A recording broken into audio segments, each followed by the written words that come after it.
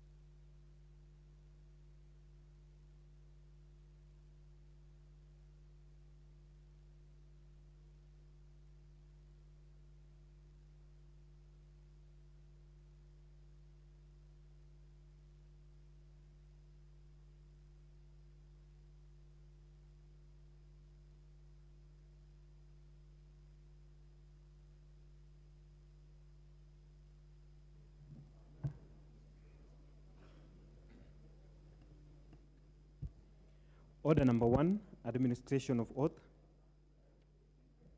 Order number 2, communication from the chair. Order number 3, messages. Order number 5, petitions.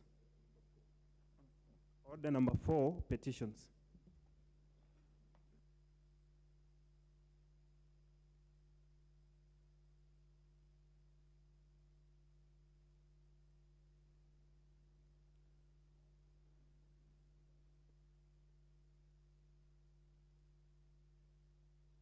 What's wrong with my... Oh, it's on now. Honorable members, I have a petition before me. Petitions entitled on amendment of the Constitution to establish offices of Prime Minister, Deputy Prime Minister, and official leader of the opposition. Honorable members, Article 119 of the Constitution accords any person the right to petition Parliament to consider any matter within its authority. Further, Standing Order number 225, Subarticle 2B, requires the Speaker to report to the House any petition other than those presented by a member. In this regard, honorable members, I wish to report to the House that my office has received a petition from one Mr. Victor Okul of P.O. Box 2050 Kitale, calling for amendment of the Constitution to introduce the offices of Prime Minister, Deputy Prime Minister, and official leader of the opposition. A petitioner is convinced that what he terms as winners take all system is regressive, particularly in light of the fact that the establishment of the office of Prime Minister, Deputy Prime Minister, and leader of the official opposition were initially part of the changes various Kenyans had proposed to the Bomas draft constitution. Honorable members, the petitioner further claims that every presidential election since the promulgation of the Constitution of Kenya 2010 has been divisive on account of the said winner takes it all system. He also avers that various initiatives and public discourse to introduce the said offices through the mechanisms provided for under Article 257 of the Constitution have not borne fruit. The petitioner thus prays that this House considers amending the Constitution to introduce the office of Prime Minister, Deputy Prime Minister, and official leader of the opposition in order to address the divisive nature of our national politics. Honorable members, having established that the matter raised in this petition is well within the authority of this House, I hereby commit the petition to the Public Petitions Committee for consideration pursuant to Standing Order number 208A. The committee is required to consider the petition and report its findings to the House and to the petitioner in accordance with the Standing Order 2272. I thank you. Yes, indeed, yes. Comments are in order.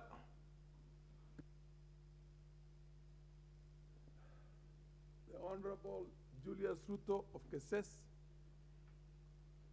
Member of Parliament for Keses. Okay. Proceed. You want to weigh in on this matter? Okay, thank you so much, Mr. Speaker. I've found myself on that, but I can as well proceed to say that Kenyans are yet to forget that recently, in the eve of election, there was a needed discussion on the BBI, and that the proponents of the BBI had actually did indicate on the subject of the winner takes it all, and now it is coming back again through a submission of a petition. So I want to say, Mr. Speaker, again, this is a serious matter that it requires a weighty discussion. I want to implore upon the petition committee to be able to take this issue back to Kenyans, because the writers of the Constitution, the supreme law of this country, are none other than the citizens, and it is them by now. We are now 10 years after the implementation of the Constitution, and I can say we know the pros and the cons of the same, and if Kenyans are willing to reintroduce back the superior offices to accommodate and to be able to look at the feelings of Kenyans who feel that after each and every election, the opponents who end up not winning feel like they are not part and parcel of the government, it will be so. But again, on my hand, I want to say the challenge we are facing now is the cost of funding these particular offices, because it comes with hefty cost, staffing, resources to manage the same. So I want to say it will be a debate that it has to go back to Kenyans, and Kenyans give us direction. But again, on the promise of this, of the election that we are doing, some of us on the side of the majority, we came in on promising Kenyans that we are not intending to expand the cost base of running the country. So if you look at this one, we have to listen with 2 ears, be able to take time on it, and try to understand the petitioner. What is the point the petitioner is trying to drive home, so that we should not lock out the petitioner before we get to know this. And Mr. Speaker, all of us, we know, today is on this side, tomorrow is on the other side. So let us look at the advantage of this one, but let us not forget that we should not subject the country back to the previous days where we spend much on the administration than on the service delivery. Kenyans are suffering. There is now drought in the country. There is a serious disease control that we need to look at. There are a lot of expectations from Kenyans that this constitution should serve them than the few on top. So we need also to look at other ways of ensuring that if it is matters of development, how do we ensure that all parts of the country feel part and parcel of the government of the day? Because such questions comes in when part of the section of the country feels like until and when we have our own representative in top there is when we feel we are in the government side. And that should not be the issue. The case here is whosoever at any given time, by virtue of a proper election like the one we did the other day, whosoever declared the winner should ensure that it serves Kenyans equally. Thank you so much, Mr. Speaker, for that Honorable opportunity. members, Standing Order number 226, on comments on a petition. The Speaker may allow comments, observations, or clarifications in relation to a petition presented or reported, and such total time shall not exceed 30 minutes. Under the circumstances, I think 2 minutes in order for every member of parliament. So please don't take more than 2 minutes, because the interest is quite wide. The member of parliament for Nyando. Because Honorable Speaker, I don't want to interfere with the member for Nyando, but is the Honorable member for Dakoreti South, Honorable John Kiarie, well-dressed. You know, he's just walked and waving at me here. And when you look at his where attire, are you, Honorable John Kerry? Order, Honorable John Kerry. That is way out of the dress code. Can you remove what you have on your neck? I don't know what Mr. Speaker, I'd like to bring it to the attention of the House that I am properly dressed in the right attire for Parliament, because I belong and I head a caucus called the World Scout Parliamentary Union, a caucus that has been approved by the Speaker in accordance to the standing orders of this House, Mr. Speaker. And what I'm wearing here is actually a scarf of the World Scout Parliamentary Union. Order.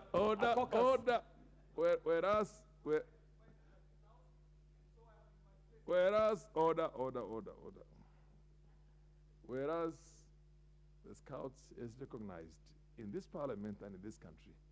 And this is the mother and the father of the Scouts movement globally. Baden-Powell was from here. You do not have a right again to dress like a Scout in here. Can you remove it?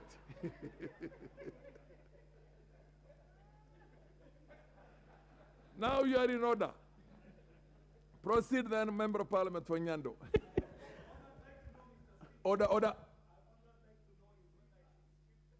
No, you're okay with your tie. It doesn't matter whether you have the pictures. Order. The Parliament recognizes it as a tie, and there's no distinction from one tie to the other, so you are well dressed now.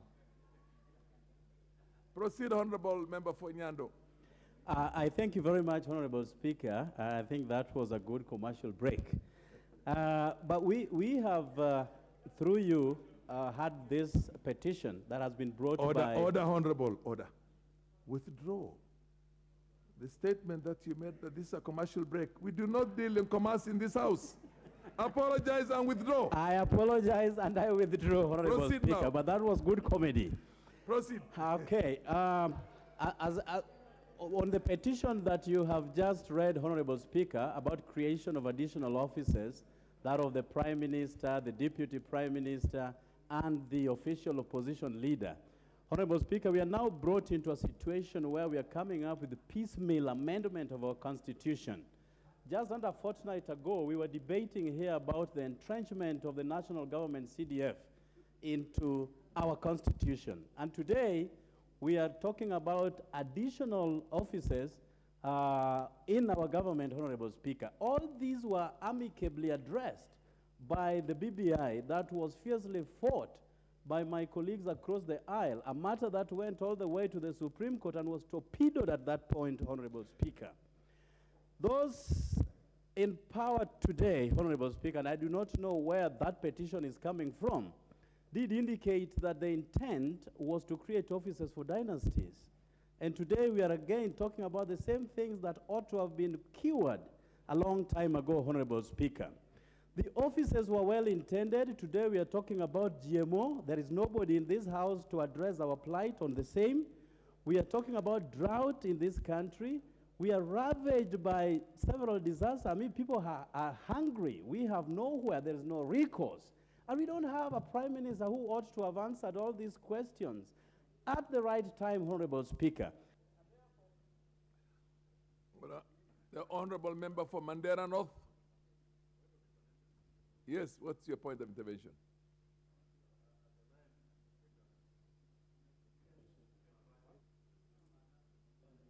Mr. Speaker, along this sitting place, Mr. Speaker, power all of a sudden went off and we are not able to get communication from where we are That's sitting. information.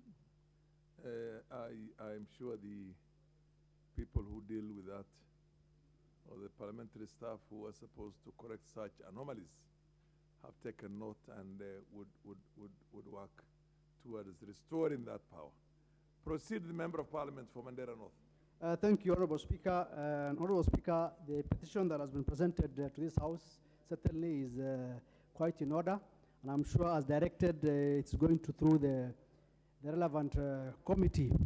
However, the petition talks about creating offices, additional offices, which, in my understanding, talks about curing the issue of winner takes it all. And when you go for election, certainly there's a winner and there's a loser, and that has to be accepted. The point we are talking about here is creating offices. As has been alluded to earlier by some of my colleagues, we have pressing issues at this point in time, one of them including drought. I think trying to create more offices that were initially contained in BBI, which of course now has been rejected, and bringing it back through a petition is not quite in order. In this new administration, we already have a position by the name Prime Cabinet Secretary. Now, bringing another position of, Prime Cabinet Secretary, another position of Prime Minister, that in itself is just a burden to the taxpayers.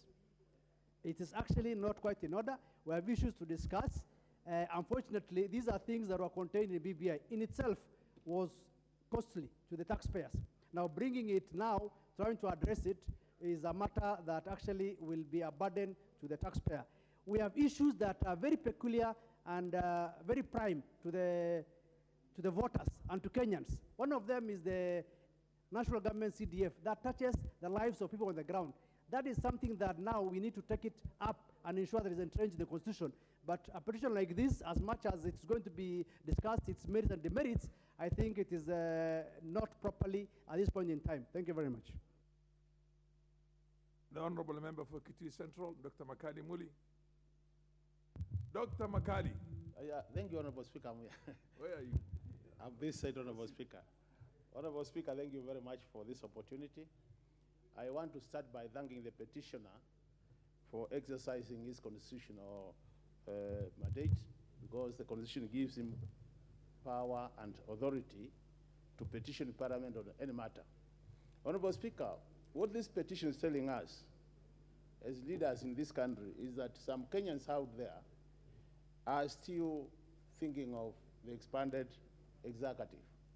And I think what we need to do is the Committee on Petitions needs to invite as many stakeholders as possible so that Kenyans can come to this important session, discuss with the committee, and the committee will be able to guide this House in terms of what Kenyans out there are saying.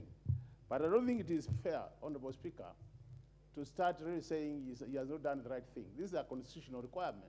So I want to say, let's allow the petitioner to face the committee and to present his case and allow other stakeholders also to input into it.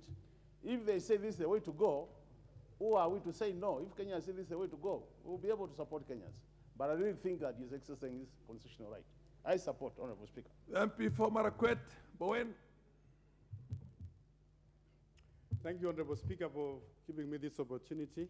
Mr. Speaker, as I give my contribution on this, I think it is not a necessary petition at this time, Honorable Speaker. And even, Mr. Speaker, as some of colleagues who spoke before me, that actually this petition is supposed to cure what they call the winner takes it all. Mr. Speaker, you would see that what they were calling the winner takes it all was only addressing the top class politicians. What about those who are running for the MCA seats? The second runner-up in MCA, in Member of Parliament, in women reps, and even the governors. What are they going to benefit? What are they going to get if we are talking about only creating a position of a prime minister, a leader of opposition at the national level? If that is the case, Honorable Speaker, you will see tomorrow that even the MCAs at the county level that they would want to have their leaders of oppositions like that. So, Mr. Speaker, we have a serious national issues which need to be addressed, and I want to stand to oppose this petition.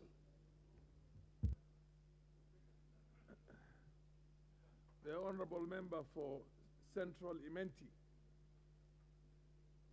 Central Imenti. Mr. Speaker, sir, I hereby stand to comment on the motion, on the petition before this honorable court. That this honorable parliament, Mr. Speaker, sir, I'm so much used to the court that sometimes I mistake it, but that's the position, that this is honorable parliament. Mr. Speaker, the petition, as it is, cannot be said that it's a bad petition, because we have been having a constitution for 10 years, the constitution we have. It's not cast on stone, and our constitution is dynamic, it's not static. And whatever has been a petition there should be put to the right committee for consideration. Let Kenyans debate upon it. They will come up with a solution, or they'll come up with what they think about it, because it's not necessarily that when it is saying that we are creating offices that we should create it up to the ground. But I believe the petitioner has a right, because it's enshrined in the Constitution, to petition this parliament for the parliament has the authority to ventilate on the same. So I hereby support the petition. The MP for Jomvu, followed by Madam Gogo. Jomvu, badi.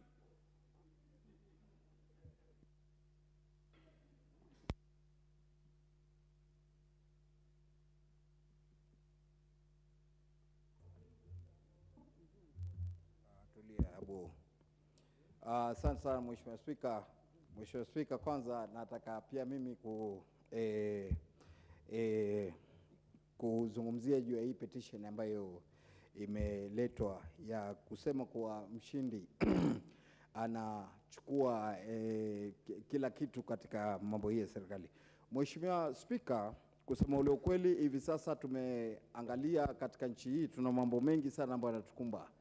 Kwa hivyo kwa wakati kama huu kuona kwa tunaangalia mambo ya hizo vyeo vya juu na kila kitu juu ya hiyo petition ambayo imeletwa, tuna mambo muhimu sana Mheshimiwa Spika juu ya hiyo petition, ijapokuwa tunashukuru ameweza kuraise matters ama mambo ambayo ni muhimu sana katika nchi hii yetu, lakini kwa wakati kama huu tulivyo na njaa na vitu vingine, ni muhimu sana kuona kuwa mafanyabiashara wengi hivi sasa hawezi kufanya biashara. Tukiangalia Mombasa Laina, mtu kama bosi wao Abu ameng'ang'ana sana katika mambo kule mabarabarani na vitu vingine, afanya biashara wengine wengi. Kwa hivyo Mheshimiwa Spika, nataka kusema kuwa ni petition nzuri, lakini kwa wakati huu ni muhimu tuangalie mambo mengine. Asante Mheshimiwa na Mungu atubariki. The MP for Emuhaya, Omboko, did you wish to contribute on this one? Honorable Speaker. Order, sorry. Order, after Gogo. After Gogo. Proceed, Gogo. It's my mistake. Thank you. I appreciate you, Honorable Speaker. I rise to support this particular petition, Honorable Speaker. Article 1 of our Constitution indicates that all power belongs to the people. All sovereign power belongs to the people. This power, they can decide to exercise it directly, or they can exercise it through their elected people. And when a national indicates that they want certain changes made, it is only important, Honorable Speaker, that this goes through due process to the relevant committee, and the petitioner is given a hearing, goes through the process, goes through public participation, and if it is important and necessary, then necessary action should be taken. Having said that, Honorable Speaker, when the BBI was brought down, it was shut down. When it was brought to the floor of this House, it was. But these are some of the things that were addressed then. If they still come, then it means, Honorable Speaker, that there is need for these things to be addressed. Right now, we have matter with NGCDF. It also needs to be constitutionalized so that it is not tossed up and down. We have issues to do with drought. We need to be a working nation. We need to come up, Honorable Speaker, and also address issues of national security. We have insecurity in the nation. We have drought. We have hunger. We need to address all these things together as we also look at this petition. I thank you, Honorable Speaker. Honorable Omboko, MP for Emuhaya. Very well, thank you, Honorable Speaker. I think the petitioner is correct, and the thoughts outside there are broad, and there are those like himself who believe that by expanding government to have the Prime Minister, the Leader of Opposition, and Deputy Prime Minister would be good for this country. These are debates that being or having been put before Parliament, let the committee look into it and let them then bring their proposals to us so that we may debate. But above all, at this particular time, we are facing very many challenges. The country has just left an election, and constitutional amendments come with a lot of grueling periods that almost look like election time. And therefore, it may not be the real priority we want now, though our constitution certainly will require changes. But there may be need for a period when we'll come and we shall do comprehensive changes to the constitution. But for now, hunger is here with us, and there's drought here with us. There's lack of money to even pay the teachers of Kenya. The universities are falling like we saw in the morning, and we need to fund them. CDF is not there. First things come first. That was Stalin of Russia. I think not the correct petition for the time. Thank you, Honorable Speaker. MP for Kamkunji, followed by Makilap. Thank you, Mr. Speaker, for this opportunity. I would like to oppose the petition on the grounds that changes to the Constitution are weighty matters. They need to be considered very carefully, and they must be important and have the support of the majority of our population. And this particular kind of change, which is only a change that would favor the political elite, is not particularly of use to our country, given the fact that we have had a history of abuse of the constitutional system. I remember when we had the one-party system, when our constitution could be changed by the day, by the hour, and in the end, our constitution and the rights of our citizens had become such insignificant in the process of governance that our constitution, the value of our constitution was less than maybe a toilet paper. And in the end, we changed that. We've come into a multi-party constitutional system, and it has worked very well for us in the years that it has been in service. And I think it would be very dangerous to start tampering with that. One day, we may get to a stage whereby we want to change our constitution, but I know now we have just come out of an election, like others have said. Elections are very expensive, and referendums are very expensive. Therefore, I think it is not the right time, and it is not necessary to change our constitution that often. We should be careful of such petitions. Thank you, Mr. Speaker. I had given initially to Makilap and then followed by the minority leader. Thank you, Mr. Speaker. While addressing this matter of altering the constitution at the moment, I can say, Mr. Speaker, the petition is well thought, but definitely the timing is not right. Mr. Speaker, the position of Prime Minister is adequately addressed by the position of a Prime Cabinet Secretary at the moment, and the position of leader of minority and the deputy leader of minority adequately addresses the issue of the leader of opposition. However, Mr. Speaker, I want to call upon the country and members of parliament that each one of us today, those of us who are in Kenya Kwanza and government side, should also remember that another time we shall not be in. In government, there is time to be in and there is time to be out. So during the time when you are out, remember the days when you are in. And when you are in, remember the days that you will be out. So, Mr. Speaker, I believe this is a very good amendment, but not now. If it will come around 2025, and it should not also come towards the end, because this altering of the executive, Mr. Speaker, requires a referendum. And, Mr. Speaker, it is a well thought and requires furnished knowledge to furnish that kind of amendment in future so that we can have a stable country. Because, Mr. Speaker, my last one, Mr. Speaker, is that, remember, Mr. Speaker, even in the last election, the difference is only 200,000 and something. It means, Mr. Speaker, even the person who has lost is equally a good material for Kenya. But, Mr. Speaker, because the minority leader, the Honorable Opio Wandai. Mr. Speaker, let me just make a few comments about this petition. And let me start by saying that there can really be no right or wrong time for amending the Constitution. Never.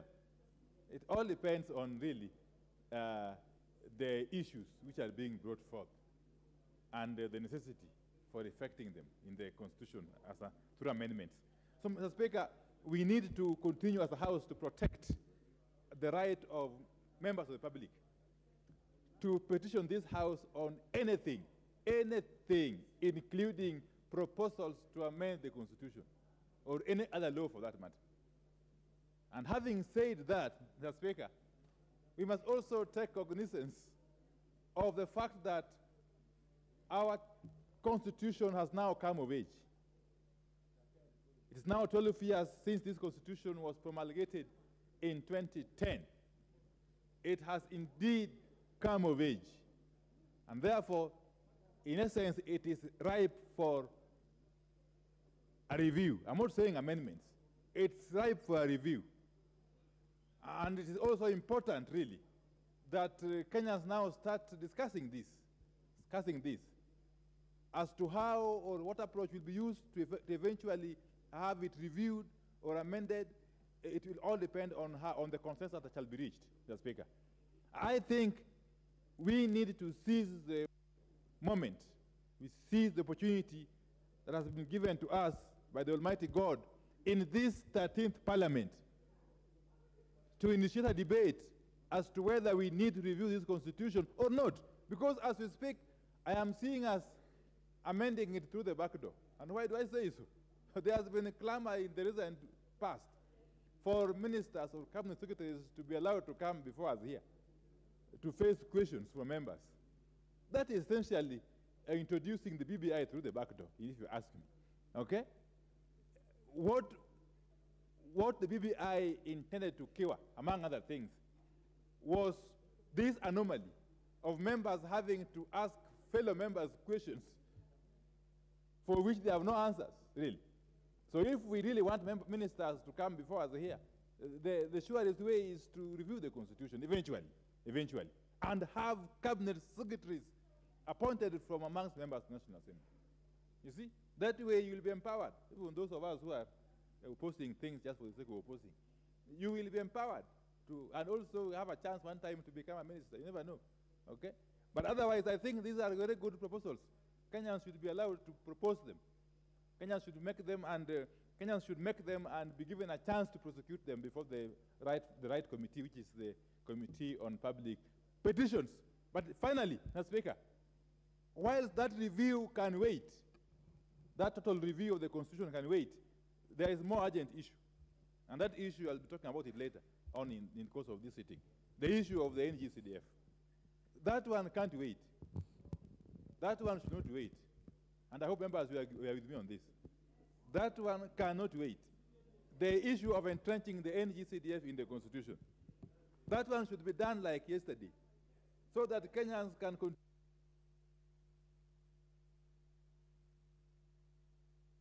Anyway, we will full term. Because what I'm raising is very important. We can consolidate these other petitions asking for review of the Constitution under the ambit or umbrella of a constitutional assembly sometime later. But the issue of the NGCDF, we should dispense with it now, so that we can allow Kenyans to continue getting the services that they have been used to through the NGCDF. Thank you, Mr. Speaker. The MP for Sotik, Francis Sigei, followed by the MP for Kitui West, the Comas Mutuse. Mr. Speaker, I want to thank you for giving me this opportunity to also ventilate on this very important petition. But on the onset, Mr. Speaker, I want to say I respect the petitioner, but only make my small comments. First, the timing. The merits are there for this petition, but the timing is wrong. Our economy is struggling. We have just come from elections the other day. We want to fix the economy of this country. We have the public debt, which is a big elephant in the house.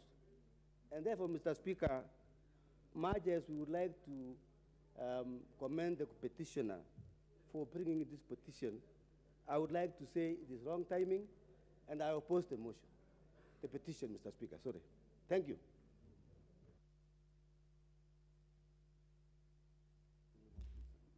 I had given place to the honorable member from Kibwezi West. Yeah, proceed.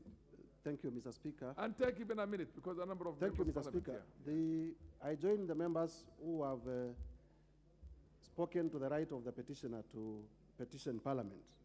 Mr. Speaker, as the Committee on Public Petitions looks at the petition, I wanted to urge them to see whether there are other ways, other than amending the Constitution, that they can achieve the objectives that the petitioner wishes to achieve. For example, Mr. Speaker, on the issue of inclusivity, under Article 130, sub-Article 2 of the Constitution, it is required that in forming the National Executive, it be done in such a diverse manner in terms of ethnic representation that a majority of Kenyans feel part of the government, and which I think is happening currently. So that can be solved by giving life to Article 130 without necessarily amending the Constitution. Number two, on the issue of the Prime Minister, one of the reasons advanced is that we require a Prime Minister so that the National Executive is able to interact with Parliament. There has been a proposal to amend our standing orders so that Cabinet Secretaries can come before this House. So that even without amending the Constitution, we can look at the proposal of amending the standing orders and have Cabinet Secretaries coming before this House. Mr. Speaker, I think there is merit in empowering the office of the official leader of opposition in order to keep government to account and also to give government on its toes. And therefore, that is a proposal that may require to be debated further so that we can see how is it that the office of the leader of official opposition can enhance our democratic existence. Thank you, Mr. Speaker. All the honorable members, we have run out of time, and the standing orders are very express. Please take 1 minute each. The Honorable Krima and the Honorable Tindimale. Take a minute each. No, the MP for Imenti Central. What? Krima? Yeah? Okay, proceed. Kelly Daniel, Mr. Speaker, sir. Okay, take exactly 1 minute. Thank you, Mr. Speaker, sir. I stand to support this petition, Mr. Speaker, because we have had this office most of the time given different names by different regimes, especially the office of the Prime Minister. And if it's encouraged in the Constitution, it will be there and any other leader come. But, Mr. Speaker, the most important thing to discuss now is the issues at hand. We have very many problems in Kenya right now. 2 months ago, we were discussing about the lack of rainfall. And when the rains came, now we are talking about floods, which shows that we lack preparedness in all these instances. We should be prepared to serve our people when there is no rain. And when the rain comes, we should also have plans in place on how to collect those funds for future use. Thank you, Mr. Speaker, and I support this idea. Tindimale, take exactly 1 minute. And the MP for Dagoretti, is it Dagoretti North or South? South, take also 1 minute, and then we come to Honorable Kose. Can you take half a minute? Excellent. We can then proceed on after that. Thank you, thank you, Mr. Speaker. Mr. Speaker, I stand to support the petition. We don't need to live in denial, Mr. Speaker. 2007, the coalition government had got a prime minister and 2 deputies. The former President Uhuru Kenyatta formed an office called Head of Government Coordination, which had the same functions as the Prime Minister's functions. President Ruto has formed a position called Prime Cabinet Secretary. It's like a Prime Minister, and therefore I support the petitioner. We don't need to live in denial. Let's amend the Constitution and have the Prime Minister. Thank you very much. Proceed. Honorable Carrier. Mr. Speaker, I want to imagine that the reason why we get the opportunity to comment on petitions is so that we can start giving direction to the committee that is going to be looking at the petitions. And Mr. Speaker, some of the information this committee needs to understand is that Kenya has had a constitution, a new constitution, for only 12 years. A place like the United States of America has had their constitution for over 2 centuries, Mr. Speaker. However, the American constitution is only 21 pages. Ours, in 2010, was 210 pages. We have no business piling up more layers on our constitution, Mr. Speaker, especially if it is on issues and matters and functions that can be addressed on from other institutions or from other tenets of the Constitution. Mr. Speaker, the Prime Minister's office, other than creating an office for the high and mighty, is an office whose functions are already being conducted very well in the system that we have, especially with the executive order that gave way to the office of the Prime CS. Secondly, Mr. Speaker, we are in the process of amending our standing orders so that we can have more ministers coming into this house, not only the Prime Minister. So, Mr. Speaker, I want to oppose this petition and say that the malady that it seeks to remedy has already been remedied by other institutions and other provisions of our Constitution. Thank you very much. Honorable Bukose, and then just for us to be able to have the gender balance, Madam Nyenze is the last person. Proceed. Thank you, Honorable Just take Speaker. a minute. Honorable Speaker, I think this is one of those petitions that I would urge you to use your discretion and refer it to the Committee on Oversight Implementation Committee, which the Constitution Oversight Implementation Committee, so that, and you remember in the 11th Parliament, the Committee of Mutafa Mushimi did an audit of the Constitution. I think it is right time that we audit our Constitution instead of doing piecemeal constitutional amendments, so that this Committee on Constitutional Implementation Oversight Committee can look at some of these petitions and see how best they can be able to be consolidated and let Kenyans be able to decide. With those few remarks, Honorable Speaker, thank you. Madam Nyenze. Thank you, Mr. Speaker, sir, for giving me this opportunity to say that from the onset that I support the petition and say that the petitioner should be given an opportunity to also say about what they want about the petition, and say that we should not be in denial. We have been having the constitution for the last 12 years, and the constitution, amending the constitution is the right of Kenyans, and there's nothing wrong with coming up with this office so that we can have better check on our government, so that better strategies and policies are put in place through having this office of the Prime Minister and Deputy Prime Minister. So, Mr. Speaker, I support the petition. Honorable members, the chair fully appreciates the fact that there's a need for the House to be allowed on such weighty matters to ventilate. But the time that we allocated through the standing orders on such is very limited. Maybe when we are going to be revising our standing orders, you could demand for a little bit longer than that, because then you can get a lot of valuable information coming from members of parliament.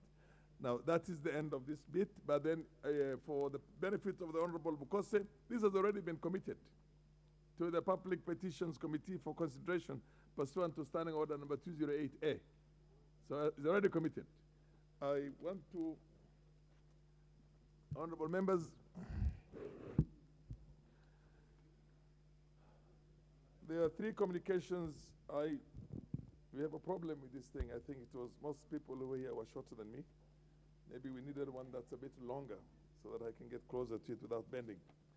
Now, the first communication I'm going to make, honorable members, there is a visiting delegation from the United Republic of Tanzania. Honorable members, I wish to introduce to you a delegation of officials from the Parliament of the United Republic of Tanzania, Minister of Finance and Planning, and the Office of the Prime Minister of the United Republic of Tanzania, who are seated in the Speaker's row. The delegation comprises of 1, Mr. Layton Ernest, Senior Economist, Minister of Finance and Planning. He is also the delegation leader. Mrs. Maria Ndulungu, Principal Legal Officer, National Assembly, Tanzania National Assembly. Mr. Fuahad Budoga, Principal Economist, Office of the Prime Minister, and Mrs. Neema Mwakitalima, Principal Legal Officer, Minister of Finance and Planning. Honorable members, the delegation is in the country on a benchmarking visit to learn that the technical aspects and good practices involved in preparation and processing of the finance bill. On my own behalf and that of the House, I wish to welcome them to the National Assembly and wish them fruitful engagements during their stay in the country. Welcome to our country. Thank you. Honorable members, I have something that is going to really interest the members of parliament here and regards one of our own. The election of the Honorable Timothy Wanyoi Wetangula, MP, as the chairperson of the Commonwealth Parliamentarians with Disabilities Network Africa region. Honorable members, the National Assembly continues to engage in parliamentary diplomacy and its usual interparliamentary affairs at regional and international levels. In this regard, a parliamentary delegation recently attended the second Commonwealth Parliamentarians with Disabilities Africa Region Conference, which took place in Dar es Salaam, Tanzania, from Tuesday the 15th to Thursday the 17th of November 2022. The theme of the conference was Parliamentarians and People with Disabilities as Champions of Inclusion and Accessibility to Public and Private Sectors. Honorable members, the Commonwealth Parliamentarians with Disabilities Network, one of the networks within the wider Commonwealth Parliamentary Association, facilitates activities and programs to champion and increase the representation of persons with disabilities in Commonwealth parliaments. It also works towards the mainstreaming of disability considerations in all Commonwealth Parliamentary Association's activities and programs. Honorable members, the network supports elected representatives with disabilities in 180 parliaments and legislatures across the Commonwealth and ensures that issues of persons with disabilities are brought to the fore in parliamentary debates and in legislative matters. Honorable members, the delegation to the second Commonwealth Parliamentarians with Disabilities African Region Conference in Dar es Salaam, Tanzania, constituted the following members from our own. The Honorable Makali Mulu, leader of the delegation, MP, leader of the delegation, and CPA, Commonwealth Parliamentary Association, senior regional representative. 2, the Honorable Janet Sitenei, MP. 3, the Honorable Timothy Wanyonyi, MP. 4, the Honorable Joseph Lomwa, MP. 5, the Honorable Andrew Okwome, MP. 6, the Honorable Rose Mumwa, MP. 7, the Honorable Jackson Kosgei, MP. 8, the Honorable Senator Crystal Asige, MP. Order. Honorable Mbadi, you are a senior member. The Honorable Senator Crystal Asige, MP. The Honorable Senator George Mbugwa, MP. The Honorable Martin Wanyonyi, MP. The Honorable Florence Sergon, MP. And finally, the Honorable Charles Gimose, MP. Key among the agenda items during the conference was the election of the chairperson of the network for the African region. I'm glad to notify that the Honorable Timothy Wanyonyi Ntangula was elected as chairperson of the Commonwealth Parliamentarians with Disabilities African Network. Honorable members, Honorable Wanyonyi will lead the network's engagement with CPA Executive Committee, the CPA Headquarters Secretariat, and liaise with Commonwealth Parliaments on behalf of the network. On behalf of all the members, and indeed on my own behalf, I wish to take this opportunity to congratulate the Honorable Timothy Wanyonyi Wetangula following his election and wish him the best as he takes up this new role. On my part, as the co-president of the Commonwealth Parliamentary Association Kenya branch, I reassure him of my commitment to supporting him and the activities of this new office. Congratulations once again, Honorable Wanyonyi, and we wish you well as you fly the Kenyan flag high, not only within the region, but also across the Commonwealth. I'm reading this on behalf of the Speaker. You realize I'm not, when I say I, it means the Speaker. Thank you. Honorable members, and the final communication I'll make is in the public gallery, seated this afternoon,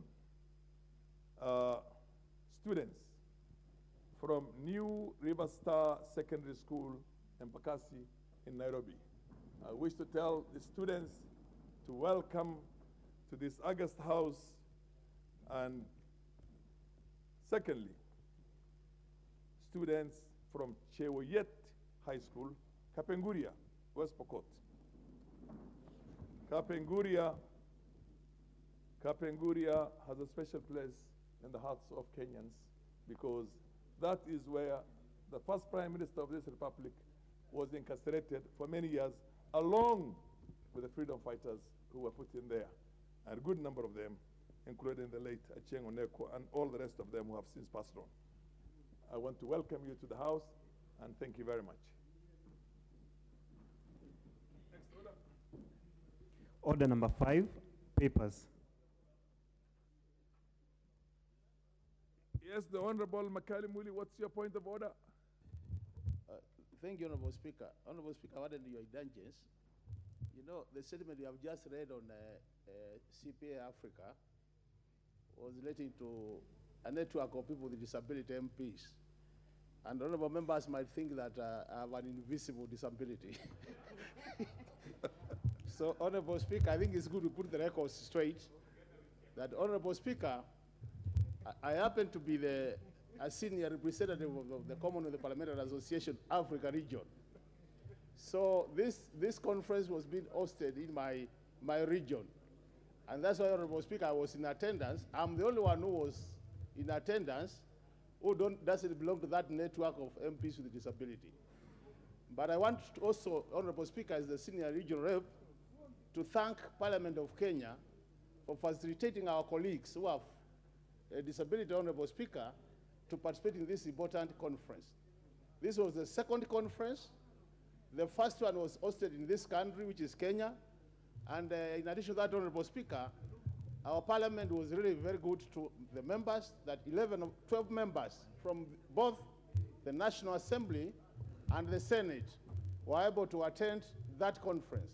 And it's on the basis of the number which attended, Honorable Speaker, that when the elections were called, then Honorable Tim Wanyonyi was able to be elected because we had a big number in terms of delegates. So we must thank the Parliament of Kenya for facilitating these members. As I conclude, Honorable Speaker, allow me just to congratulate Honorable Tim Wanyonyi for being the chair now and wish him well as he takes over this important network on disability. Thank you, Honorable Speaker. Under the circumstances, Honorable Tim Wanyonyi, would you want to say a word? Thank you, Honorable Speaker. I first want to thank the Parliament of Kenya for facilitating us, Mr. Speaker, to attend this conference. It's the second conference that has been held since its inception. The first was held here, Mr. Speaker, last year, and where Honorable Danita Kati was the chair, was the founding chair. And she was very instrumental in pushing for inclusion of disability in the CPA. Mr. Speaker, the delegation of Kenya was very active in this conference, and we want to thank the host, Tanzania, and also Dr. Makali Mulu for being our senior who led this delegation, Mr. Speaker. And we want to promise, Mr. Speaker, that we are going to articulate issues affecting people with disability across the Commonwealth parliamentary establishment, Mr. Speaker, so that the voice of the people with disability is heard loud and clear, and the representation and appointive positions, Mr. Speaker, they are also equated to the people with disability. Many times, Mr. Speaker, even the membership, the CBA, we found that some countries have not even have a single member of parliament. But Kenya, I think, Mr. Speaker, we're leading from the front, and I'm glad, Mr. Speaker, I was elected to be the chair of this region, and I'll take this role very seriously, Mr. Speaker. Thank you very much, and we are here to represent all members with disability across the board. Thank you, Mr. Speaker. Let's go on next order. Order number 5, papers. Okay, Honorable Soro, proceed. Thank you, Honorable Speaker. Honorable Speaker, I'm also very happy, and it's good that Dr. Makali has clarified. As I was seated here, Honorable Speaker, Honorable Jematia had raised queries about his position in that particular group, and I do not want to speak out the speculation Honorable Jematia had. But Honorable Speaker, I beg to lay the following papers on the table of the House today, Wednesday, November 23rd, 2022.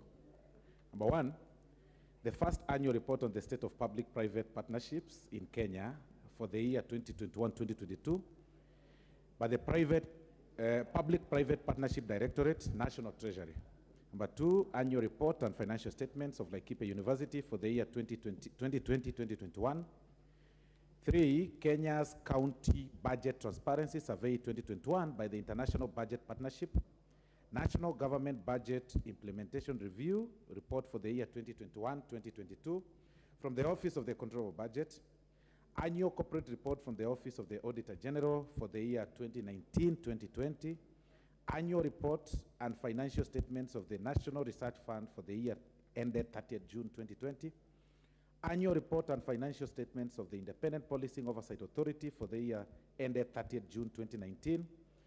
Staff Mortgage Scheme Annual Report and Financial Statements for the year ended 30th June 2017 from the Office of the Auditor General.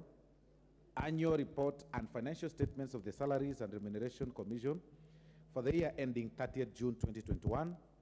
Annual Report and Financial Statements of the Commission on Administrative Justice for the year 2021-2022.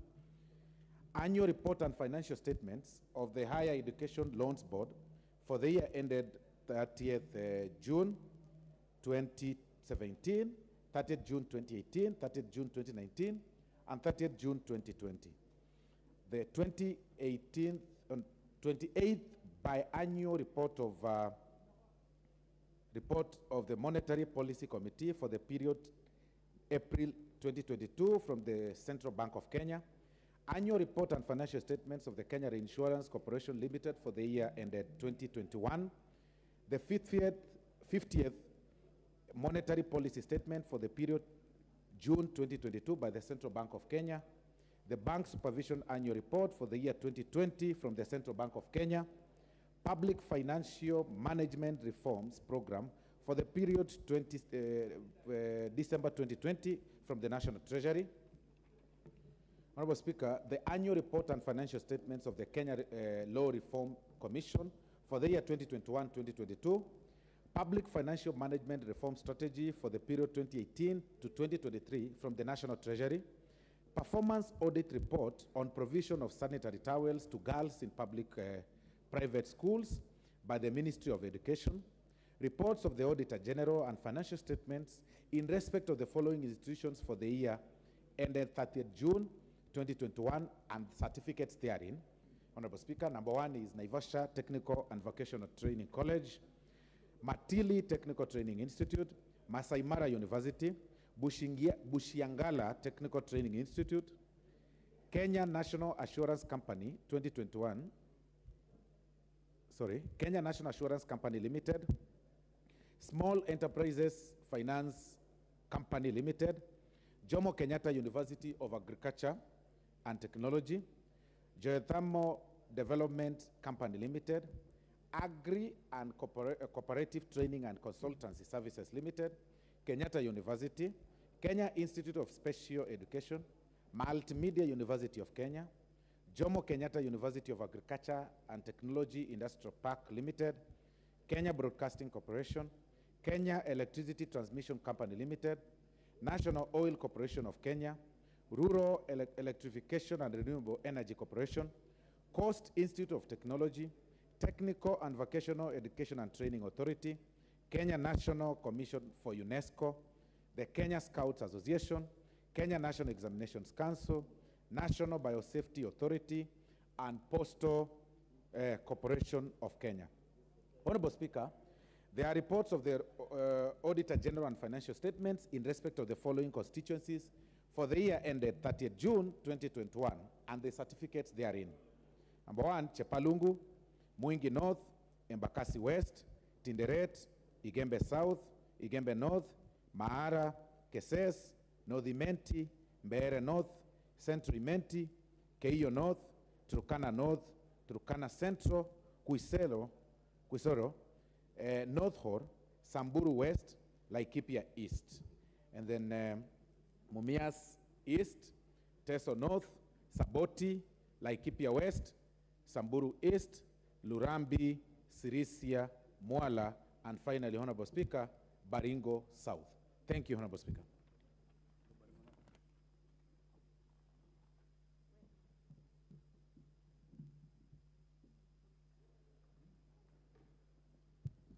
Order number 6, notices of motion. Order number 7, questions and statements.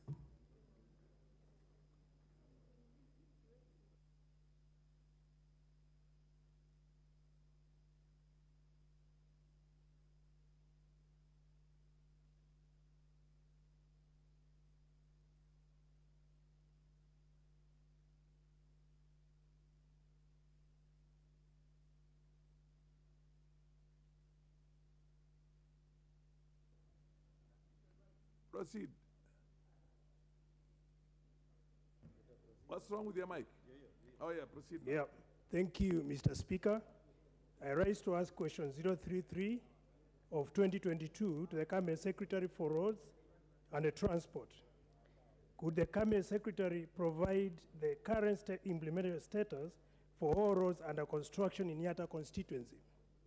Question number 2, could the Cabinet Secretary explain delays in the upgrading to bitumen standards of Katangi to Matu Road, Kidimani to Katangi Road, Dalani to Makuyu Road in Yatta constituency, considering the importance in enhancing the economic potential of the region? Thank you, Mr. Speaker.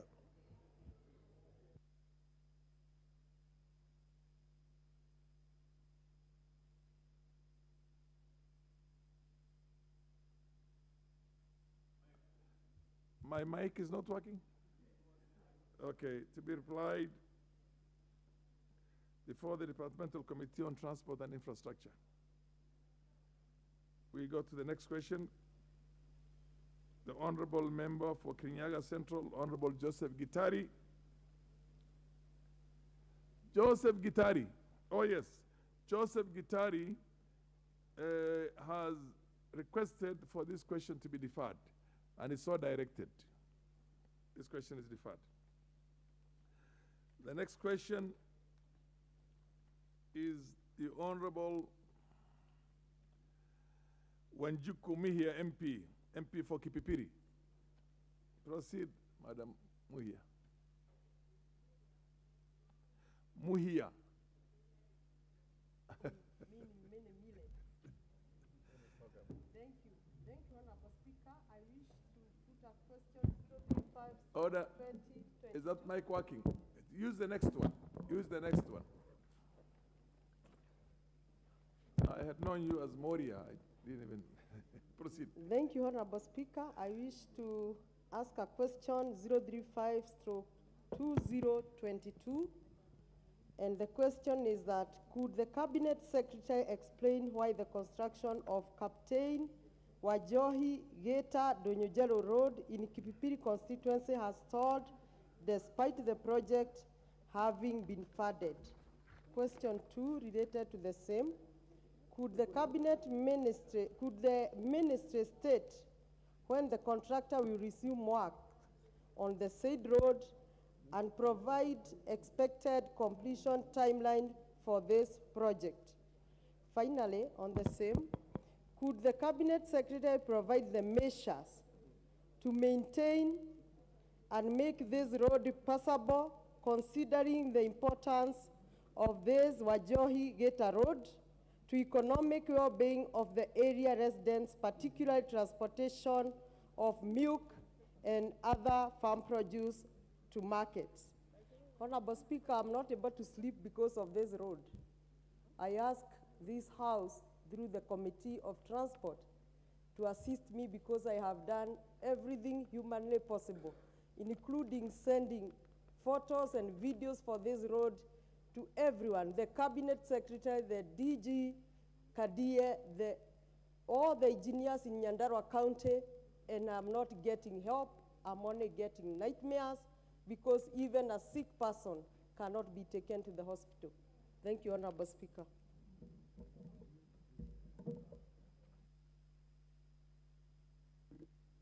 These are some of the challenges of our own way of doing things, because the cabinet ministers or the CSs do not come to the House.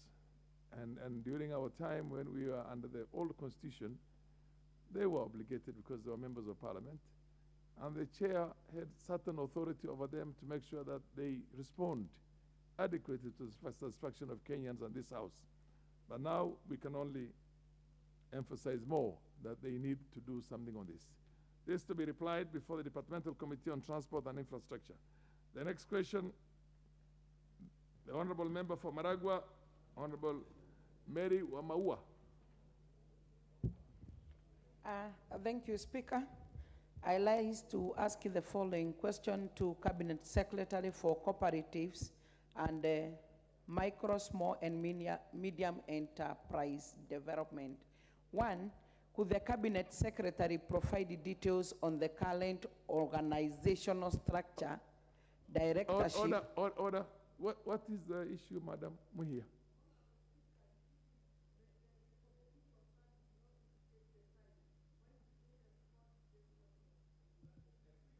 Very urgent. Precisely so. Who is the chair of this committee? Cabinet Ministry for... Yeah, but who is the chair? Oh, GK. And where's GK today? The Honorable GK, are you in the House? Any member of the committee who is here, could you please identify yourself for the benefit of the chair? So, the chair cannot emphasize it anymore. that this committee needs to do its own work right and to come up with a satisfactory answer at the earliest opportunity to this House. Proceed, Honorable Wamaua Mary.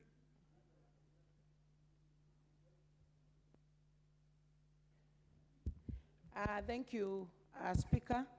Let me repeat.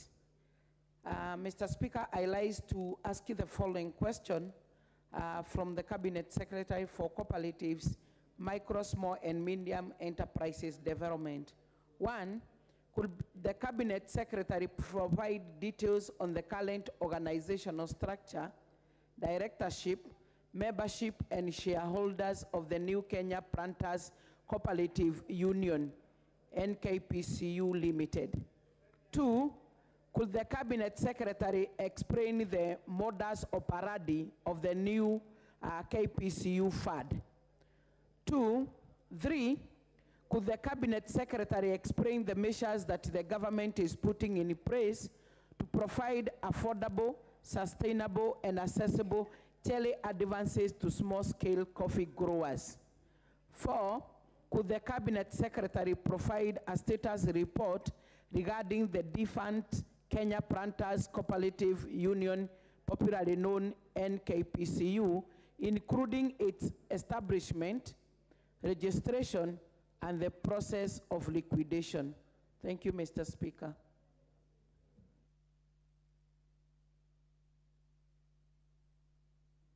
To be replied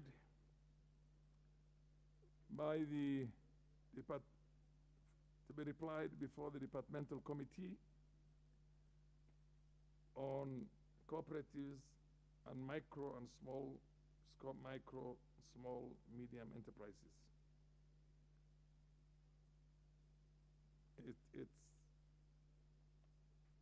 That's the committee. Is that the right title of the committee? Can you give me that one? This thing has got some issues. This thing is not showing. Yeah, to be replied before the departmental committee on trade, industry, and cooperative.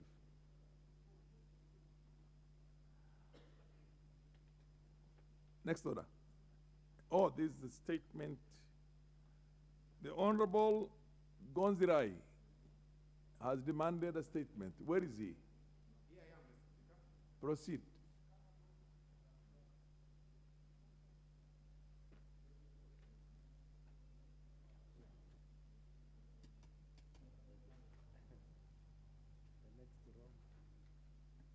Okay. Proceed, Honorable Thank you, Gonzirai. Mr. Speaker. I arise to request a statement regarding the chemical spillage at Maili Kuba Village, Kinango constituency. Honorable Speaker, pursuant to the provisions of Standing Order 44, into brackets 2, into brackets C, I rise to request for a statement from the chairperson of the Departmental Committee on Environment, Forest and Mining regarding the spillage of substance at Mailikuba Village in Kinango constituency, where a tank ferrying the said chemical overturned. Honorable Speaker, we are worried of an environmental pollution caused by a substance where a tank overturned and poured its contents at Mailkuba Village in Kinango constituency. The tragic incident has a lot of destruction to livestock and properties, including the 37 cows belonging to Mr. Majoto. The substance spilled near Msufi water pan, the only existing water pan for the residents of Maili Kuba. The area has begun to receive rain and the substance is slowly being drained into the water pan, hence causing health risks dangerous for human and animal consumption.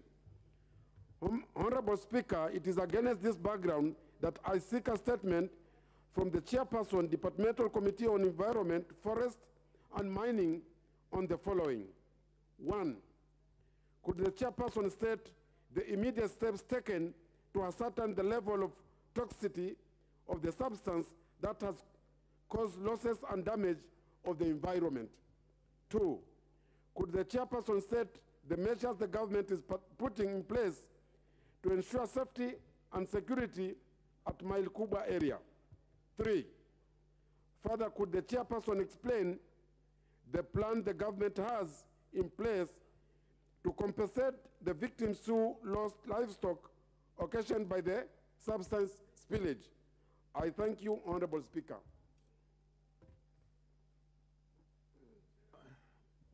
Where is the chair or the Departmental Committee on Environment, Forestry and Mining?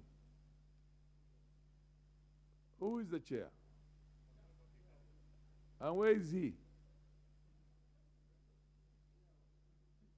Chair of the Departmental Committee on Environment, Forestry and Mining.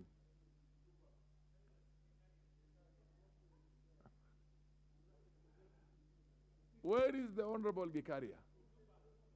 In Juba. Is there any member of the committee here? Could you commit yourself at the earliest possible to get us an answer on this? This is a statement. Ordinarily, you must have an answer within 48 hours unless the rules have changed. Have the rules changed? Okay, proceed. Thank you, Mr. Chair. I'm Honorable Beatrice Kemei on behalf of the chair. Give us 14 days and we will... 14 days? Yes. Ordinarily, it's supposed to be 48 hours. That's why it used to be called a question by private notice in the olden days. Am I right? Mr. Speaker, sir, the chair is in... indisposed for the time being. Yes. But the system is there. Okay, in any case, you're going to get this answer not from the chair. It just comes in through the chair as a conduit, but there's a ministry involved. Can you go to the cabinet secretary and get us this answer at the very latest by Tuesday next week? Okay, thank you, Mr. Chair. Proceed. I comply. Thank you.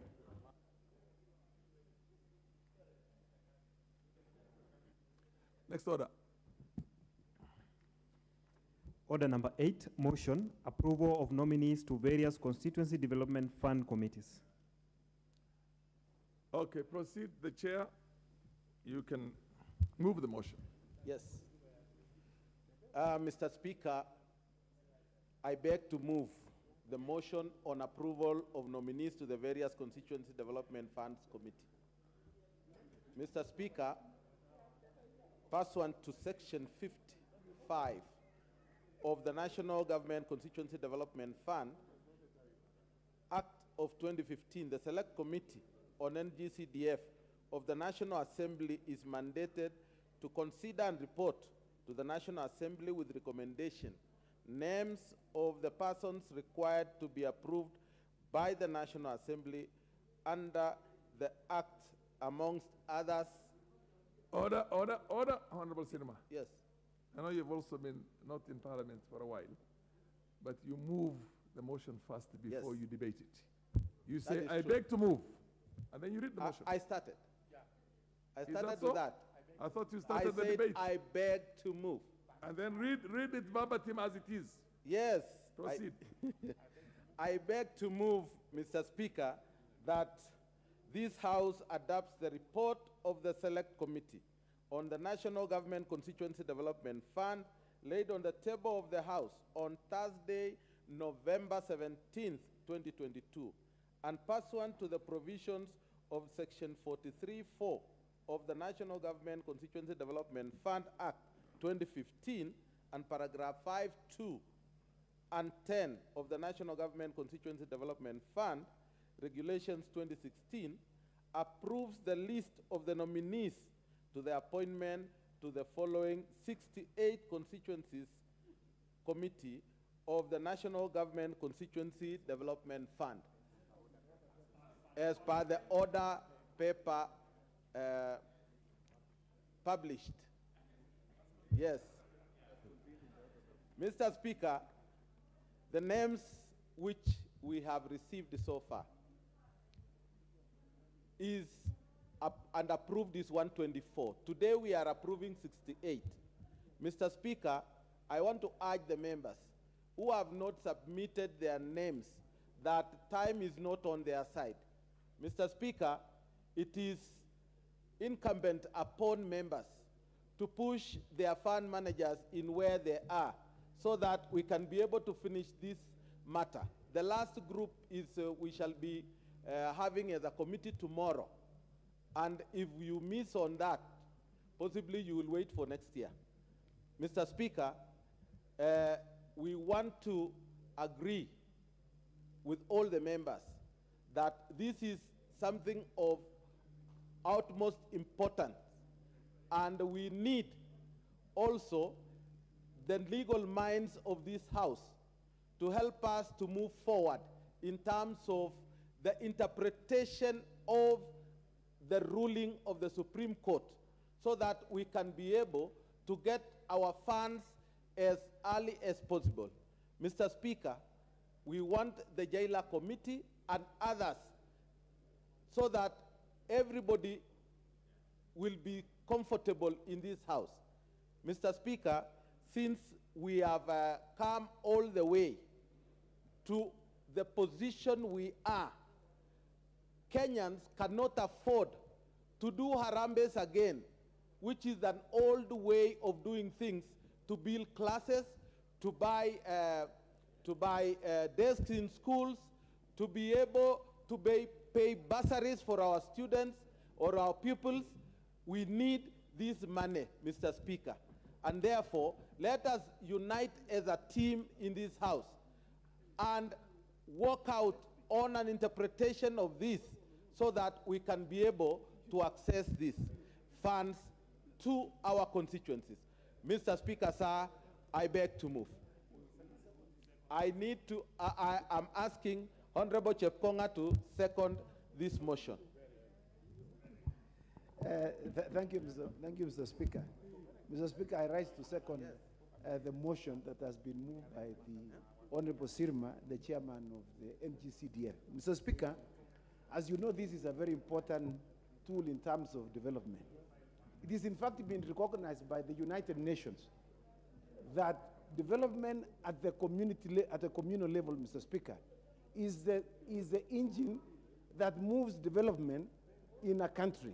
And in fact, it's encouraging countries, Mr. Speaker, to devolve national resources to the constituencies, to the counties, Mr. Speaker. And this is one of them from the national government, Mr. Speaker. There is a misnomer that it is assumed that these are funds that are meant to be for counties, Mr. Speaker. It is not intended for counties, Mr. Speaker. This is purely for national government to develop infrastructural facilities in educational institutions. Mr. Speaker, I get very surprised when we hear people thinking that it is money that the members of parliament walk around in the constituencies, dishing them to whoever they like or their brokers, Mr. Speaker. That is a complete misnomer, Mr. Speaker. The ones of our brokers, Mr. Speaker, we have our own salaries. We spend our salaries, Mr. Speaker, on our brokers. We don't spend them on, we don't spend CDF on people that we may like. This is a community development process, Mr. Speaker. It is driven by public participation. The members of public participate in identifying the projects. In fact, Mr. Speaker, I am one of the stakeholders whom I am asked to identify what projects do you want to be funded in my constituency, Mr. Speaker. And if you hear, Mr. Speaker, people talking about NGCDF of 2015 having been declared unconstitutional, Mr. Speaker, we want to warn the mandarins in Treasury. They need to get their legal interpretation of the Supreme Court. The Supreme Court just mentioned about the NGCDF 2015 obiter, Mr. Speaker. 2015 CDF Act was not part of the act that was being contested upon at the Supreme Court, Mr. Speaker. So I do not see why anyone at the Treasury can imagine, even for 1 minute, that the 2015 NGCDF has been declared unconstitutional, Mr. Speaker. And Mr. Speaker, I would like to inform you that we as lawyers in this House, who will number about 30, Mr. Speaker, will be appearing in Parliament, in the courts, on the 1st and the 2nd, to defend the rights of Kenyans. Because, Mr. Speaker, Article 95 of the Constitution obligates every member of Parliament to resolve any matter that is of concern to the people of Kenya. Mr. Speaker, this is one matter that is of concern to the public, and it is of concern to our citizens, Mr. Speaker. And we will not allow, Mr. Speaker, we will not allow We will not allow this thing to go down, Mr. Speaker. Mr. Speaker, if the judiciary are saying that we are implementing things that the executive are supposed to be implementing, in fact, we should start with the judiciary. They should abandon the construction of courts. And we send all the money to the Ministry of Public Works so that the Ministry of Public Works can implement the construction of courts across this country. Mr. Speaker, as we speak, when I was the chair of Justice and Legal Affairs Committee, we budgeted a lot of money to Judicial Service Commission, just like Parliamentary Service Commission. And they were building courts, Mr. Speaker, in the tune, for instance, the one in Turkana, which was being constructed by Judicial Service, Mr. Speaker. They constructed a court, a high court, for 999 million shillings, Mr. Speaker. They constructed one in Bomet for 888 million shillings, Mr. Speaker. Isn't that money that is coming from our voters, Mr. Speaker, from our taxpayers? So, Mr. Speaker, if we are talking about implementation of executive functions, it is being implemented by the judiciary itself. In fact, Mr. Speaker, in the NGCDF, we don't fall anywhere. I don't sit as a member of CDF committee. I don't sign anywhere, Mr. Speaker. The checks has never, in fact, we play our oversight role in accordance with Article 95 of the Constitution, Mr. Speaker. In fact, we wait until the money is brought to us here, the reports from the Auditor General. And then we subject the Auditor General's report, we look at it, how was the money spent at the constituency level, Mr. Speaker. It has nothing, in fact, I don't know how they spend, Mr. Speaker, the money. In fact, I'm also a stranger. So when somebody issues a ruling that impeaches on the conduct and integrity of the members of parliament, as if we are spenders of money, we don't spend any money, Mr. Speaker. So with those many remarks, Mr. Speaker, I second.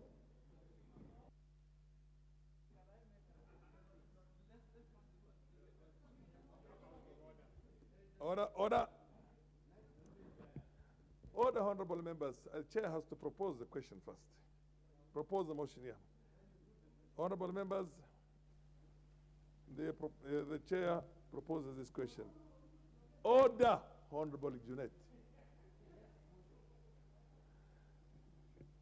I wish now to propose the motion that this House adopts the report of the Select Committee on the National Government Constituency Development Fund laid on the table of the House on Thursday, November the 17th, 2022, and pursuant to the provisions of Section 43, subsection 4 of the National Government Constituency Development Fund Act of 2015 and paragraphs 5, 2, and 10 of the National Government Constituency Development Fund Regulations of 2016, approves the list of nominees for the appointment to the following 68 constituency committees of the National Government Constituency Development Fund.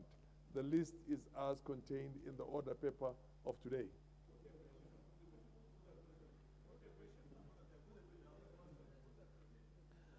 Honorable members, I now put the question that this House adopts the report of the Select Committee on the National Government Constituency Development Fund laid on the table of the House on Thursday, November the 17th, 2022, and pursuant to the provisions of Section 43, subsection 4 of the National Government Constituency Development Fund Act of 2015 and paragraphs 5, 2, and 10 of the National Government Constituency Development Fund Regulations of 2016, approves the list of nominees for appointment to the following 68 constituency committees of the National Government Constituency Development Fund. As many of that opinion say aye? As many of the contrary opinion say nay? The ayes have it. Order number 9, motion, establishment of a parliamentary joint ad hoc committee on a legislative proposal to amend the constitution to entrench certain specified funds.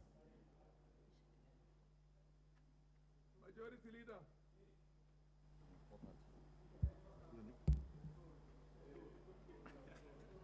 Order, Honorable Osoro. The Honorable Osoro, Honorable Speaker, imagines that he can whip me, being the chief whip. Honorable Speaker, allow me to move that the motion, order number 9, that acknowledging that Article 256 of the Constitution provides for the process of amending the Constitution by parliamentary initiative further acknowledging that Standing Order 1147A of the National Assembly Standing Orders provides for the process of introducing legislative proposals in respect of propositions amending the Constitution, noting the general debate in the House on the legislative proposal to amend the Constitution to entrench the National Government Constituency Development Fund, the National Government Affirmative Action Fund, the Senate Oversight Fund, and the Economic Stimulus and Empowerment Fund in the Constitution, cognizant of the comments and views of honorable members during general debate on the legislative proposal, recognizing the need for a bicameral approach on the proposal prior to publication of the relevant bill, acknowledging that the subject matter of the legislative proposal cuts across the mandate of more than one committee of the House. Now, therefore, in furtherance to the provisions of Article 256 of the Constitution on amendment of by a parliamentary initiative, this House resolves the following. 1, to establish a joint parliamentary ad hoc committee on a proposal to amend the Constitution to entrench certain specialized funds comprising 9 members from each of the Houses of Parliament to do the following. A, to facilitate collation of views from the comments by members of Parliament during the general debate on the proposal, and inviting members with similar or related proposals to make submissions before the committee.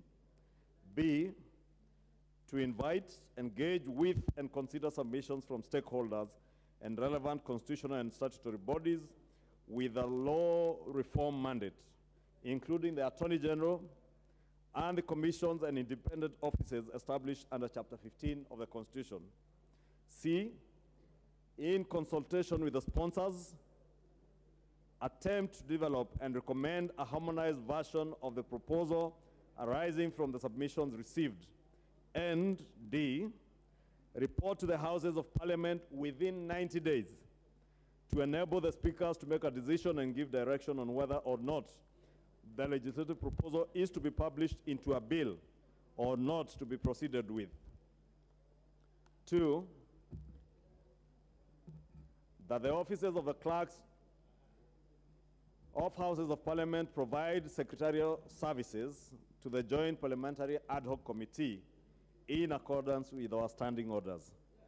3, that the following members present represent the National Assembly in the Joint Parliamentary Ad Hoc Committee.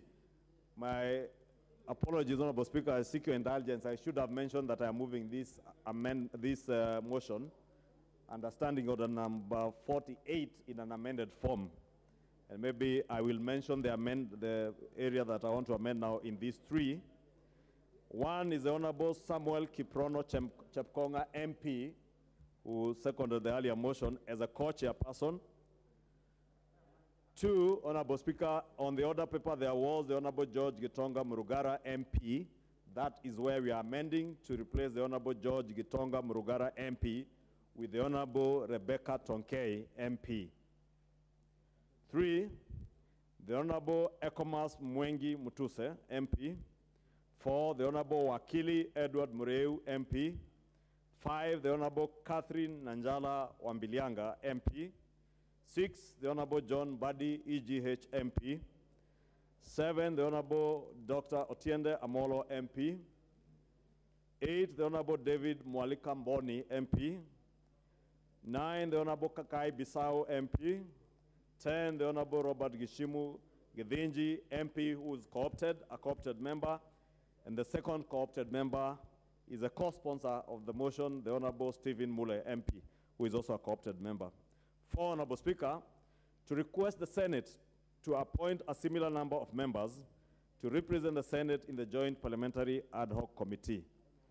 Honorable Speaker, as members will recall, on Wednesday, 2nd November this year, the Honorable Gishimu Githinji MP and the Honorable Stephen Mule MP made a statement on the legislative proposal to amend the Constitution to entrench the funds, the National Government Constituency Fund, the National Government Affirmative Fund, the Senate Oversight Fund, and the Economic Stimulus and Empowerment Fund in the Constitution. Honorable Speaker, following that statement, over 120 members made their general remarks on this legislative proposal. And in this regard, and pursuant to the provisions of Standing Order 114.7a, you, Honorable Speaker, committed to facilitate the collation of views from members in an appropriate forum. Therefore, Honorable Speaker, the House Business Committee, in its sitting, proposed the establishment of this joint ad hoc committee to collect the views raised by members. Considering that the legislative proposal, Honorable Speaker, touches on the functions of county governments in terms of Article 110 of the Constitution, then it therefore necessitates this to be a consideration of the matter in a bicameral manner. Hence, the request for the Senate to appoint a similar number of members to represent the Senate in the joint ad hoc committee.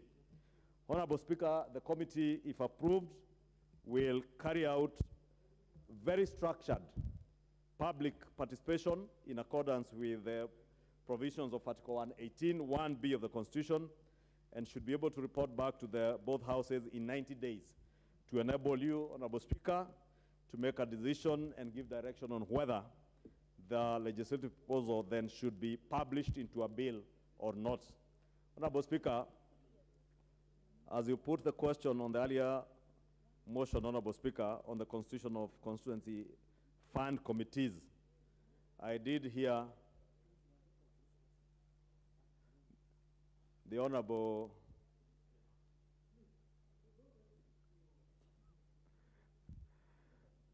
Speaker, if you can allow the leaders in the minority to consult and pass a note to me on the further amendment, with your indulgence, that they intend to make on the list,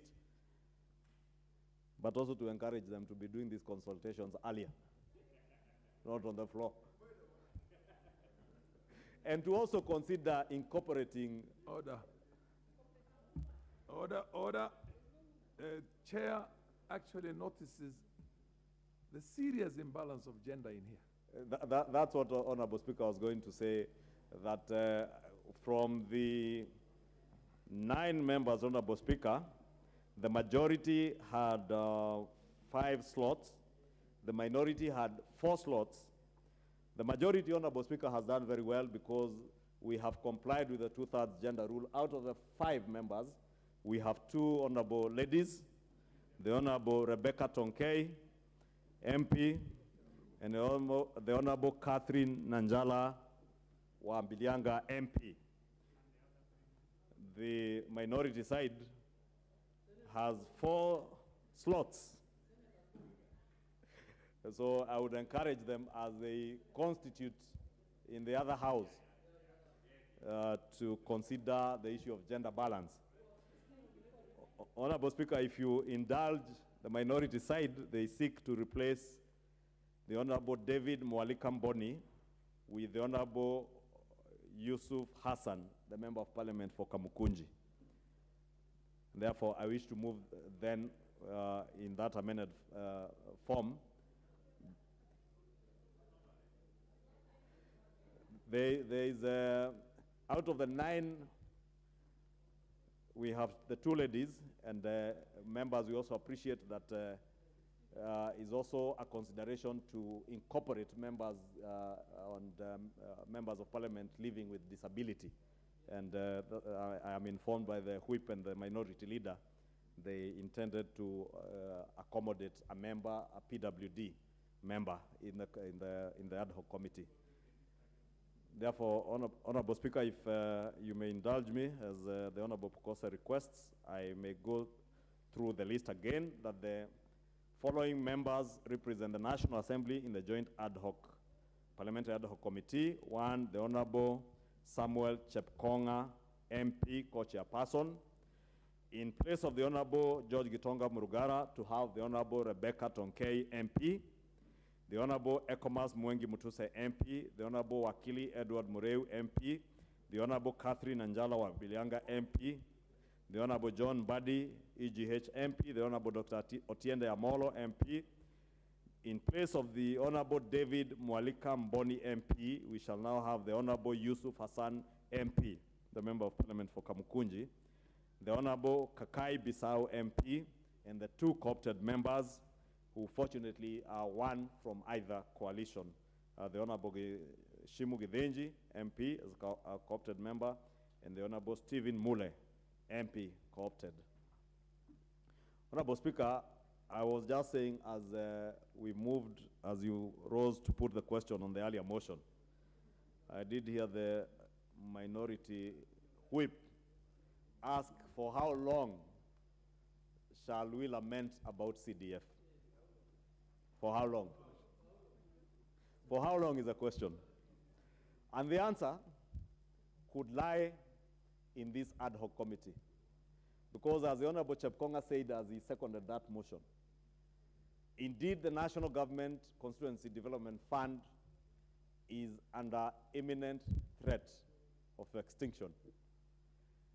And it's rather unfortunate, Honorable Speaker, that those who speak and those who sponsor the court cases, Honorable Speaker, and it's a good thing, Honorable Speaker, that in the previous two parliaments, in the 11th and 12th parliament, we had run-ins with our sister house in the Senate.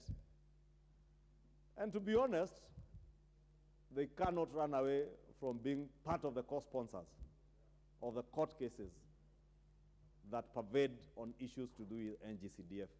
But I am glad, Honorable Speaker, that in this 13th assembly, we have started off very well. And it is indeed laudable that even as a House Business Committee considered an ad hoc committee, recognizing that this matter also touches on counties, and there is also the Senate Oversight Fund that is envisaged to be incorporated into a constitution just like NGCDF. We are now having a joint ad hoc committee, a parliamentary joint ad hoc committee. And I really want to take this opportunity to speak to our brothers and our sisters in the Senate and the other rather busy bodies out there, Honorable Speaker, who fight NGCDF imagining that they are fighting with members of parliament. NGCDF, as we have all stated here, and I think that during the general debate on this proposal, members were very emphatic, that NGCDF has absolutely nothing and no benefit to the member of parliament. This is a fund that benefits millions of Kenyans, millions of young children today, Honorable Speaker, who do not know whether they will report to school in January because not a single constituency in this country has funds to award bursaries. All of us, including myself, Honorable Speaker, I am even afraid of stepping into my constituency office in Kikuyu.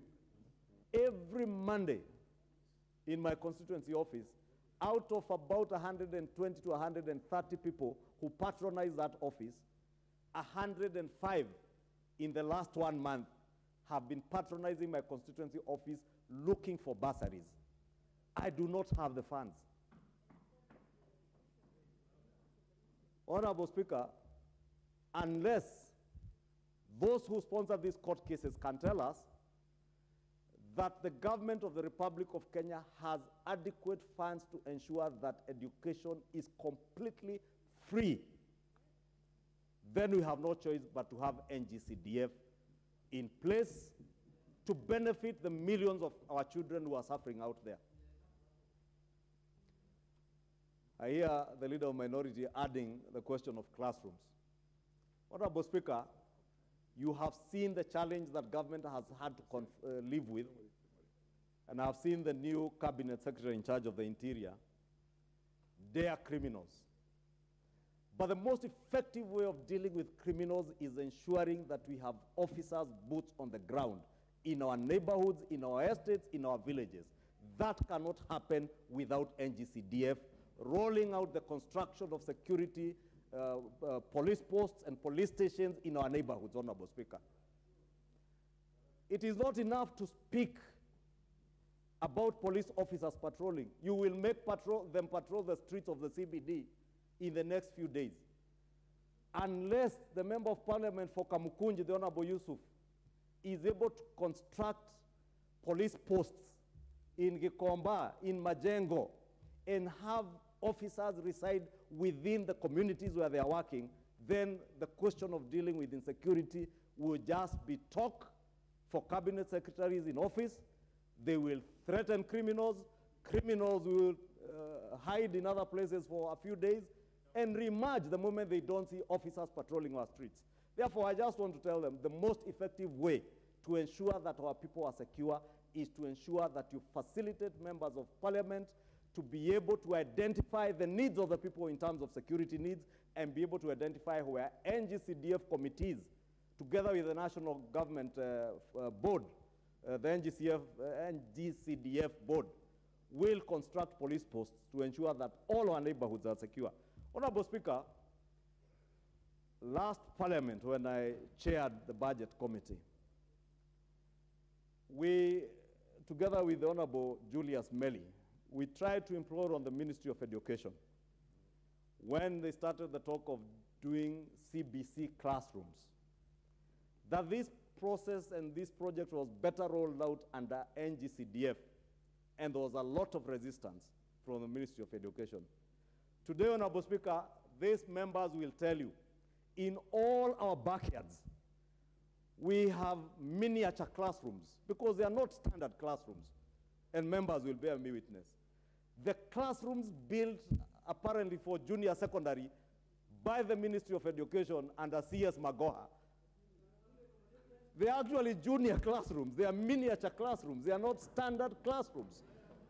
And the cost of building those classrooms, the cost is way above what members of the NGCDF committees utilize to construct standard classrooms. Honorable Speaker, the value of NGCDF is not just in construction of infrastructure for security and classrooms. It is the economic value that the public also derives from activities that come with construction of that infrastructure at the constituency level, Honorable Speaker. Because when contractors are procured by NGCDF committees, most of those contractors are local contractors. It is local labor that is deployed.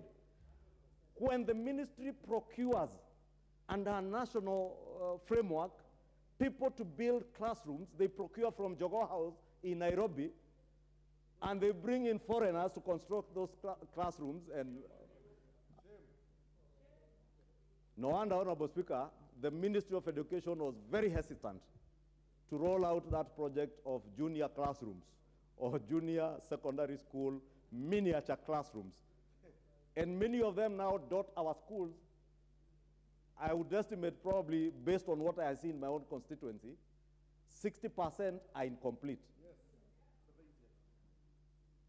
But the budget is exhausted.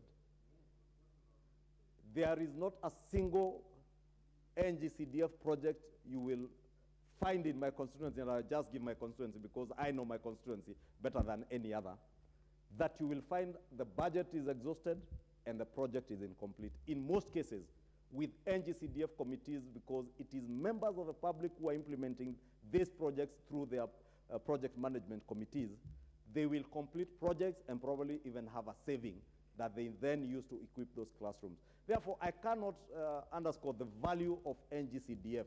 And I say not to the member of parliament, but to the public and even to the country's economy. And that's what I was saying. When you implement these projects at the local level, you buy cement, you buy masonry, you buy sand, you procure local labor, and money is devolved, money is left at the local level, unlike when you roll out government projects at the national level. Therefore, Honorable Speaker, it is quite important that even as we compose and constitute this ad hoc committee, that they engage and engage positively with all stakeholders. I would encourage the public participation with this ad hoc committee not to be restricted to Parliament, Senate, and government agencies, but also to go down to the people in the villages. Get to hear from the people the value of NGCDF to them. Finally, Honorable Speaker, I have been very hesitant to speak to our judiciary from this floor. But allow me, Honorable Speaker, to speak to our judiciary, to also be sensitive to the needs and aspirations of the Kenyan people. We have witnessed the rollout of our devolution structures in this country over the last 10 years. But Kenyans will tell you they have seen the impact of CDF better than the impact of devolution in many of our counties and many of our constituents, Honorable Speaker. I therefore want to plead with the judiciary to also listen to the people, even as they listen to the busybodies and activists, many of whom are civil society activists who are doing this to get funding for their civil society organizations, Honorable Speaker. Honorable Speaker, let me not go into much more beyond that because of time. You can see my time is gone, and beg to move and ask members to support the constitution of this ad hoc committee and request the Honorable John Buddy, who is a member of this ad hoc committee, proposed member of this ad hoc committee, to second.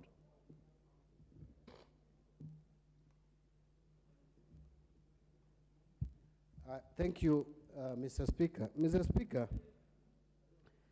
I want to start in seconding this motion by saying that Kenyans, we are indeed unique.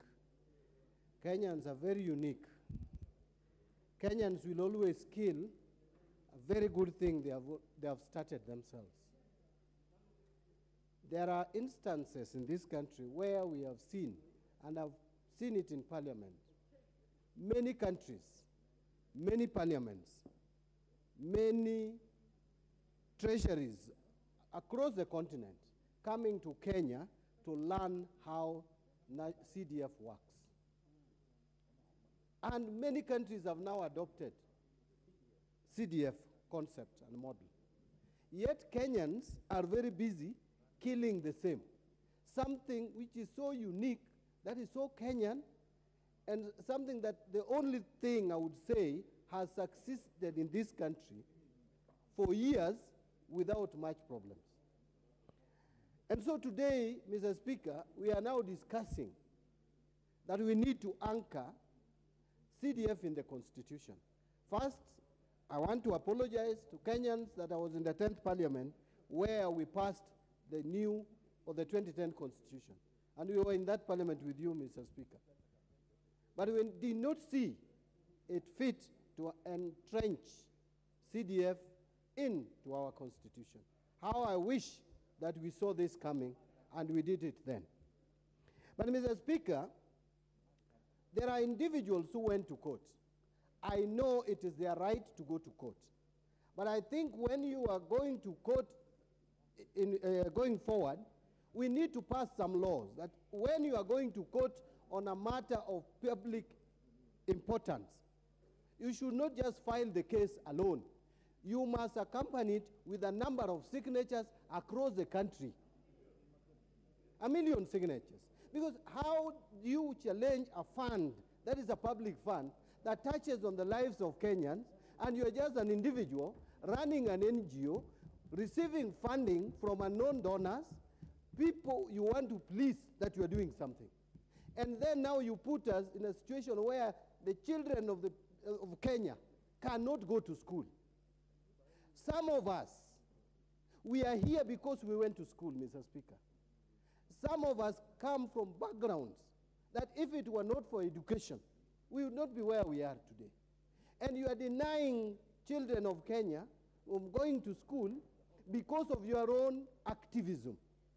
And the activism is not just, Mr. Speaker, with these people who went to court. The activism has infiltrated our judicial system. And that is something that needs to be dealt with, Mr. Speaker.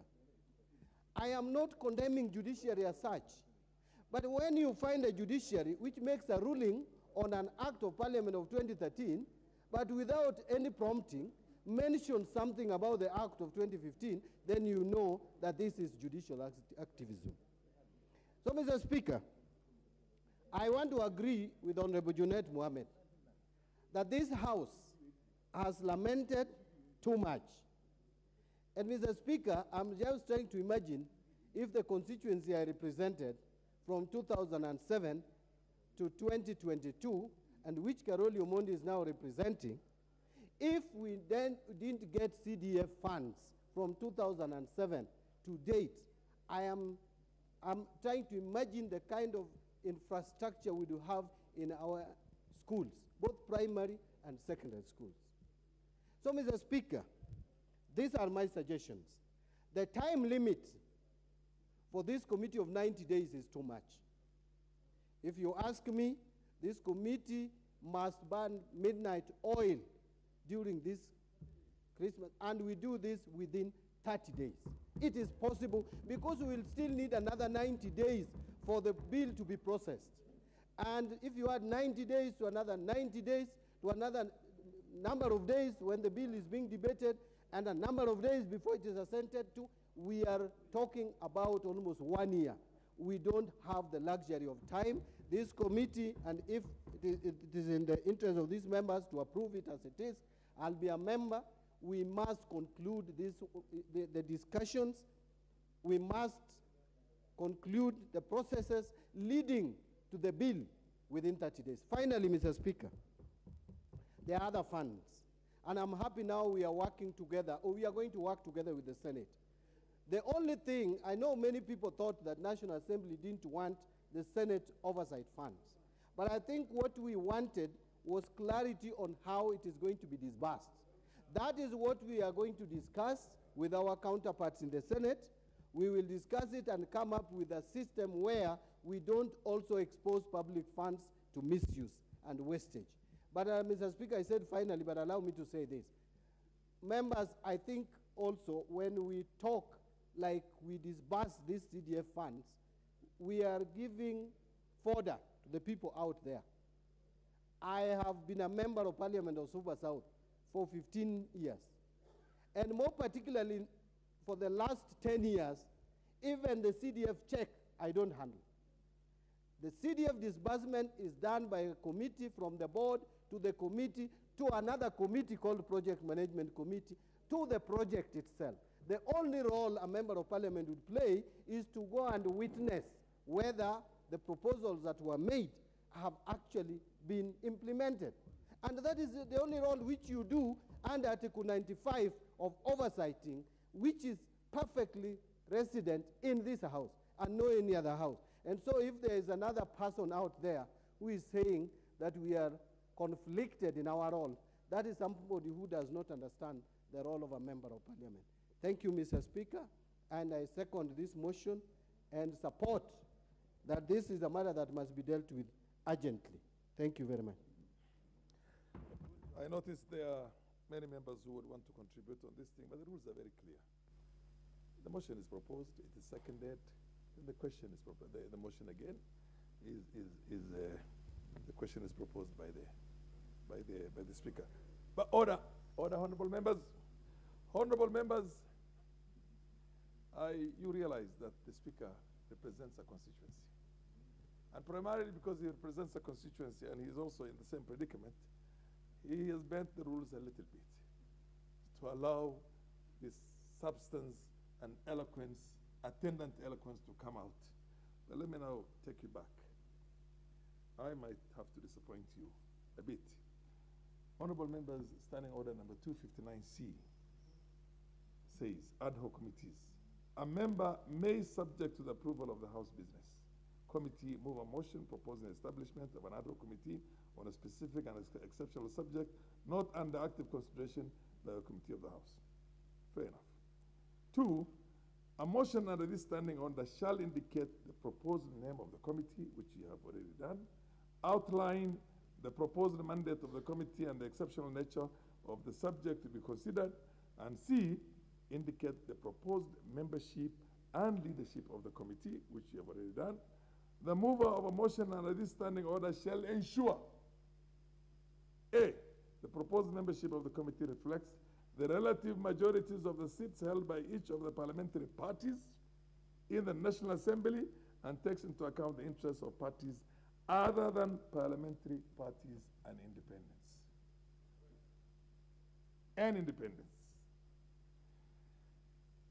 B, not more than 2/3 of the proposed membership of the committee are of the same gender. 4, unless the House otherwise resolves, an ad hoc committee shall consider and report on the subject matter of its mandate within 90 days as part of the rules. Honorable members, I think there are 2 within 90 days here. There are 2. The gender and independents and parties that are not parliamentary parties. You might have, unfortunately, against my very big wish, because I've told you from the beginning I'm an interested party, against my order. Order, Honorable Metuse, you freeze. You might have to go back. Order, Honorable Pokose. Pokose, order. Even if that were to be the case, you still do not have the gender issue right. Order. This house transacts its business on the basis of standing orders. Your house transacts its business on the basis of the standing orders for the National Assembly. We do not say that this provision is going to be over. We will overlook this because the Senate will do this. No.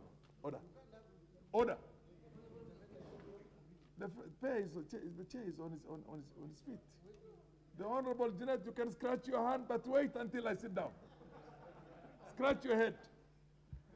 Honorable members, against my very wish, because of interested nature of all of us, I'm one of those people who are going to suffer very hard.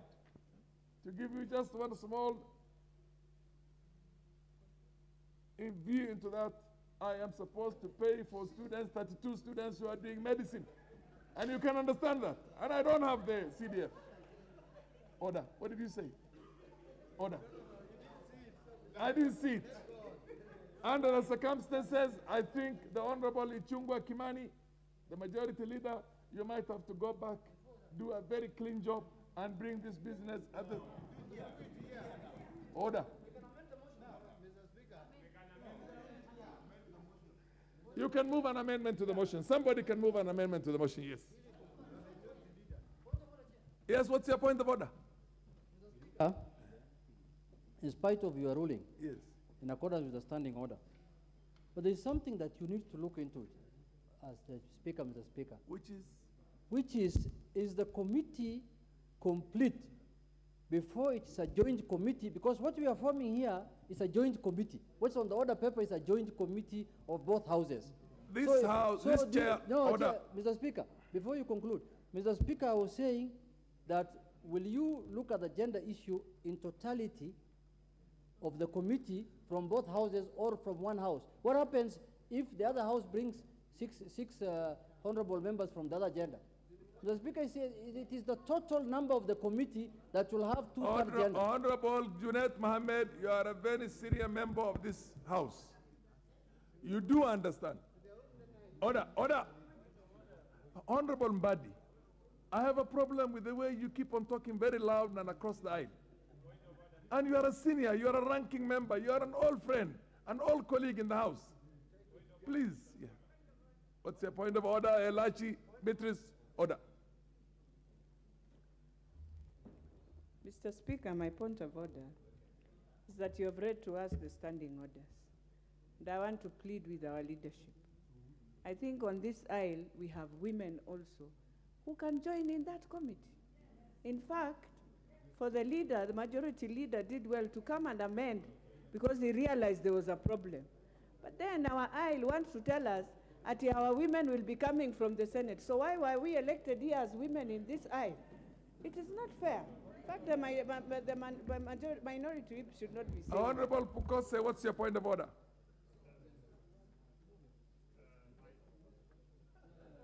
Honorable Pukose, yes. Thank you, Mr. Speaker. Mr. Speaker, listening to your guidance based on the standing orders and also the list that had been read by the Honorable Majority Leader, I was keenly following, and I realized that for the parties that are not parliamentary, we have Honorable Pisau Kakai, who is from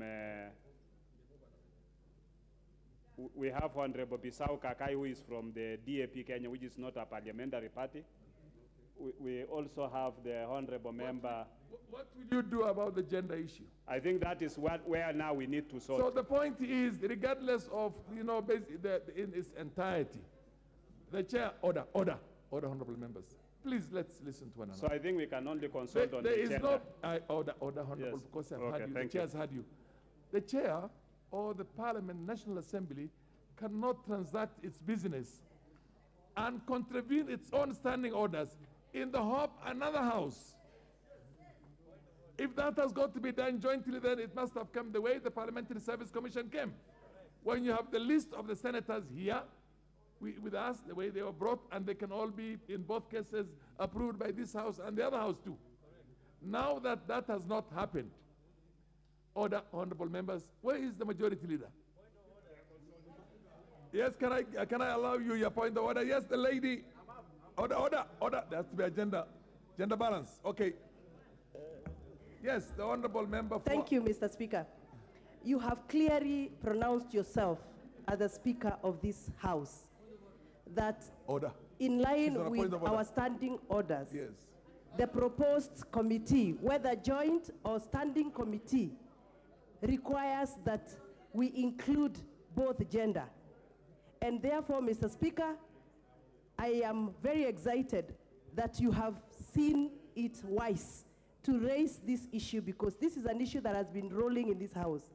We have had a lot of processes happening in this House where women are ignored. And to put it in record, Mr. Speaker, this 13th Parliament has had a share of very many women coming back, re-elected, representing single constituencies. In the 12th Parliament, we had 23 women. Yeah. Currently, we have 29 women who also have a lot of interest on CDF. And therefore, if there is any committee that is going to be done to address matters on CDF, women must be 100% included. And we therefore support you, Mr. Speaker. Let us abide by the standing order and let us go the way the parliamentary procedures are supposed to be handled. Thank you. Order, Honorable Member for Nyando. The Honorable Member for Nyando. The Honorable gracious lady next to Honorable Makilap. I don't know your name, but I notice you. What's your point of order? Thank you, Mr. Speaker. My name is Beatrice Kemei, County MB Kericho. I stand to appreciate what you have seen, Mr. Speaker, sir. I'm wondering, is it in order for the leader of majority to tell us that the two-third gender rule here applies, because he's actually trying to replace the place of women with people living with disability, from what he said. I would imagine even people living with disability would also replace the other gender. So I want to really appreciate the fact that the standing order has guided us through you, Mr. Speaker. Thank you. Order, honorable members, you can rest assured. Order. You can rest assured that this chair will never put this question unless the motion itself, one way or the other, conforms to the standing orders. Honorable Ichungwa, proceed. Thank you, Honorable Speaker, and let me also thank you for jogging the House to the provisions of Standing Order 259, because we are a house of procedures and records, and it's only fair that we follow our own rules and procedures. And pursuant. Honorable Speaker, pursuant to Standing Order 48, Honorable Speaker, I then seek to make the following amendment, Honorable Speaker, that on item number 3, Honorable Kimani Ichungwa, my presumption is that you want to conform to the standing orders of the House. Yes. Can I now give you the best way to do it? I will propose the question. You get my point? Then you move, because the motion has already been moved and seconded. I will propose the motion. And then you can do the amendment. Okay. Is that okay? That's okay. Are we in agreement? Okay, let me now do that.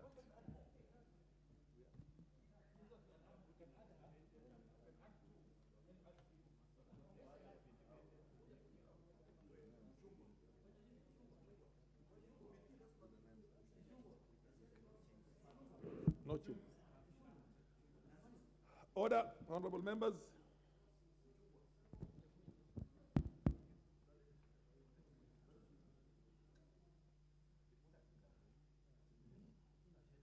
Honorable members, the chair proposes the question. That acknowledging that Article 256 of the Constitution provides for the process of amending the Constitution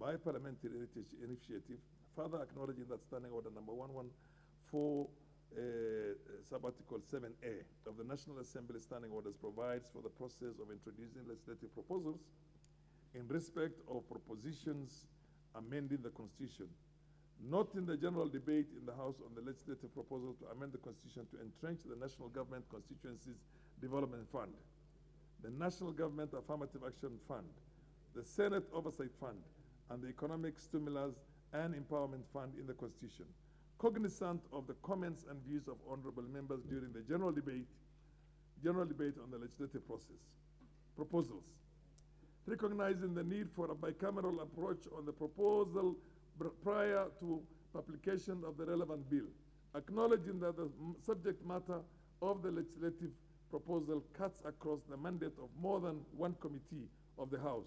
Now, therefore, in furtherance to the provisions of Article 256 of the Constitution, amendment by parliamentary initiative, this House resolves: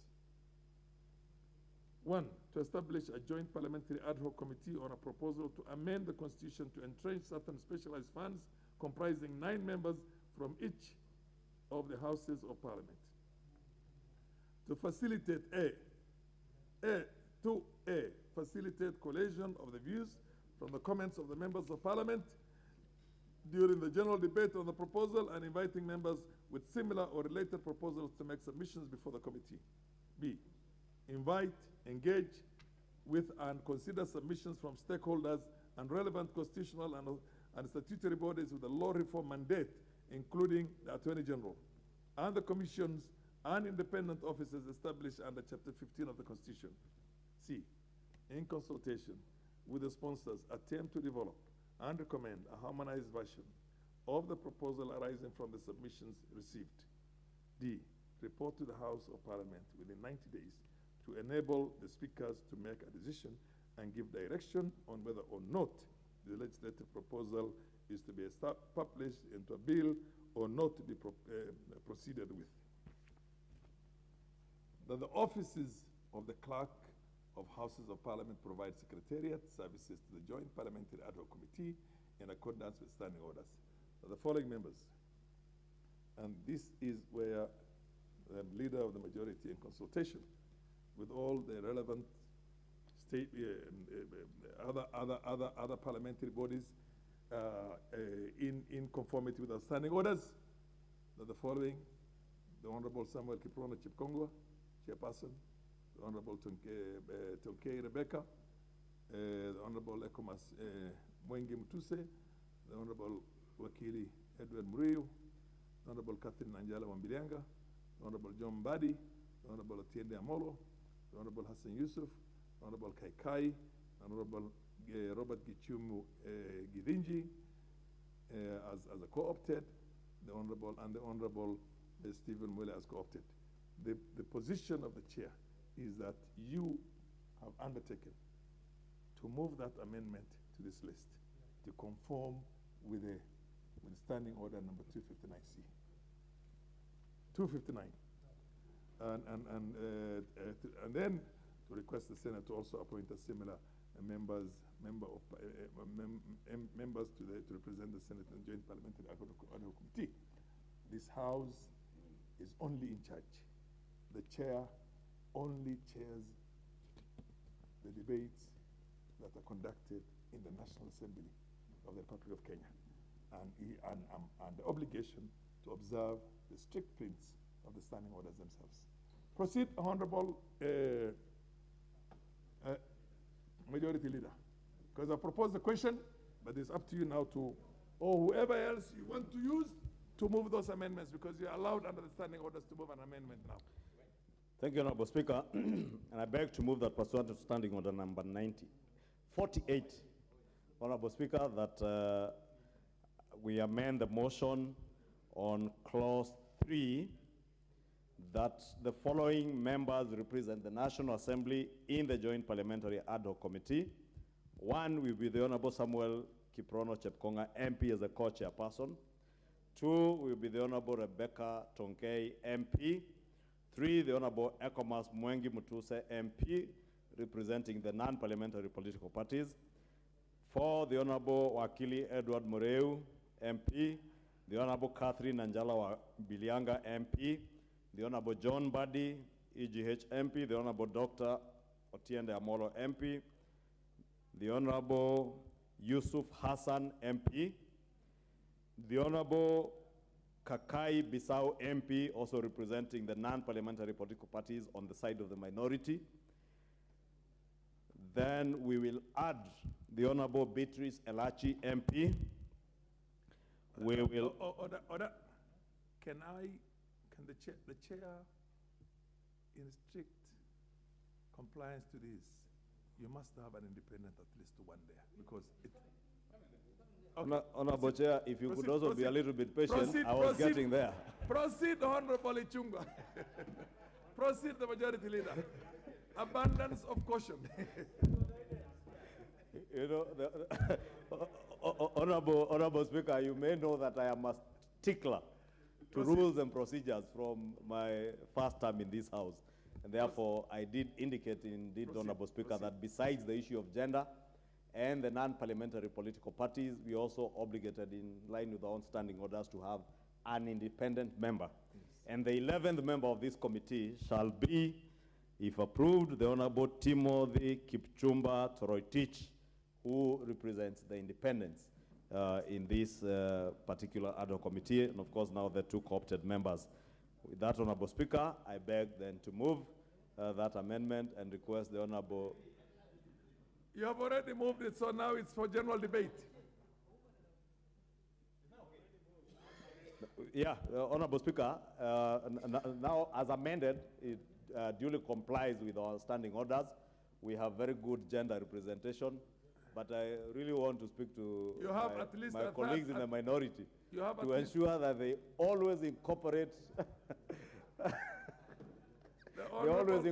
members from the to comply with the 2/3 gender rule, and also to accommodate independence. I am glad they had indeed accommodated the non-parliamentary political parties, just like we had done on our side. And we have also now accommodated the independents on our side, and that caters for even the minority side. And with that, I beg to move, Honorable Speaker.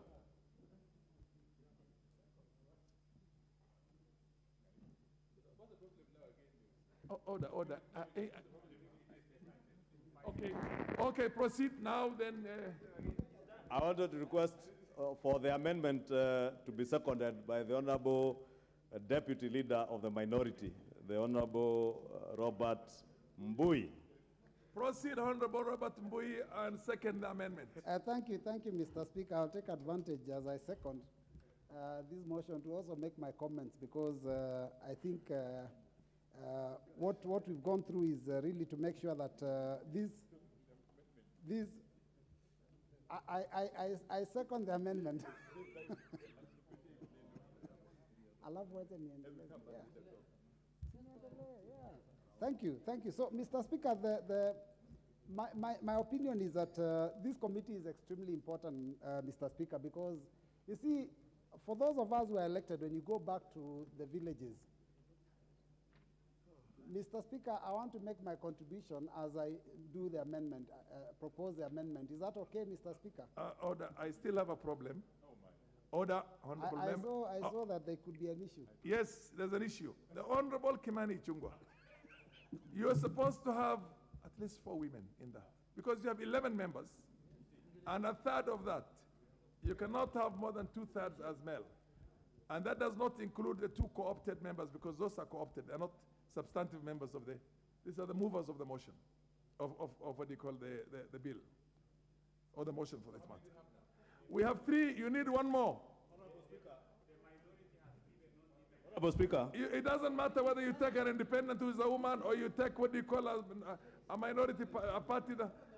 a non-parliamentary party who is a woman, but there have to be a minimum of four of them. Honorable Speaker, with your indulgence, and I know the Deputy Leader of Minority has noted that problem, and that is precisely why I was asking him to second this motion, Honorable Speaker.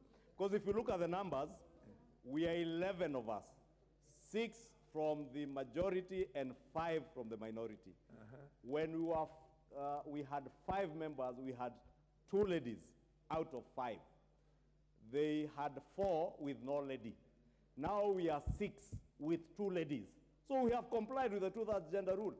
Therefore, it behoves on the minority to comply with the constitutional obligation to have 2/3. And that means the minority then must give us another lady. And they are very nice, intelligent, beautiful ladies in the minority. Therefore, the Honorable Deputy Leader of Minority, I want to implore on you, consider any of these ladies in the minority to add them. 2 out of 6 we have complied with the 2/3 gender rule. You are the ones who have not complied.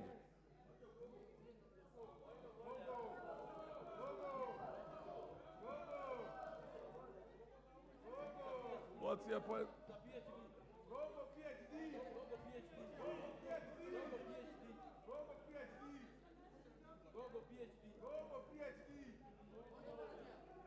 Yes, Honorable Junet, what's your point of order? Mr. Speaker. Honorable Gogo, please take your seat. Mr. Speaker, first, what we have come across today here is very unfortunate, because this matter, before it found itself on the order paper, it should have been done with, the Parliament should have looked at it, the clerks should have looked at it, and they should have conformed with Standing Order 256, the way you've said. 259. 259. Yes. 259. The clerks should have... He's on a point of order, the Honorable Makilap. Makilap, the Honorable Junet is on a point of order. You cannot have a point of order on a point of order. Mr. Speaker, this is a house of Order, proceed. Mr. Speaker, order. This matter should not have found itself on the order paper without conforming to Standing Order 259 in the first place. But having found ourselves in this situation, because if you do not look at it critically, the way you have looked at it, it will have just passed. But I think the assumption was the committee will be in full, and the committee will be looked at in terms of gender parity in totality together with members from the Senate. And you know, Mr. Speaker, Senate have too many gender the other side. They have 16 nominated women who can be put in there. But what we do now, I propose that the majority leader drops the last name he brought and changes with the Honorable Ngeleshe, who is both independent and who is also a lady, Mr. Speaker. She is very competent, I know her. This House, Honorable Junet. Mr. Speaker. Honorable Junet. Okay, nimenyamaza. Yes, the Honorable Member of Parliament for Emuhaya. MP for Emuhaya, what's your point of order? Thank you, Honorable Speaker. Notwithstanding everything that has been said by Honorable Junet on the fact that we should have never found ourselves where we are, I want to beseech the leadership led by the Leader of Majority, and together with the leadership of Minority as they consult, to make sure that the requisite amendments that you have actually asked as per our standing orders be achieved, because the matter we are dealing with is of grave importance, and we cannot afford to ping-pong with each other over who to be there, except reach the required threshold of our own standing orders. So I want to beseech the Leader of Majority and the Leader of Minority, who is laughing, to make sure that they make these amendments quickly and we have this committee in place. Thank you, Honorable Speaker. The MP for Nyando, what's your point of order? Honorable Speaker, I want to thank you most sincerely, because for the first time we have somebody coming out in defense of our women and in conformity with the Constitution. I wish you were the President, Honorable Speaker. We would not be having a matter before court on PSS today. But this is what I wanted to say. I was doing my calculation, and out of 11, a third of 11 came to 3.6. Which is 4. Therefore, and because there is no decimal human being, Honorable Speaker, with your guidance, we could have overlooked that and make do with the composition that we have, because we are still within the margin, Honorable Speaker, and I thank you. Order, Honorable Member for Nyando. The rules are very clear. If it is 0.5 and above, then of course you go to the next number. If it's below 0.5, then you go to the lower number. You know, Honorable Speaker. Can we allow now the majority leader? Yes. Honorable Speaker, you have to indulge the member for Nyando. Yes. I hear him massaging you that he wishes you are the president. And he never considered you in his coalition to run for president. Therefore, Honorable Speaker, just forgive the member of Nyando. He is here to settle down and accept that things are what they are.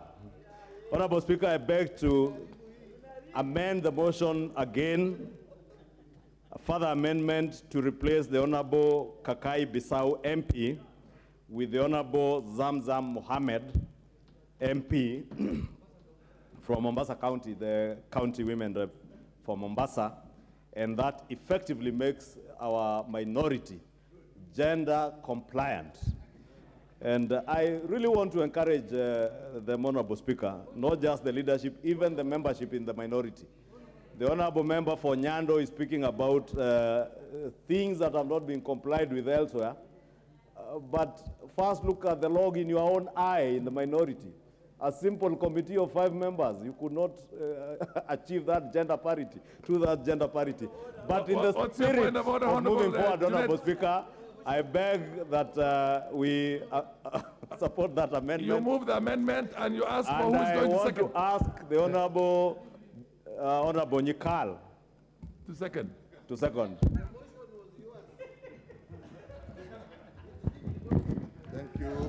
Thank you, Mr. Speaker. I wish to make the debate and the process today as constitutional as possible and acknowledge that every time we are making lists, we are appointing people, we must be alive to the constitutional requirement. Mr. Speaker, I therefore second that I hope you will give me time to make further contributions on the motion as amended. But now I second the amendment. Honorable Nyikal, now that you have seconded the motion, I don't think you'll have another opportunity again to contribute to the In that case, Mr. So proceed with your contribution. So, Mr. Speaker, now that I've seconded, Mr. Speaker, I wish to proceed. Mr. Speaker, Article 95 gives members of parliament the authority to deliberate on matters that affect the people of this country. The issue at hand is one such matter. Kenyans across the country, Mr. Speaker, appreciate, acknowledge that CDF is the most cost-effective fund. You look at the classrooms that we do compared to the classrooms that are done with other funds. The cost difference is huge. The quality is better. The size is bigger. Mr. Speaker, people acknowledge that this is most accessible fund. Mr. Speaker, a classroom burns, a toilet sinks, and within a week after approaching the CDF chair, Mr. Speaker, there is the project management committee has funds and is proceeding to get the building done or the toilet done. Which other fund responds to the people like that? They realize this is the most responsive fund. In terms of bursary, people walk to the chair of the CDF committee, to the fund manager, when there are problems of bursary, when there are problems of security, as our colleagues said. We cannot have security without the policemen having police lines having offices. Most chiefs, Mr. Speaker, are using their houses as offices. So, Mr. Speaker, we cannot change what is helping people and stop it because of the law. I think we must now change the law to provide what the people need, Mr. Speaker. The man is not made for law, law is made for man. We must, Mr. Speaker, look at the CDF model as perhaps the best model. The people accept it. It is cost effective. Why can't we use this as a model to use all other funds, whether they are county funds or whether they are national government funds? Instead of trying to kill it, use a model that works. But Mr. Speaker, as I end, I know this process will take us at least 1 month. But Mr. Speaker, we cannot, this House cannot go into recess without the funds being disbursed. And therefore, Mr. Speaker, and I would like Mr. Speaker to hear this. Mr. Speaker, I would like you to hear this. As I end, this process will take a month at least, but we cannot go into recess without money being disbursed. To that end, Mr. Speaker, I'm proposing that we must have a Kamkunji with the Minister for Finance, with the Attorney General, with the Cabinet Secretary for Finance and the Attorney General as early as possible before we go into recess, so that members can express and the Cabinet Secretary and the Attorney General can appreciate. And you know, Mr. Speaker, sometimes these views that we make, they do determine what happens elsewhere. So I'm proposing once again, we must have a Kamkunji to discuss this matter with the Cabinet Secretary from the Treasury and with the Attorney General. The process we support, let it go on, but we must have a Kamkunji, and I'm imploring you, Mr. Speaker, that the Kamkunji is within the powers of the Speaker. Let that be done before we go into recess. Thank you, Mr. Speaker. Order, honorable members. Honorable members. Honorable members.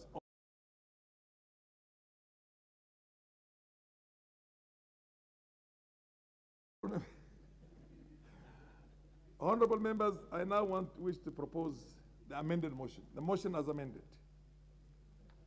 That by replacing the Honorable Kaikai Bissau MP with the Honorable Zamza Mohammed MP, by including the Honorable Beatrice Elachi MP and the Honorable Timothy Torotich MP as members of the committee.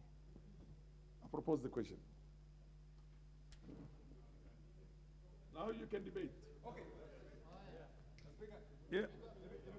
Oh, Honorable Wandai, you have always been the minority leader. Yes, proceed.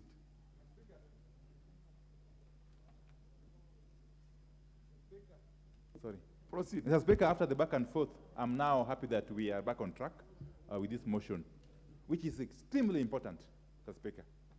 Mr. Speaker, this is a motion that I foresee leading us to the first amendment to the Constitution of Kenya 2010. And therefore, its place in history is so crucial, so important. It's only comparable to the First Amendment of the U.S. Constitution of 1791. Order, honorable member, Opio Wandai. Talk to the amendment and talk to the motion. Yeah, speak to the motion and speak to the amendment. Okay, yeah. I'll speak to both. Yes. Okay, thank you. Mr. Speaker, I am just trying to liken this situation that we find ourselves in to the events that unfolded after the promulgation of the U.S. Constitution in Philadelphia in 1786.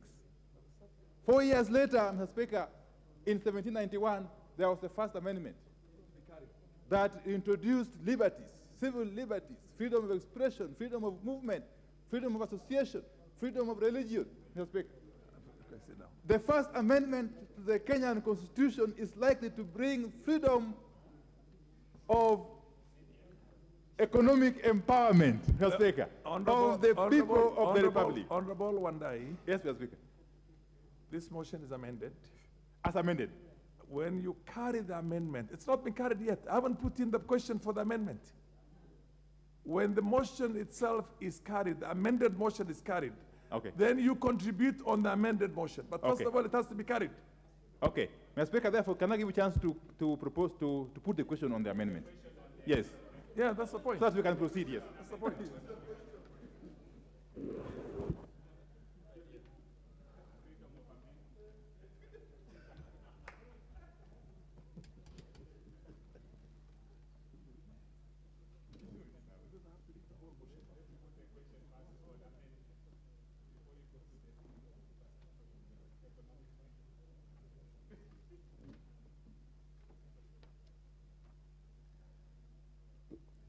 Honorable members,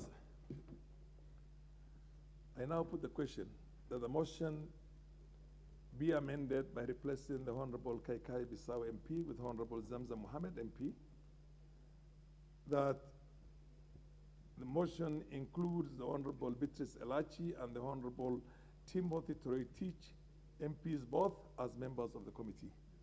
As men of the opinion say aye. Aye. As men of the contrary opinion say nay. The ayes have it. Now, you can now contribute. Thank you very much. It is, yes. Thank you very much, Mr. Speaker. Mr. Speaker, I was saying that this is a historic moment for this country. That today we are passing a motion to create an ad hoc committee that is going to midwife the First Amendment to the Constitution of Kenya 2010. It's a situation which I'm likening to what happened in the United States of America.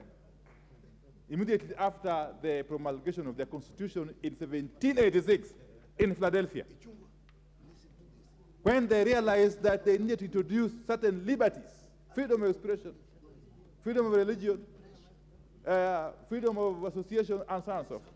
The First Amendment of the Constitution of the U.S. This First Amendment to the Kenyan Constitution is going to be about economic freedoms. Economic freedoms, Mr. Speaker. That for the first time we are going to have the NGCDF, among other funds, entrenched in the Constitution to put a stop with finality on the shenanigans that we have witnessed all this time from busybodies, Mr. Speaker. And therefore, I am very delighted that we are having this chance in our lifetime. In our lifetime, to make history, Mr. Speaker. Mr. Speaker, a lot has been said about the NGCDF, which I do not wish to belabor. But I want to concur with the Honorable John Mbadi that this ad hoc committee does not need 90 days. We don't have luxury of time. It can do this work and complete it under 30 days, so that we can fast-track this process of entrenching NGCDF, among other funds, in the Constitution. In the Constitution, Mr. Speaker. Mr. Speaker, I also want to say this, that even as we work towards entrenching NGCDF and these other funds in the Constitution, this is only going to give us a long-term solution. We still need short-term solution to the problem we are facing. And we should not lose sight of the long-term, of the short-term solution, honorable members. The short-term problem we have, which requires a short-term solution, is that we have got no NGCDF funds in the constituency accounts as we speak. And unless something happens, we may not have those funds until next year. God knows which month. So let us deal with this motion as a matter of addressing the long-term problem, whilst at the same time deal with the short-term problem. And I still insist, I wish the Honorable Chair of the NGCDF committee was here. And I wonder why he can be away. I wonder how the chairman of the NGCDF committee can be away when we're dealing with such an important motion, touching on his docket. He's consulting. And I hope his vice chair is here and other members. Mr. Speaker, we want the members of the NGCDF who are here and who are listening to me. Members of the NGCDF committee, you are there. You are supposed to have convened a meeting with the CS National Treasury and the Attorney General this week, here. That meeting never happened, for whatever reasons. You owe it to us as a parliament that you should have come back to us to explain to us why the meeting never took place and when it's going to take place. Because in under 2 weeks, without necessarily preempting debate, this House is adjourning for a long recess. So we are facing a serious threat to the future of our own children. I heard the Honorable Kimani Chungwa say that he's not sure how the children will go to school on 23rd of January. Mr. Speaker, children will not only have problems reporting on 23rd January to school, there are some of them who have spent a whole third term at home. Mr. Speaker, they are children of poor Kenyans who have spent the whole of this third term at home on account of lack of school fees, which was previously being catered for by the NGCDF. They are facing a situation where they will again not report to school for the first time on 23rd of January. So this is a serious matter, Mr. Speaker. And I suppose and I hope that this House will come up with a solution to address the immediate problem which we are facing, even as we address the long-term problem by entrenching the NGCDF and these other funds in the Constitution. Thank you, Mr. Speaker. I support.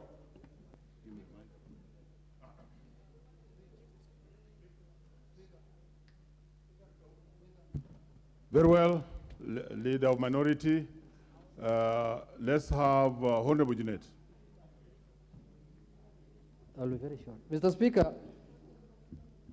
first I want to thank the Leader of Majority for bringing this important motion so that we can dispense off with this issue of the CDF. Mr. Speaker, this issue of CDF has been occurring as a problem in all the parliaments that I served. Last parliament, Mr. Speaker, we've been having a problem with the issue of CDF. The other parliament, we also had an issue with CDF. And Mr. Speaker, the parliament has made attempts several times to align the CDF with the Constitution, especially after the new Constitution. Attempts were made, and this parliament passed laws that they thought and they believed that CDF now is aligned with the new Constitution. But Mr. Speaker, for strange reasons, I call them strange, very strange reasons, the judiciary found that the CDF is unconstitutional. My only worry is this, Mr. Speaker. I don't want Parliament to go to and engage itself in an exercise in futility. What happens in a situation where this committee goes to all the villages in Kenya, collects the relevant information from the people, and then we enact as Parliament an act of Parliament that now makes CDF constitutional. And then the same people go back to court and again declare the same act unconstitutional, Mr. Speaker, because I foresee it happening. Because this war on CDF, the way I see it, is not legal.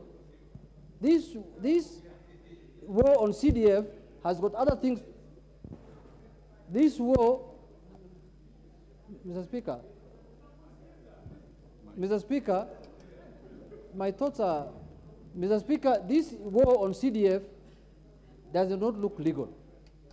This war on CDF looks extra legal, Mr. Speaker. Mr. Speaker, this is a fund that has benefited many Kenyans. Many parents have taken their children through school, through secondary school and university using CDF. Classrooms were built in many schools. Police stations were constructed, Mr. Speaker. And all those things are on the ground for people to see.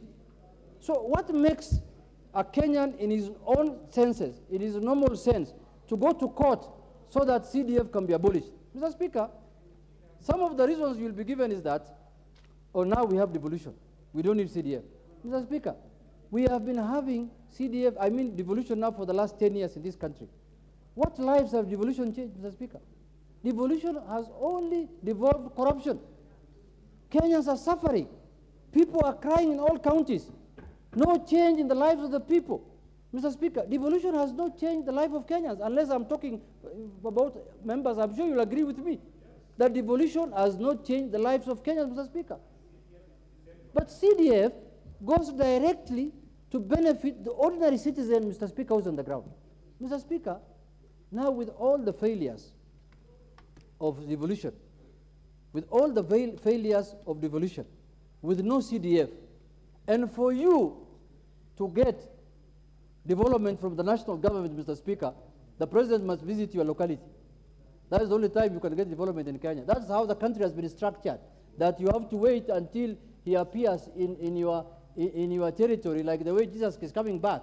Then is when you tell him, oh, the schools are in problems, we have problems of roads. You can see now some of the members trooping from the minority side to government that they are looking for development. Why should you look for development when money is a constitutional right? It's a right for you to, you are paying taxes, Mr. Speaker, like any other Kenyan. You don't have to beg for development. It's a right. It's a constitutional right. For roads to be done in my constituency is a constitutional obligation. Any government that is in place must do roads in my constituency. I don't have to beg for anyone to do roads in my constituency. And I don't have to wait for the president to come to my constituency so that I get development, Mr. Speaker. If that is what it will take me to wait, I will wait. And we'll wait until the cows come home, Mr. Speaker. Mr. Speaker, this country has moved on. Under the new constitution, Kenyans are empowered constitutionally. You don't have to ask for any favor. You don't have to lick anybody's boots so that you get development in your constituency. Mr. Speaker, this CDF is a constitutional obligation. It's a constitutional right. They are saying it's unconstitutional. But, Mr. Speaker, it is the act that has just been nullified by the courts, Mr. Speaker. I strongly believe that act had aligned CDF completely with the Constitution, because there was no role of the Member of Parliament according to that act, Mr. Speaker. That CDF was being operated by a board. The board is the one that sits with the people in the constituency, and they identify which projects they want done in that constituency. Then the board submits those proposals to the CDF board, and the CDF board now funds those projects, Mr. Speaker. But, Mr. Speaker, you remove CDF. Then you remove, you see the corruption and the lethargy that's in the devolution of this country. Then you expect me to wait until the president comes to my constituents for me to get development. Mr. Speaker, many Kenyans are going to suffer. If we go that way, many children will not go to school. Many children will not be taken to, will not have police stations for security. And I don't know when the president will come to my constituency so that I can ask for development. Mr. Speaker, we cannot suffer. We cannot suffer when we have mechanisms to help our people, when we are the law-making body, Mr. Speaker. So, Mr. Speaker, I urge the committee that has been formed, that's being formed through this motion, that they must expedite this matter. 90 days, I know, is what the standing orders have given, that they should report back within 90 days. But, Mr. Speaker, they are also members of this House. They know the urgency of the matter, Mr. Speaker. This is just collection of views from the people. They can divide themselves into groups, and they collect information. And I can tell you, I can promise you today here, that the information that this committee is going to get from the villages, from the people, Mr. Speaker, will be shocking. Because every Kenyan, every village they go, will testify that either my child or my parent or somebody, a relative, must have benefited from CDF in terms of schooling, in terms of roads, and in terms of security, Mr. Speaker. You will see, when this committee starts doing their public hearings, Mr. Speaker, you will be shocked the overwhelming response that this committee will get from the people of Kenya, Mr. Speaker. I wish this kind of public engagements could be done on other funds, including even devolution, Mr. Speaker.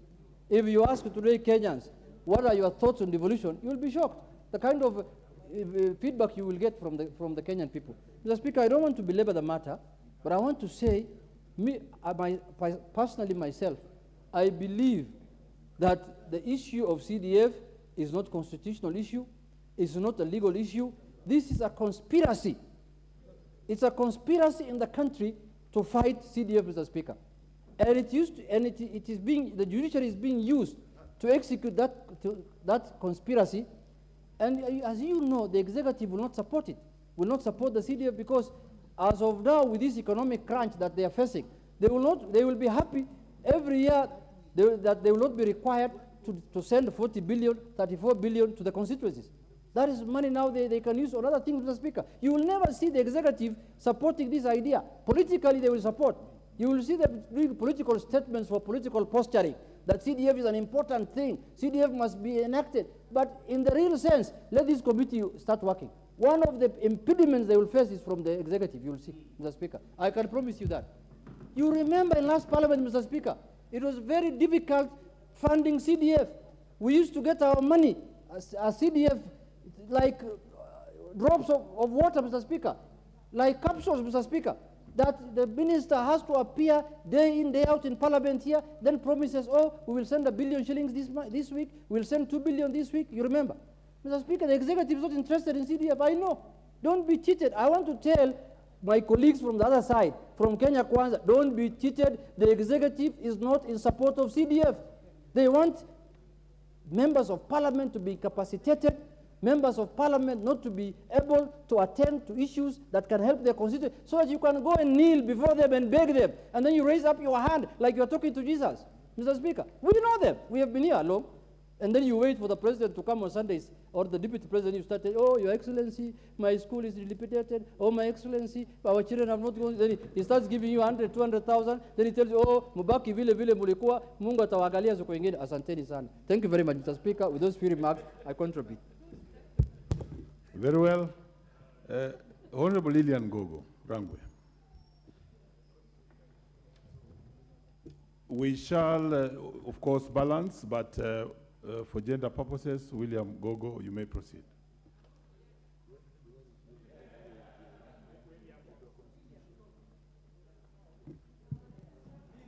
Did I say William? Correction, she is Honorable Lilian Gogo. Thank you so much, Honorable Speaker. Proceed. Honorable Speaker, I rise to support this motion that establishes a joint parliamentary assembly, a joint parliamentary ad hoc committee on a legislative proposal to amend the constitution, to entrench specialized funds, and I want to make specific mention, Honorable Speaker, of NGCDF. Honorable Speaker, before I proceed, Honorable Speaker, I probably would want to ask you this, my Honorable Speaker, who is slowly bewitching Kenyans? Honorable Speaker, I have a matter that I'm asking. Who is bewitching Kenyans? Who is slowly bewitching Kenyans to the extent, Honorable Speaker, that we want to put the poor Kenyans and relegate the children of the poor to the back, to the extent that they cannot go to decent schools, to the extent that they cannot have bursary to go to school? Who is bewitching Kenyans, Honorable Speaker? What kind of a nation are we going to have where the children of the poor cannot go to school? And which is this NGO that does not want the children of poor Kenyans to go to school, Honorable Speaker? And may I ask, Honorable Speaker, if you know, Honorable Speaker, the PIN of the house of the presiding magistrate or judge, so that I can take 14 school buses of poor students from Rangwe, and then I go and empty it on, they empty these children in the house of this particular magistrate or judge, so that they can take these poor children to school. When they have to make certain ruling, do they have empathy? Do they have compassion? Must we belabor on the issue of NGCDF, Honorable Speaker? Do we have to beg on behalf of poor Kenyans, whose poor parents still go ahead and pay taxes, Honorable Speaker? And as far as this matter is concerned, I would urge the committee to move with speed, ban the midnight oil, Honorable Speaker, and bring back a report to this House, Honorable Speaker, Honorable Speaker, this is a matter of national concern.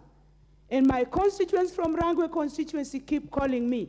And they are saying, Mheshimiwa tafadhali, please don't remove NGCDF. This is a fund that is known to Kenyans. Even the poorest of the poor, Honorable Speaker, is aware that the only thing that they can lay their hands on, the only development that they see at the ground, what makes their classrooms, what pays bursary for the children of the poor, is the National Government Constituency Development Fund. And it has nothing to do with the MPs. Honorable Speaker, a process has been started. We have a committee in place. But we also need, through your chair, we need a kamukunji of members and the people who are posing this matter. We need a kamukunji, Honorable Speaker. When it comes to matters CDF, Honorable Speaker, we need an equalizer in education. A poor daughter of a poor maid, I could not have stepped in this house, Honorable Speaker, if it were not for the grace of God, Honorable Speaker. And if it were not for education, I would not be speaking in clear English, Honorable Speaker. Why do we want to deny the children of the next generation education? And that notwithstanding, Honorable Speaker, I just hear it is not confirmed. I don't know how true it is, Honorable Speaker, that someone is saying that they are intending to increase school fees in January. Between November and January, where are parents going to get money of that increased school fees, Honorable Speaker? On another lot, you hear that the government is not going to fund public universities. On another lot, you hear, Honorable Speaker, that NGCDF is unconstitutional. We are going to go as members of National Assembly, people with delegated sovereign authority of the great people of Kenya, to work on this matter, NGCDF, until it's going to be entrenched in law. It is going to be entrenched in our constitution, Honorable Speaker, so that we don't have vagabonds moving around denying the children of poor Kenyans, children of people, mothers, single mothers, children, orphans who are abandoned. If it is not for CDF, Honorable Chair, where children, orphans get full bursary, running up to about 53,000. Full bursary so that they can go to school, Honorable Speaker. This is a matter that touches on every legislator on this house. And it is also proposing to entrench other funds. These are funds that are not going to individual pockets, Honorable Speaker. These are funds that are going to the lowest. Ngegu Beach, we are doing a beautiful police station. We have done a beautiful police station in Diru in Kagan Ward. And we are doing the NGCDF in Rangwe constituency, Honorable Speaker, is making a sub-county headquarters that is even going to have an Uduma center that is going to bring services closer to the people. These people who are against the CDF, why do they want to take us back to the Harambe system to build our schools so that we can go to our knees and beg the executive, Honorable Speaker, to come and build our schools? This particular fund, Honorable Speaker, goes across the constituency, all the 290 of them. When development is happening in Rangwe, it is happening in Wajir, it is happening at the coast. This is a fund that is not discriminative, Honorable Speaker. I am going to say, for purposes of records, Honorable Speaker, that the more we are going to suppress the poor of this country, the more we are going to be cast as a nation. And a time is going to come, Honorable Speaker, when we will go back to God and cry for punishing his poor. And God is a God of the poor. When we continue sitting in the comfort of our beautiful seats in the courts, and we don't even go to our rural homes and see what CDF has done, I am telling these people who are making rulings in the name of the judiciary, go home and see what CDF has done. And when you come back to make your own rulings, honorable members of the judiciary, I think you are going to make different rulings, rulings that are going to be compassionate to our poor. Right now, everybody is following this matter across the country. They want to know what is the fate of CDF, Honorable Speaker. Honorable Speaker, I started by asking you to tell me kindly, I know in your networks you know where this particular honorable judge lives or magistrate. Kindly give me their PIN. And I'm going to take very many, 14 buses. We have bought school buses, 14 of them in 5 years, using NGCDF. I am going to fill my students of the poor people, take to his home or her home, so that they don't make that grave mistake again on suppressing the poor through the court. Honorable Speaker, Bado, it is my time. When it comes to matters NGCDF, Honorable Speaker, members have said time and again, members have nothing to do with NGCDF. What we want to say, as I finish, let the committee move with speed, give us back a report, and before we go on recess, Honorable Speaker, we need to still discuss this matter further in Akamukunji. But when it comes to CDF, let them leave the children of the poor alone. I thank you. Well, very well. Every member has 10 minutes, and if a member has content, we have no otherwise but to allow the member to proceed until when the 10 minutes are over. So next to speak on this motion is Honorable Moses Kirima of Imenti Central. Moses Kirima. Imenti Central is in the house. In the absence of Moses Kirima, then we have Robert Pokose and Debes. Dr. proceed. Thank you, Honorable Speaker, for allowing me to contribute to the motion as amended. Honorable Speaker, this constitutional amendment brings life, it brings hope, and it sets the stage for saving of educational, academic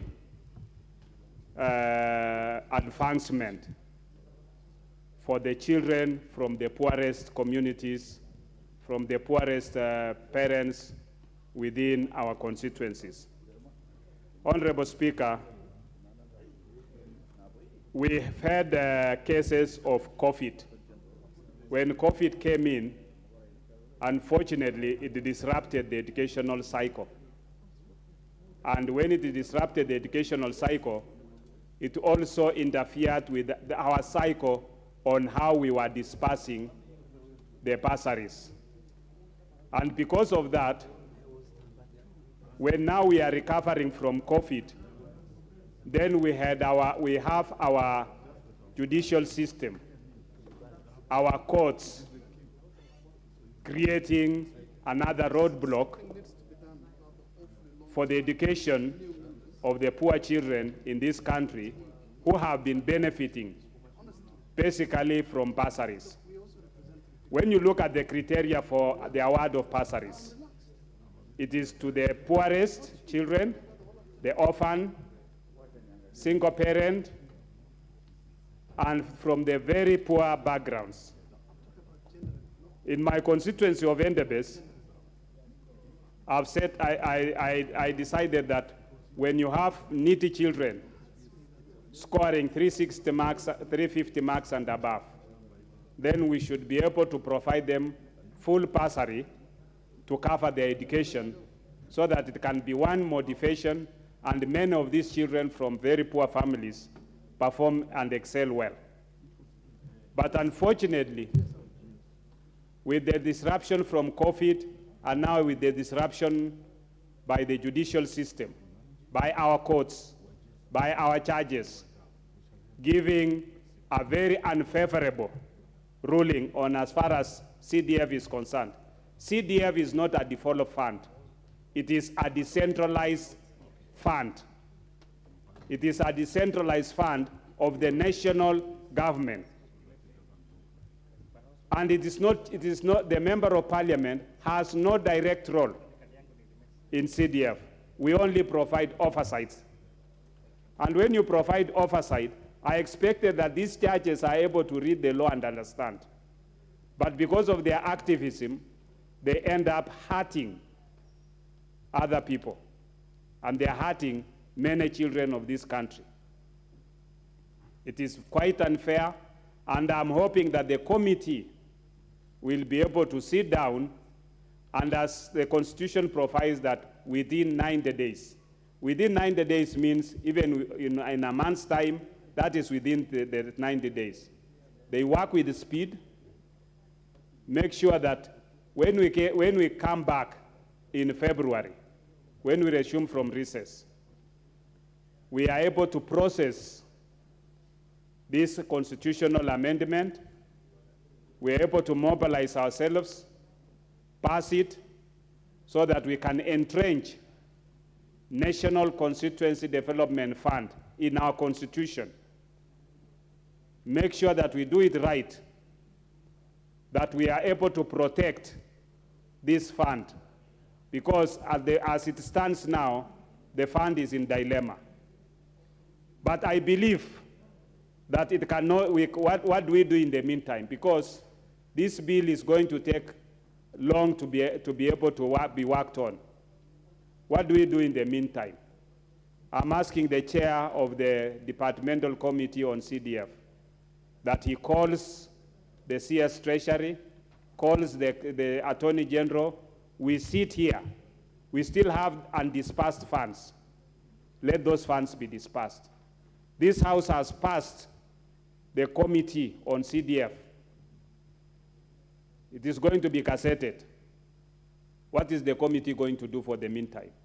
Let's disperse the funds. The CS Treasury should be able to disperse the funds to the board. The board should be able to disperse the funds to the constituency. And the constituency, we should be able to prepare that when children are opening in January, they are able to go to school. Even these ones who are sitting for their KCPE, KCSE, joining to the university, KCPE, sitting to do going to join Form 1. We have even the grade 6 who are going to junior high school. Where are the classrooms if we can't be able to build with this? The president of this country has publicly and in this House acknowledged that he supports the CDF, which is a good thing. And I think the rest of the executive should support the president to make sure that CDF is actualized and is made to be able to deliver on the services, especially bursary, construction of classrooms, construction of the offices of the chiefs and assistant chiefs. I saw the other day our CS for Interior, Professor Kithure Kindiki, visiting Kilifi and saying that we need to put money to put offices for the assistant chiefs, offices for the chiefs, and make sure that everything, the provincial administration are working in a good environment. That can only be actualized through CDF. So, Honorable Speaker, to me, I think we need to have action plan that before we break for our recess, we need to have a kamkunji in this House, through you, the Speaker, that the CS and the Attorney General, who happens to have been the former Speaker of this House, should be able to move with speed, come here to this House, let's have the CDF actualized, let's have it running as we do the amendment. With those few remarks, Honorable Speaker, I want to give others also time to be able to contribute. I support. Honorable Member Joshua Mwalio, Masinga constituency. Thank you, Mr. Speaker, for giving this chance to speak on the NGCDF. Having been a member of the NGCDF for 5 years in last term, and even this time I have been placed in the same committee, I am conversant on the CDF matters. And I think this is a great moment that we are debating about the release of the CDF and also the Anto committee that has been able to be passed in this house to be able to work on entrenching the NGCDF in the Constitution. You remember that last year we had the same exercise of putting 5% in the NGCDF so that it can be the percentage that is allocated from 2.5%. And the committee of NGCDF was able to move around all the 47 counties for 30 days. So even this Anto committee can be able to move and collect the views of the public within that stipulated time so that we can be able to entrench this in the Constitution. We move on. Having said that, it is very important for the judges to know that there are poor students, poor pupils, poor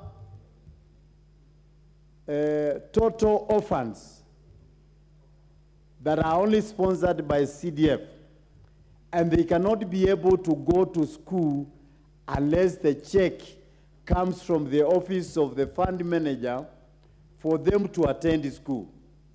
It has been a very hard term, that term, that we have not been able to dish out the checks for NGCDF for the students to be able to learn. Majority of the students are at home as we are speaking, because in some parts of this country, there is famine, there is no food.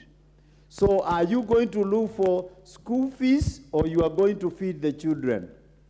So many of the parents have opted for the children to stay at home rather than them selling their cows for paying the school fees, but rather for them to buy food for the family.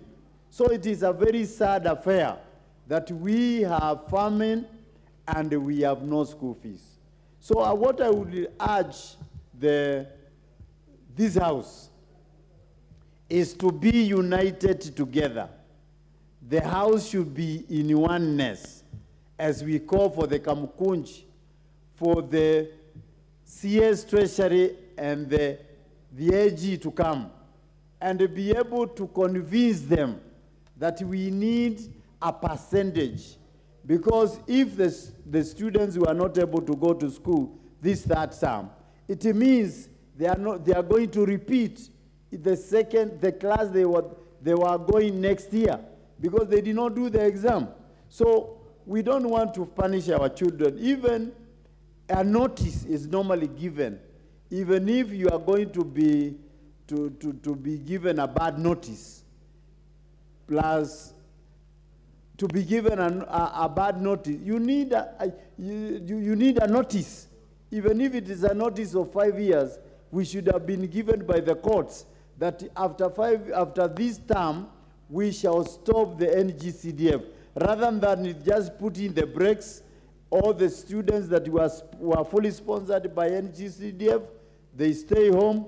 All the university students that are sponsored by NCDF, they stay home. So I would like to urge this honorable house to unite and be able to ask, even if it's for the first quarter of the NGCDF, to be released to every constituency so that we can deal with the matter that is pressing us of school fees and taking the students even to Form 1, others to the university, others to the next classes. So I think everybody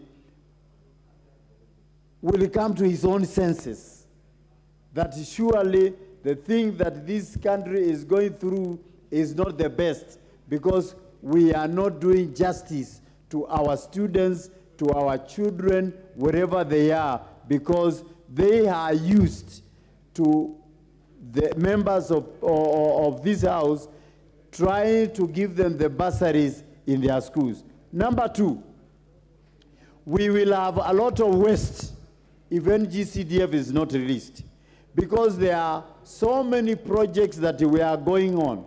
There will be no value for money because there will be stored projects all over this country.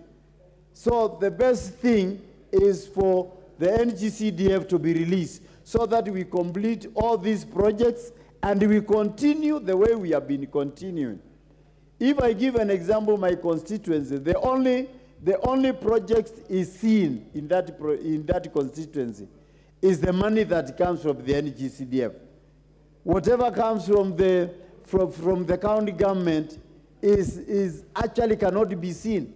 For the last 5 years, only 5 boreholes were done in my constituency, which is very negligible compared to whatever was able to be done by NGCDF. So my argument will be, let us be released, the NGCDF, so that life can be smooth the way it has been for our students, for our projects, and for everybody that depends on NGCDF funds. For those few remarks, Honorable Speaker, I support the ad hoc committee. Very well. Honorable Florence Matia. Next.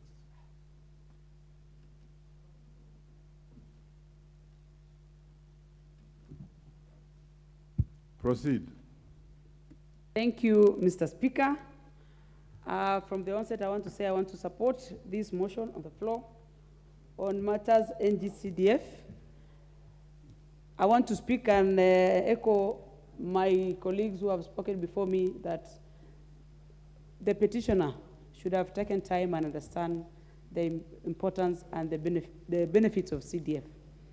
As I speak, Mr. Speaker, I come from a very humble background.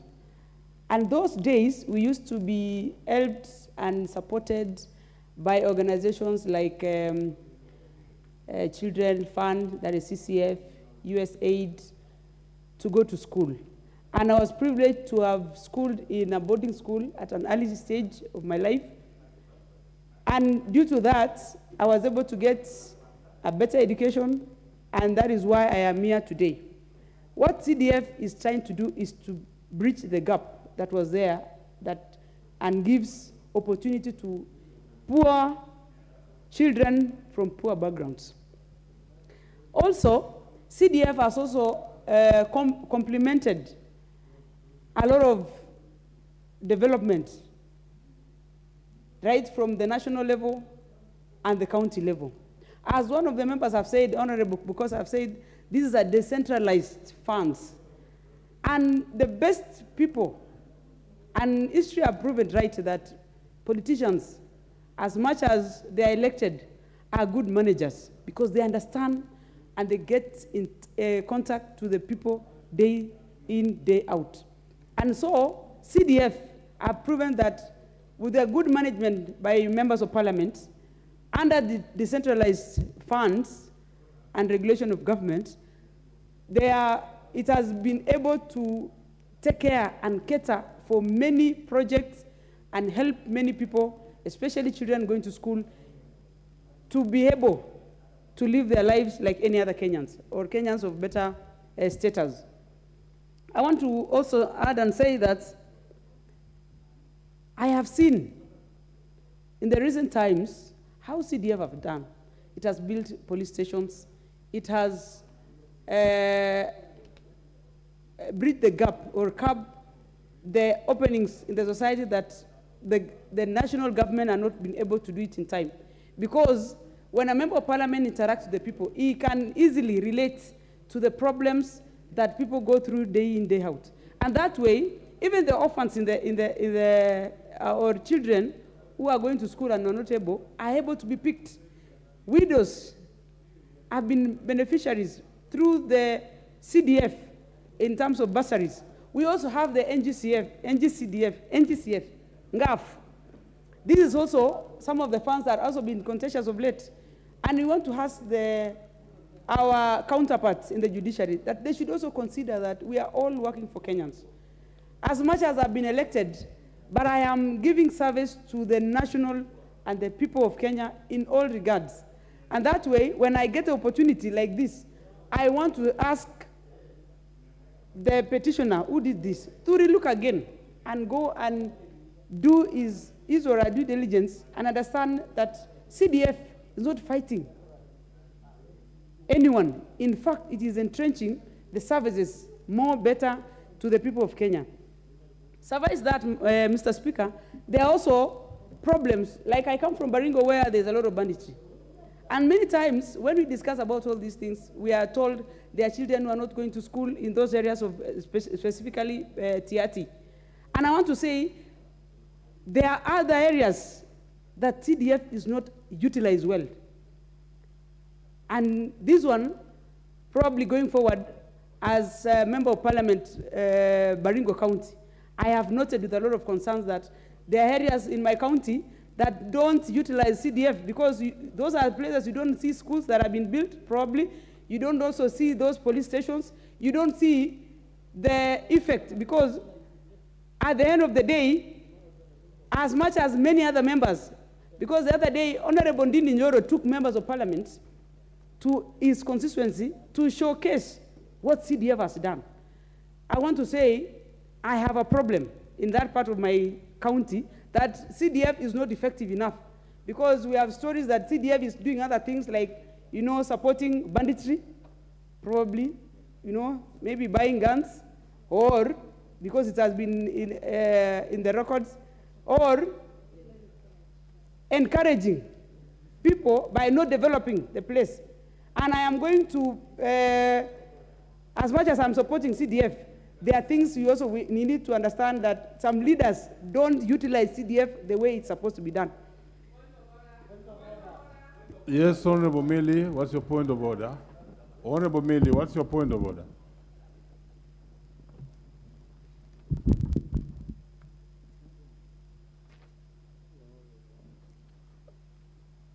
Give Honorable Millie the microphone. Oh, please. thank you, Mr. Speaker. Mr. Speaker, even though I don't wish to interrupt my very good friend, Honorable Florence, but is she in order to mislead this House that CDF is used to buy guns and things like that? When indeed, because when you actually say you are supporting CDF and furthering fallacies about CDF, then you're actually setting up Kenyans against CDF. CDF has a very clear structure and a clear system that nobody can buy guns with CDF. So is she in order to mislead this House? And I would want to encourage that maybe one of the things, I wish I could also have sought for a point of information, then I would be able to inform her clearly how CDF works. But perhaps another member could do that. But you are really out of order, misleading the country about what CDF can do or not do. Thank you. Order, Honorable Florence. Really, this is a house of records, and it's very important that when you pronounce yourself on certain matters, especially weighty as they are, you really must be able to substantiate. So therefore, proceed, but really stick on issues that you are able to substantiate. Standing guided, Mr. Speaker. But as I said the utilization in other areas. That one I stand guided. And going forward, Mr. Speaker, I want to say for sure CDF has done its bit.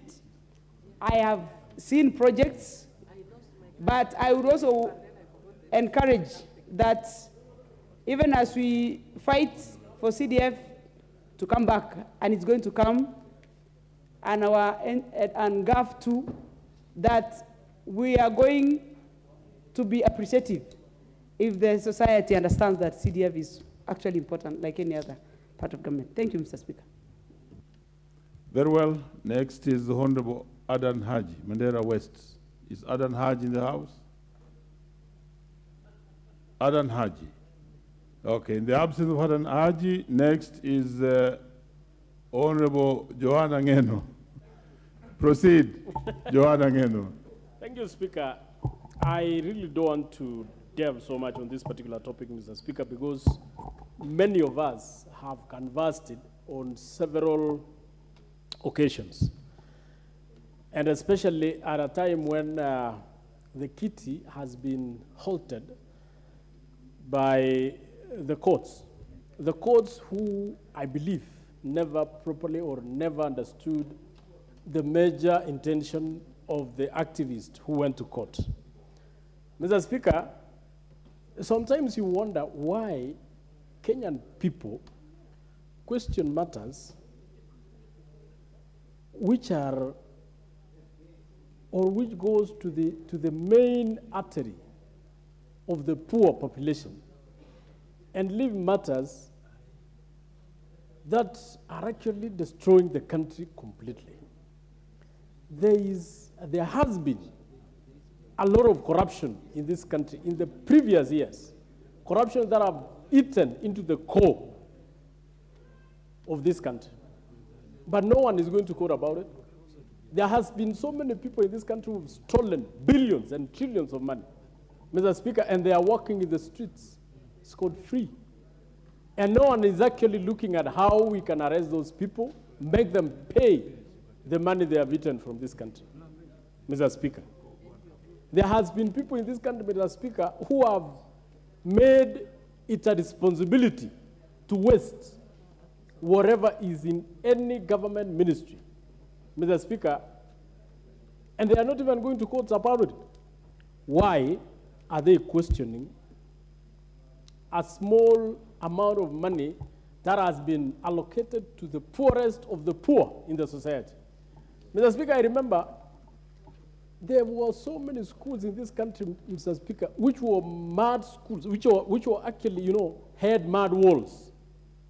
There are so many students in our country, Mr. Speaker, especially the countryside, who studied inside dilapidated classrooms. I'm one of those, Mr. Speaker, who, when I was young, I studied in a classroom where I think every other week I had not less than 10 jiggers on my fingers, Mr. Speaker. Today it is history because of the introduction of CDF. Mr. Speaker, I don't know why some people have never understood the reason why CDF was introduced in this country. Mr. Speaker, there were days in this country where parents used to sell land to educate their children. So many people lost land. So many people lost their cows because they had to sell to educate their children. There were days, Mr. Speaker, when children used to defer their university classes because they could not manage to pay the fees.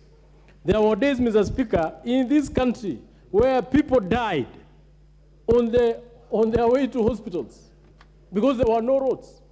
People die on the roadsides because the road is not there. Maybe it is a very rainy season. People are being carried by gunias to the hospitals. There were days, Mr. Speaker, when we used to have children named Kipto, Kibor. Why, Mr. Speaker? Because they were born on the roadsides. Because the hospitals were not there. Because the roads were not good. Mr. Speaker, this is history. It is no longer there. I don't understand, Mr. Speaker, why we are fighting over something which is going towards assisting the people of this country. Why is our country and many African countries are backward? It's because people do concentrate on matters that do not matter, that are not important to the development of the society. Instead of vigilating on billions of money which is being spent anyhow, carelessly, people are vigilating on money that is helping the poor in this country. Instead of arresting big, corrupt individuals, we are fighting over small allocations to the poor. Mr. Speaker, I don't want to say much. I just want to say it is the responsibility of this House so that we will not also be whining day and night. Article 95, Article 94, Mr. Speaker, and Article 96 give this House the powers to legislate, to make any law in this country, Mr. Speaker. And I think it is now our responsibility to ensure that we amend the Constitution, entrench the CDF and GCDF in the Constitution, so that even the generations, it may not even be for the current generation, Mr. Speaker, but we also need to be, to ensure that the next generations benefit from the amendment of this Constitution. Mr. Speaker, law was created to help man, not the other way around.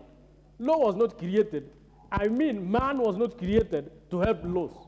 Laws were created to help men and women. Mr. Speaker, that is why we are in this House. We are in this House to amend the law. That law was meant to help us. And if there are some sections in that particular Constitution which are not helpful to the humanity, Mr. Speaker, it is our responsibility to amend it. And I'm urging members, let us stop whining. Let us put our efforts on the amendment of this particular Constitution. The committee, the ad hoc committee, which has been picked, Mr. Speaker, I'm only urging them, just do your responsibilities, even in 30 days, but ensure you go to every village, every corner in this country.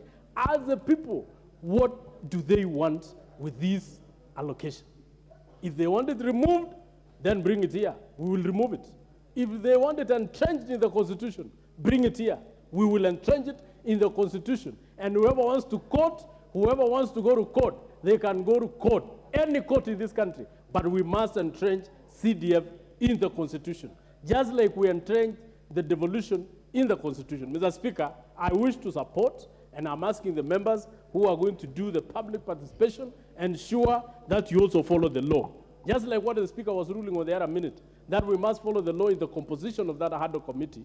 We also must follow the law in the public participation and collecting views from Kenyans. Mr. Speaker, I support and I wish to support. Thank you.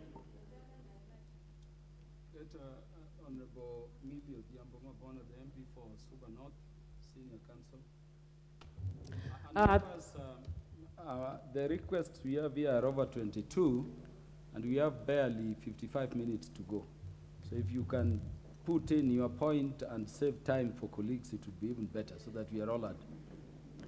Thank you, Mr. Speaker. I'll try and be brief so that other members can also get an opportunity. Mr. Speaker, while we are discussing here, I've noticed one of my friends on Facebook called Mtumishi Koroso is asking why the discussion on NGCDF by members of parliament is very emotive. In fact, he has made a reference to Lillian and saying Honorable Lillian Gogo, why she's very emotive. And I want to say that the reason why this is emotive is because we deal directly with members of the public, and like him, he deals with people on Facebook, but we deal directly with members of the public. Mr. Speaker, I can actually cite a case in my own constituency where people used to ask me to contribute to funerals, and I'd give very little, sometimes at most 500, but usually only 3,000 shillings. And at one point, actually, somebody asked somebody, why should I be giving such little money that will not help? But then I actually underwent a transformative situation that made me realize that that little money to me means the whole world to somebody. Mr. Speaker, I was actually told to visit a home where a woman had died the night before in Rusinga Island on Gumba Hills. And when I went there, I found that the body had been there for a day. It was covered by a net that was donated by UNICEF because they were not able to provide any preservative. They were not able to afford a coffin, even of 3,000 shillings. Mr. Speaker, they were not able to take this body to the morgue. The woman had 3 children, and these are the only people who are surviving even in the larger family. She had 3 children. The eldest was 14 years old. Mr. Speaker, I think a lot of us do not understand the kind of situations that we deal with on a day-to-day basis. We are dealing with the desperately poor people who cannot raise 3,000 shillings to bury. People who cannot raise 500 shillings to buy unga. And you want to argue with us on Facebook. Sometimes these posh Kenyans on Facebook, sometimes when they find me in a good mood, I abuse them. When I'm in a bad mood, I block them. Because they need to go back to the ground and discover what Kenya is all about. Because CDF has helped so many people and continues to help. Mr. Speaker, the reason why I even interrupted my good friend, Honorable Florence, when she was speaking, is that the challenge we have in relation to CDF is a lot of misinformation. A lot of people think that as a member of parliament, you just go to your constituency and say, give me 1 million there for CDF. Nobody is going to give you any money. CDF has a board, which is in Nairobi. That board is the one that actually then sets up a committee, which is passed in parliament, and then they set up and hire people that then work for CDF. Maybe members may actually, the way we do even have influence over appointment of PSS and other people, we may put in a word, and that is normal in life. But on the whole, CDF is one of the best structured and best managed funds in the whole country. And I want to encourage the organization called TISA, that sometimes those of us who come from civil society, we are very genuinely accused of being elitist, because sometimes we are. I come from a civil society background, and we need to understand that sometimes we are elitist. That's why people don't take us seriously. Go back home and understand how CDF is transforming lives. Right now, because the money for CDF has delayed, there are so many people in our own constituencies that have dropped out of universities that have not gone.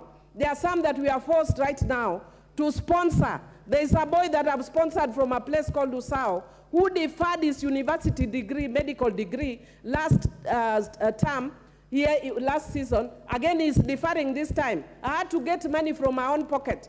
How many people can members of parliament sponsor from their own pockets? So, Mr. Speaker, it reached a point where I had to say, I can't do anymore. But CDF does that to individuals that are suffering like that. As members of parliament, we can give recommendations when you see situations like that. Mr. Speaker, the other thing that I would want to say is when this committee is finally constituted, what I would want to encourage them to look at very carefully is the principle of separation of powers and how they are going to deal with it in their amendment. Because if we do not look at it carefully, the way we are looking at the issue of separation of powers, then the issue of the basic structure concept, which I so dislike, might just rear its ugly head again. So I would want to encourage members who want this passes that they need to look at it and also look at it vis-a-vis the principles and values that are contained in Chapter 10 of our Constitution, that talks about equity, that talks about non-discrimination, that talks about fairness. Where is the fairness when poor people are suffering, and then we want to argue? I want to thank Honorable Lillian that she was very emotive and she was saying, who has cursed Kenyans? It is not Kenyans. I want to ask, who is cursing Africans? When something good finally happens in Africa, then us in Kenya, we want to kill it. Everywhere I go, in every country, I used to be a member of Pan-African Parliament. I interact with several members from other African countries. People want to know how we are managing CDF. Zambia is doing very well with it, and perhaps only Kenya. And everybody else wants to see, because it's transforming lives. Mr. Speaker, I almost called names, but let me withdraw. Let it go inside. But Mr. Speaker, you have people who do not understand what's going on. And they're asking you, why should you have CDF? Mr. Speaker, what used to happen is once that CDF, when we didn't have CDF, what used to happen is that honorable members of parliament would be queuing at the executive, asking for money. Now I don't have to go and queue anywhere to ask for money. Then it gives us the power and authority to be able to deal as honorable members. Even as opposition, I can deal without going to line and queue anywhere. It gives me my independence. And Mr. Speaker, I want to conclude and even encourage my good friend Alice. I know she was out last time, so she doesn't know. I'm actually exercising my own gratitude, or not gratitude, my fairness, to cede my time, because it is not by law. So I'm actually rushing. If you notice, I'm actually rushing. So I'm actually ceding my time so that you can also have time. But in concluding, Mr. Speaker, I want to say that as members, it doesn't matter whether you are in UDA, whether you are in ODM. If you don't have CDF, you are going home early in the morning, because your people will have no confidence in you, whether we are giving it out or not. Let us have a kamkunji before we go. And we want to tell the executive, release the money for CDF, otherwise you'll deal with the wrath of the members of this house. Let the president learn what Honorable Uhuru Muigai Kenyatta did not learn last time. The way he dealt with the members of parliament cost him a lot. So we want to tell this president, if he's joking, he will deal with our wrath across the board. With those few remarks, I want to support and urge these members not to spare anything or anyone. Thank you. Is the chair of the National Assembly Select Committee on CDF in the House? Contribute and when Mike, you do Mike. that. We can't hear you, Chair. Yeah, I was asking whether the chair of the National Assembly Select Committee, so there is a problem. The speaker's mic is not working. I'm now audible. Yes, so as you contribute, Honorable Musa Sirma, also explain to the nation why CDF has not been disbursed.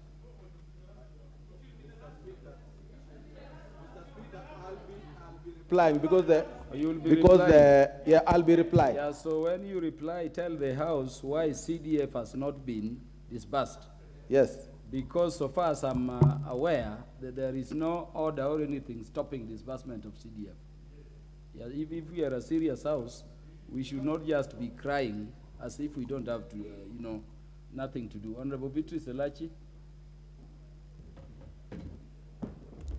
Thank you, Mr. Speaker. I also rise to support, but more importantly, to thank the leadership, both the majority leader and the minority, for ensuring now that this committee is indeed incomplete and within our guidelines of our standing orders. But having said that, Mr. Speaker, I just want to pick on so that I contribute very fast and say that, as you say, Mr. Speaker, I think the House should first of all proceed to continue to do what they need to do and ensure disbursement of CDF is done. Because the ruling of the Supreme Court was a ruling that was dealt with the CDF Act of 2013.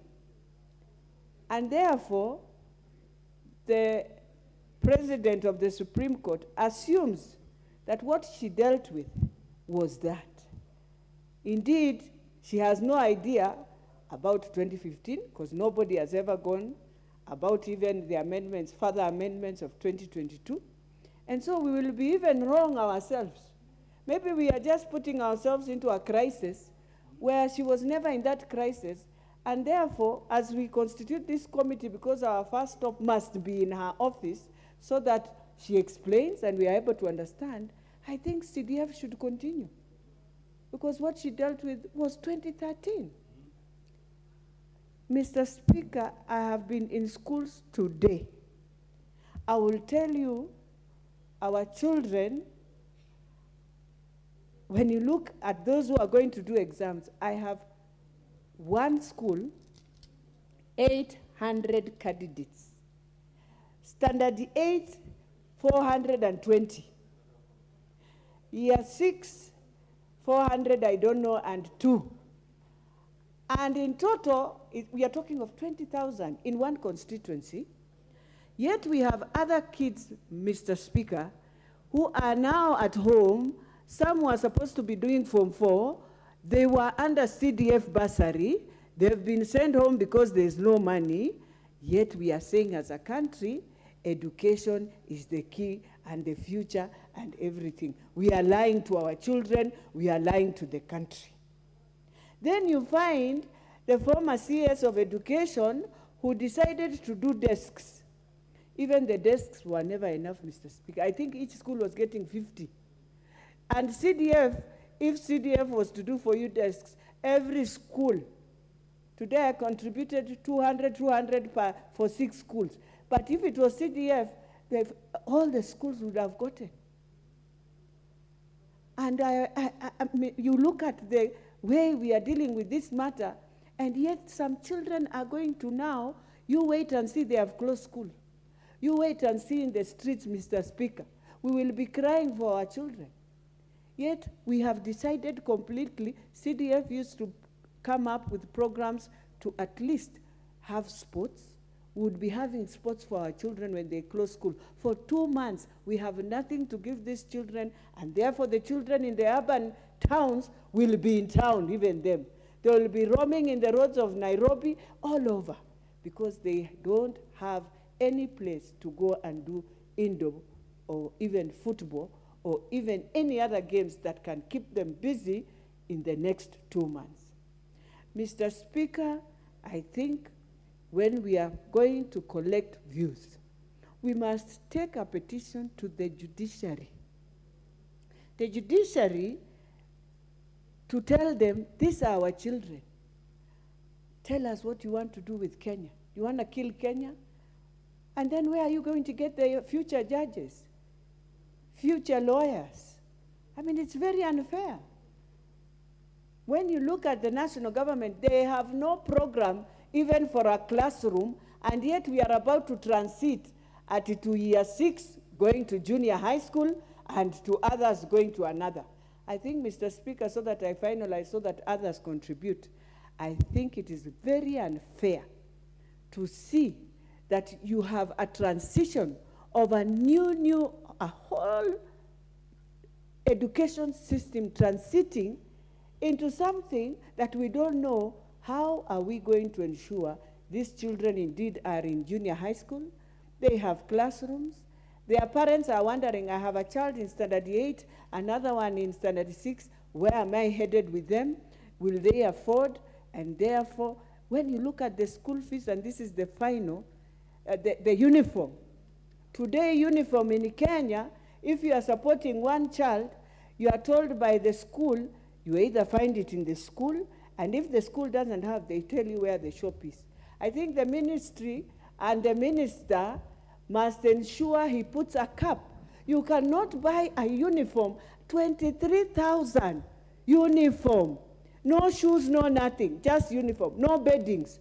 Mr. Speaker, I beg to say this House must be very serious, and we must put a cap also on uniforms, and we must open up that parents can go to Kenya School of Uniform to also get uniform. I beg to support. Thank you, Mr. Speaker. Is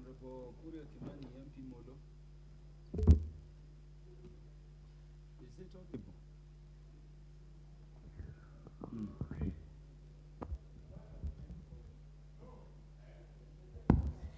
Thank you, Honorable Speaker, for giving me this opportunity to contribute to this discussion. Mr. Speaker, it's very quite unfortunate that this afternoon we are spending all this time debating about only 2.5% of the ordinary revenue of the government of Kenya.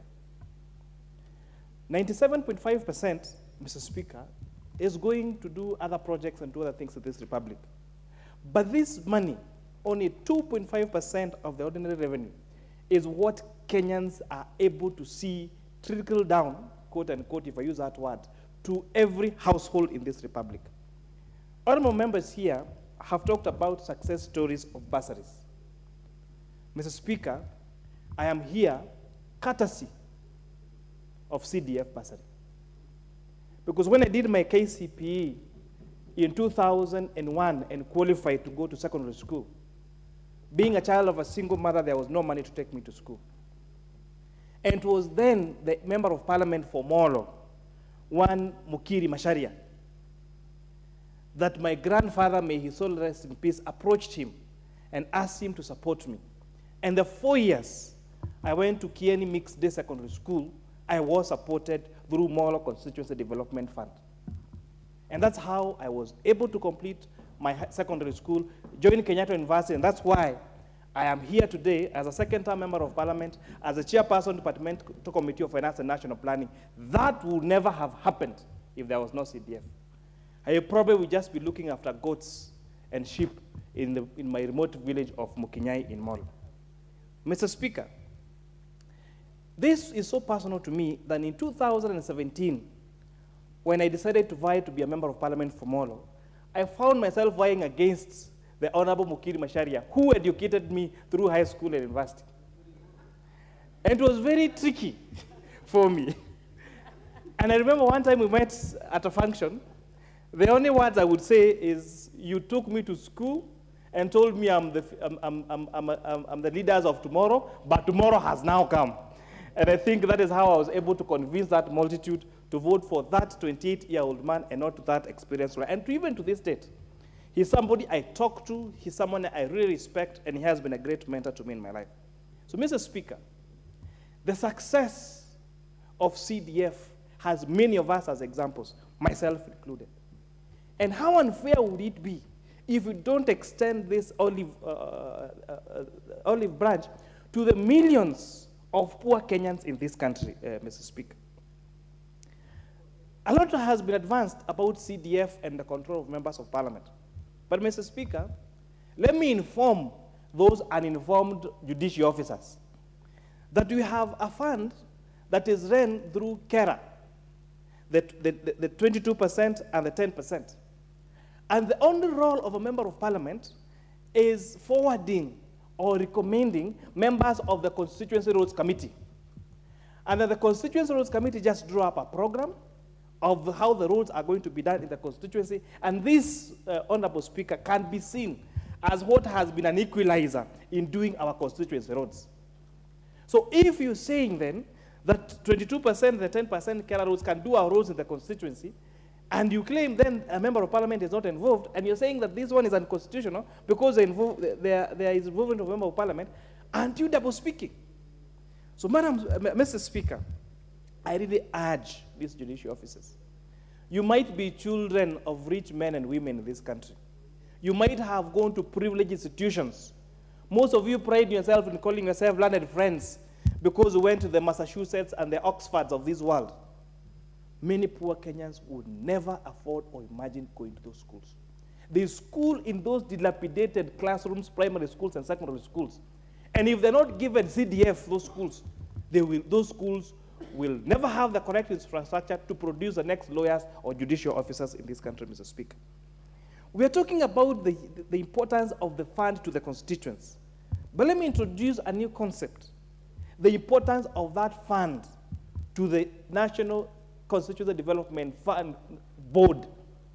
Because we have a whole board in this country with an infrastructure, with a total of 391 employees that are directly employed by the board. We have an average of 6 employees employed in each of the 290 constituencies, which is an additional 1,740 Kenyans. So you add to the 391 of the board, you have 2,111 Kenyans that are going to lose their jobs if this action by this court is implemented.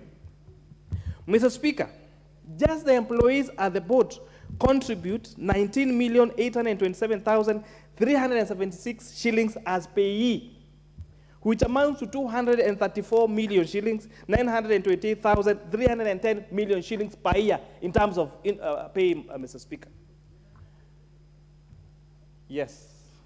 Need I remind you I'm a CPA, Honorable Zachary Thuku.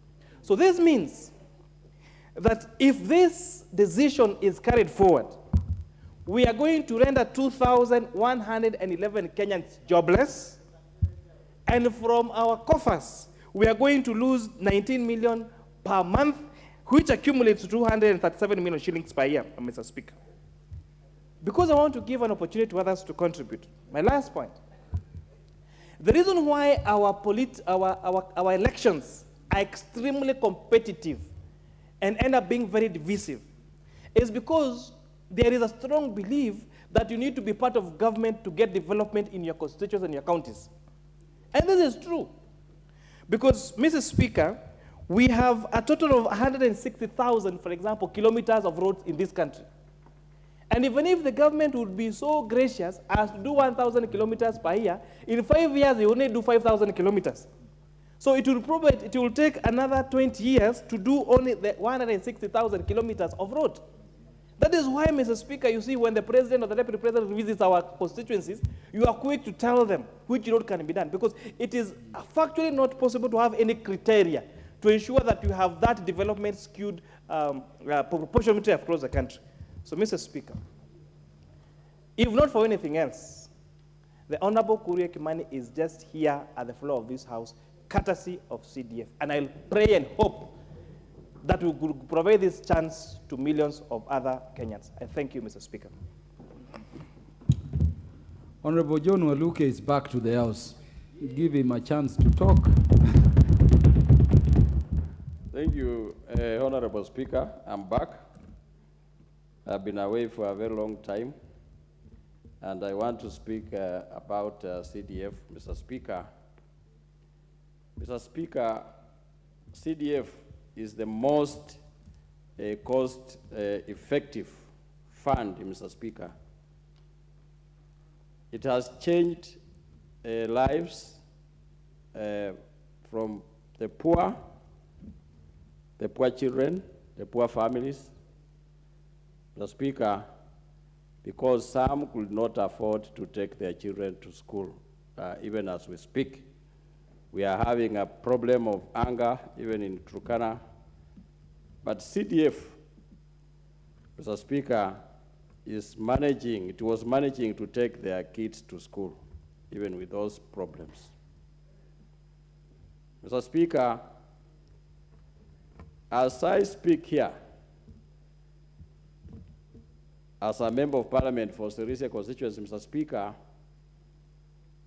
I caught my constituency with 91 primary schools.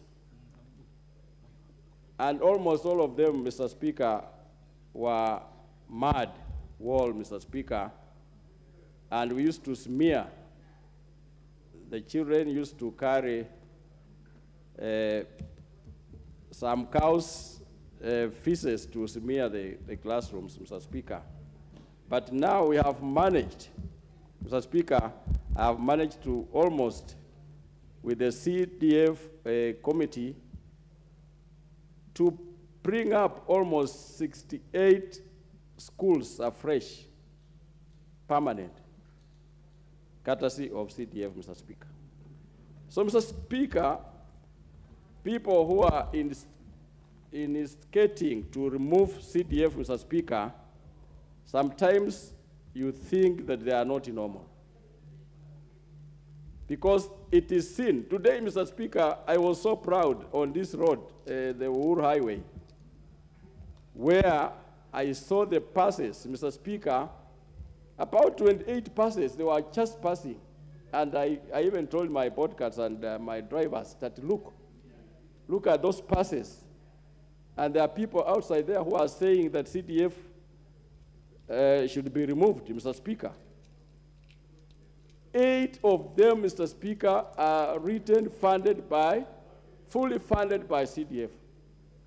And I was very proud as a member of parliament. Mr. Speaker, the poor children from poor families, where we come from, Mr. Speaker, have really benefited because some of them, Mr. Speaker, have been given full bursary. Like in my constituency, Mr. Speaker, every year I sponsor full bursary for 61 students, private students from poor families, to give them full scholarship. And this is, Mr. Speaker, without CDF, NG CDF, Mr. Speaker, those children could not make it to go to even high schools or universities. But some of them, Mr. Speaker, or many of them have gone through to the universities, courtesy of CDF. Every time, Mr. Speaker, we have been having problems as a house, as a country. We blame ourselves as members of parliament, Mr. Speaker, because we are the lawmakers.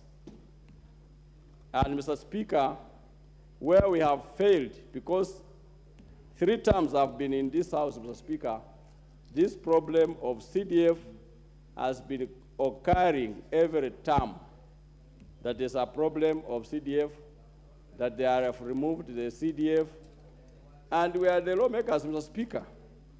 This is now the time, and let it be the last time, Mr. Speaker, for us as a House to make sure that we amend the laws. We change and amend the laws in the Constitution that allow CDF money to be used, Mr. Speaker. Mr. Speaker, this money is taxpayers' money. And those poor women in the rural, Mr. Speaker, and poor men are the taxpayers. So their children are supposed to learn. They are supposed to go to school, Mr. Speaker. And being taxpayer, this money is not, we are there just to manage. Even Treasury manages this money for these people, these poor women, Mr. Speaker. And therefore, it has taken long because many children have come back home.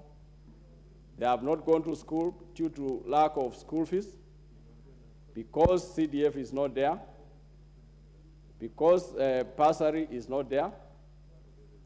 But with the committee that has been constituted today, Mr. Speaker, it needs to hurry up. I know they are going to take long going around the whole country, Mr. Speaker, getting public participation. But, Mr. Speaker, when they come back, Treasury should release billions of money because they have been saving money on their account for CDF, Mr. Speaker. Therefore, Mr. Speaker, there will be no complaint for them to say that the court stopped CDF bursary or CDF. Mr. Speaker, this is their time almost from last year, from the time we went to elections up to date. Mr. Speaker, they have got enough money and enough time to make sure that the money should be released with immediate effect, Mr. Speaker. Mr. Speaker, many countries have come to this country, Mr. Speaker, to our country to learn how we use CDF. How can CDF be used? Because they hear that Kenya have a fund called CDF. Lastly, before we went to elections, I saw Uganda were here, members of parliament from Uganda to come and to learn, to see how CDF is utilized. So we are proud, Mr. Speaker, because maybe in Africa, it is Kenya that started this fund of CDF, and other countries are learning from us. So we need to continue, not that they come to learn from us here, and then we remove ours.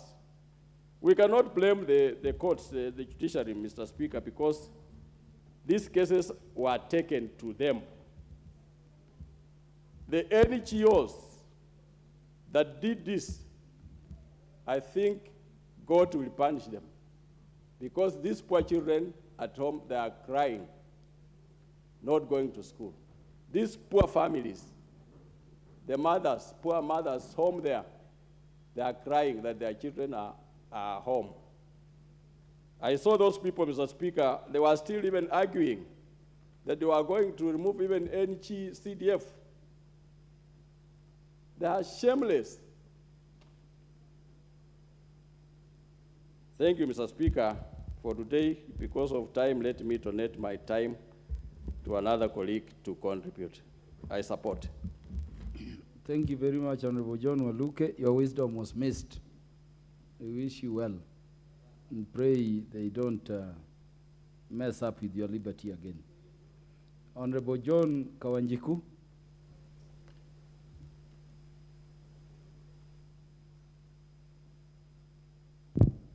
Thank you, Honorable Speaker, for giving me this opportunity so that I can contribute to such great, important matters of our republic and the matter that concern the people that we represent. Mr. Speaker, may I take this opportunity to say that, first of all, the NGO that took the matter to court, and also the judges that made that ruling on that particular time, it is actually against, I'm even looking for better words to describe them, because I think they live in an illusional world whereby they don't understand whatever happens to the common mwananchi in our constituency.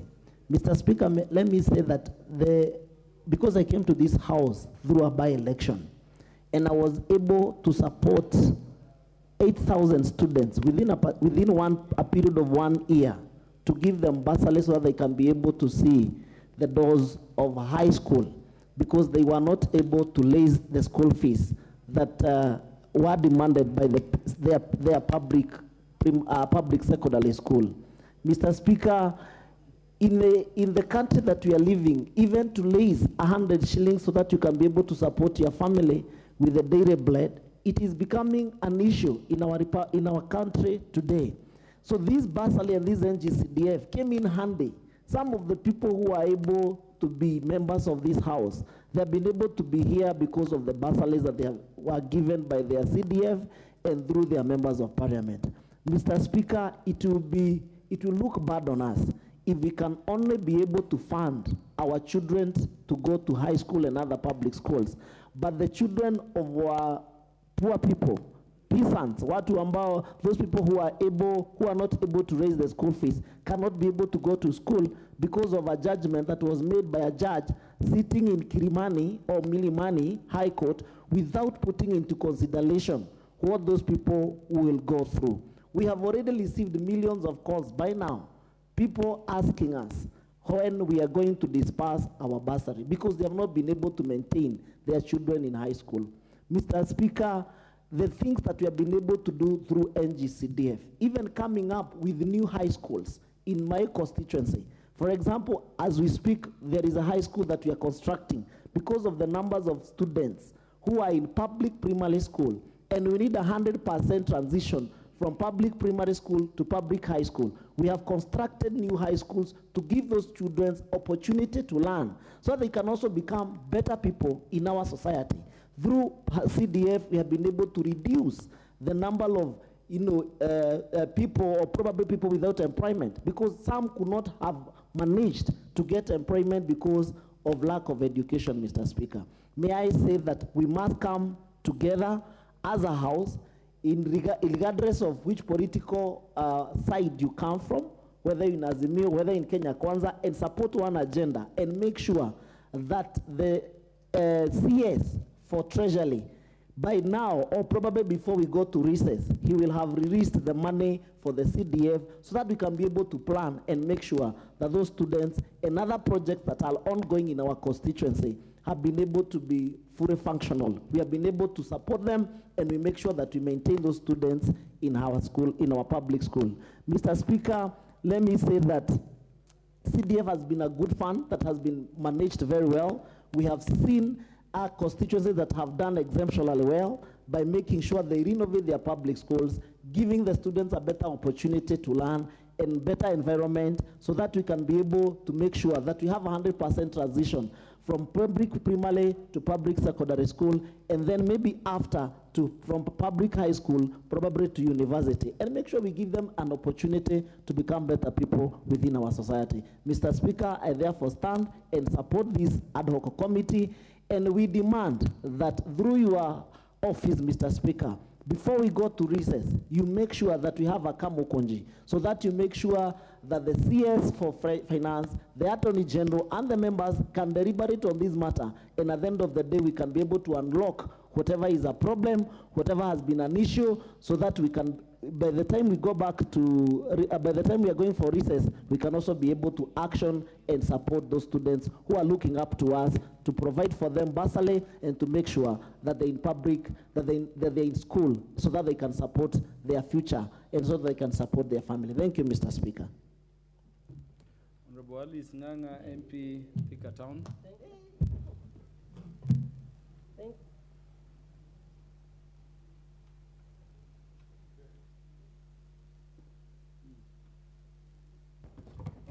Thank you, Madam Speaker. Mr. Speaker, sorry. Thank you, Mr. Speaker, for giving me this opportunity to contribute to this important matter pertaining to CDF. Madam Speaker, Mr. Speaker, sorry, Mr. Speaker, I came back to this house. When did you change the gender? No, sorry. Sorry, Mr. Speaker. Maybe it is because I'm a madam, I'm assuming, sorry, Mr. Speaker. Mr. Speaker, you know we were together in the duration of 2013-2017, and I never came back for the 12th Parliament, and I am back here, the 13th Parliament. And I want to tell you, Mr. Speaker, I am here courtesy of CDF because of the bursaries that I awarded those students from Thika constituency. Mr. Speaker, right now as we speak, my offices has bulk and bulk of forms of bursaries because most of the students never even resumed back to school this term because of lack of school fees. Mr. Speaker, as we speak right now, I built, when I was a member of parliament, a divisional headquarters, police divisional headquarters in a place called Goriba. And the level, that time, the level of insecurity, there was so much insecurity in that area. Right now, among all my wards, that is the only wards, the security matters is not a problem anymore. As we speak right now, Mr. Speaker, I think the people who went to court, that NGO, I think they are Aryans, they don't live in Kenya. Because if they do live in Kenya, they should have experienced what parents are going through. And I think people assume that CDF belongs to member of parliament, like we use this money as we wish. What they don't understand is a board that assign those projects to be undertaken at our constituency levels. And that is where I am saying, Mr. Speaker, that we need to discuss this matter without fearing anybody. Because as we speak right now, every member of parliament, we have our own money. We are employed by our by Parliamentary Service Commission, but we were hired by the members of our constituency. Right now, as we have our salary, but those people who we represent, they have nothing. We know right now that our country is experiencing a hunger. There's no food, leave alone money to take children to school. And if we sit down here lamenting and crying without having a way forward, we are the ones who are going to lose. The people who really believed in us, the people who brought us to this house are suffering back at home. And that is why I'm saying we cannot go back home. We are going for a recess. What are we taking back home? What are we going to tell the people who send us to come to this parliament? What are we going to tell them? That there's somebody somewhere seated who doesn't want to release this money. They will not understand because they gave us all the power. Remember, we are representative of the people who elected us, and that is why we are here. Now going back home to tell them there's somebody seated somewhere who went to court so that the money cannot be released, they will not understand. And that's why I'm saying, even, I know we have an ad hoc committee that has been formed today, but moving forward, as the entire, across the house, Kenya Kwanza and Azimio, we need to come together. Make sure that this matter, we discuss it. Whoever we need to bring on board, the Attorney General, the Cabinet Secretary, we need to bring them on board, and they explain to us the reason as to why money has not hit the accounts at the CDF level to make sure that programs start running. You know, the parents are going for a long holiday, the Christmas holiday, and they are looking forward in January to taking their children back to school. Now, why are we giving them stress that the children now are at home, they close school, apart from the class 8 and grade 6 and Form 4s who are sitting for the exams. The rest are already at home. What are we going to tell these parents when they are taking this grade 6 to grade 7 and this class 8 to Form 1 and those ones who are in Form 4 when they'll be joining the university? That we tell them there is no money only because the Cabinet Secretary for Finance Treasury has not released the money. They need to release the money, and then we say here at the floor of the house, Kesi Badai. Let us case that case already when the money is already at the constituency level. But we cannot sit here debating, and we are not taking any action to make sure that our CDF money is at the constituency level. And because of those people who don't understand, I need to inform them that as for the projects that we do with CDF, it is the board that come up with those projects, and they fund those projects. We are only patrons to this money. We are only there to assist and to foresee that everything is running smoothly at our constituency level. And we also need to inform them that nowhere at any given time does the member of parliament come into hand or touch these funds. Our work is only to go there, make sure that the bursaries are awarded to those vulnerable children from our constituencies, or we are building police posts and divisional headquarters, or starting a new school like I started Thika Girls Karibaribi, that I started with only 80 students. And as we speak today, we have 1,000 students, and right now, as we're speaking, 250 are sitting for the exam from 4 exams. That is what CDF does to this country.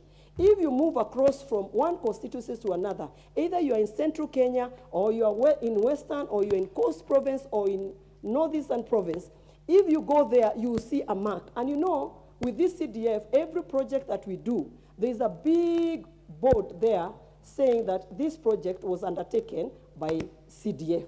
So those people who are seated somewhere who think they can run to court and deny the Kenyan people the opportunity to be given services by the members of parliament, they are wrong, and we are not going to condone them. We are telling them, waachane na sisi, sisi tunataka watoto wasome, sisi tunataka kujenga mashule, sisi tunataka kununua madawati, sisi tunataka kuweka, we want also to make sure that we have dining halls in our schools. Thank you, Mr. Speaker, for this opportunity, and I pray before we break on 2nd of December that we are sitting down to make sure that this CDF, we were given 3 months. 3 months can also be 2 weeks. Thank you very much, Mr. Speaker. Thank you for the opportunity. Honorable Okume Adepo, on account of disability, MP for Karachuonyo.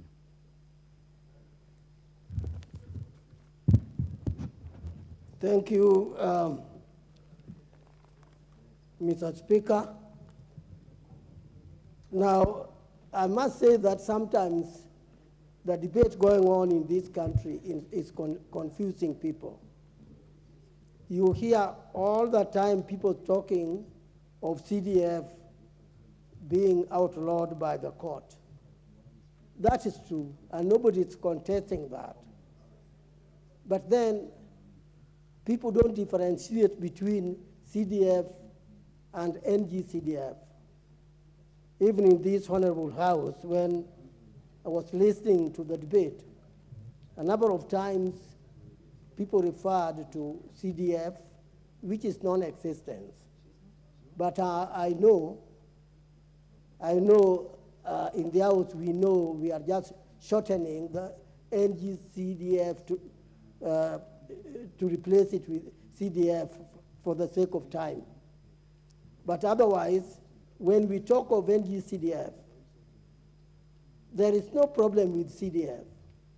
No court has ever given any judgment against NGCDF. Judgment was against CDF.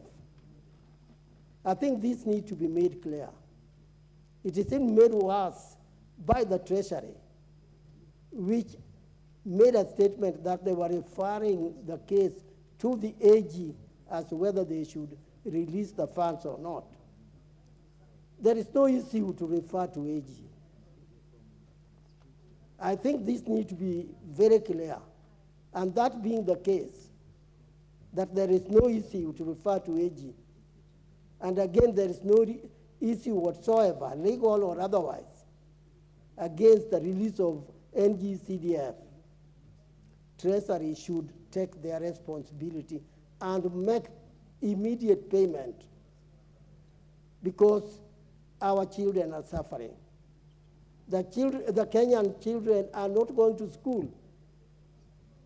Mr. Speaker, let me just remind you of what you know, that we have gone through a hard time when COVID-19 attacked the nation and the schools were all closed. They came back 2021, and they progressed with their education up to sometime this year. But then from August, when they started the term, which I think is the last one for the year, they were again not able to get any money to pay fees. The mothers, the fathers are crying. I wish any of these people delaying the payment could know how much tears women shed and their husbands as well. In fact, it's pathetic. Every day, and I'm sure all the MPs here go through the same process. Every day, you get not requests, but you get cry. People are crying that their children are staying with them. If you see somebody crying for the future of his or her child, know that that person is in a problem. Yes, we are soon going for recess. I don't know how we are going to find ourselves in an area where everybody comes to you crying. Some of them bring 2, 3 children, telling you that these children did not go to school. Are they going to remain home again when the year starts? Order, Honorable Andrew Adipo.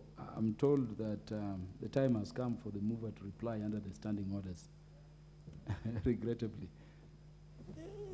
Mover.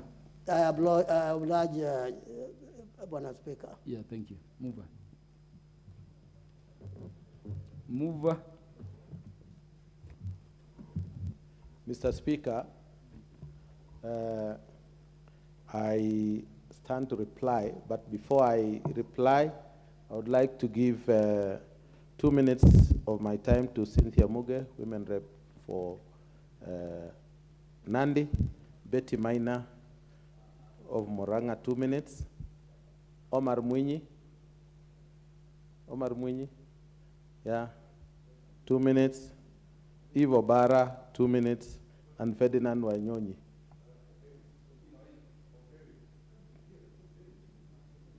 Two minutes. Okay, so yes, turn down. So start. So, Honorable Cynthia Muge.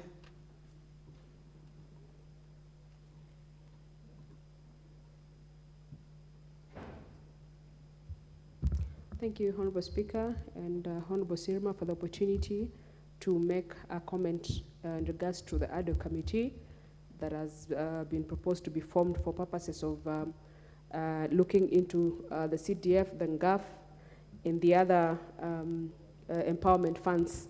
Honorable Speaker, I stand in support of the said ADO committee. It should have happened earlier, Honorable Speaker.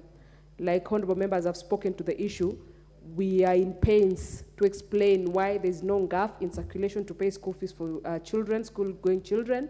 We are at pains to explain why CDF is not yet here for it to pay school fees for children.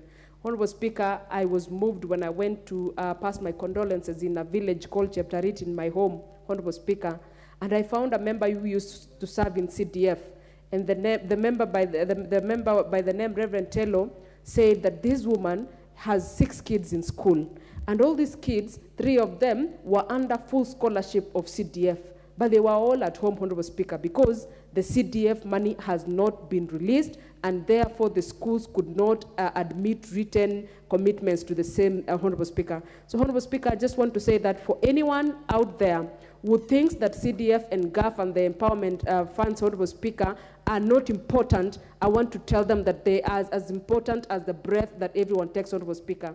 They are important for those children and those people who depend on it to be able to school and to be able to have good facilities. So, Honorable Speaker, I support this motion and I urge the honorable members to support it. Thank you, Honorable Speaker. Honorable Betty Maina.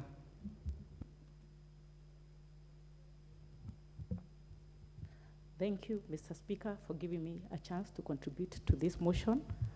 I want to stand and make a very deliberate comment that most of the members of parliament in this house are parents who are capable of paying their children's school fees without struggle.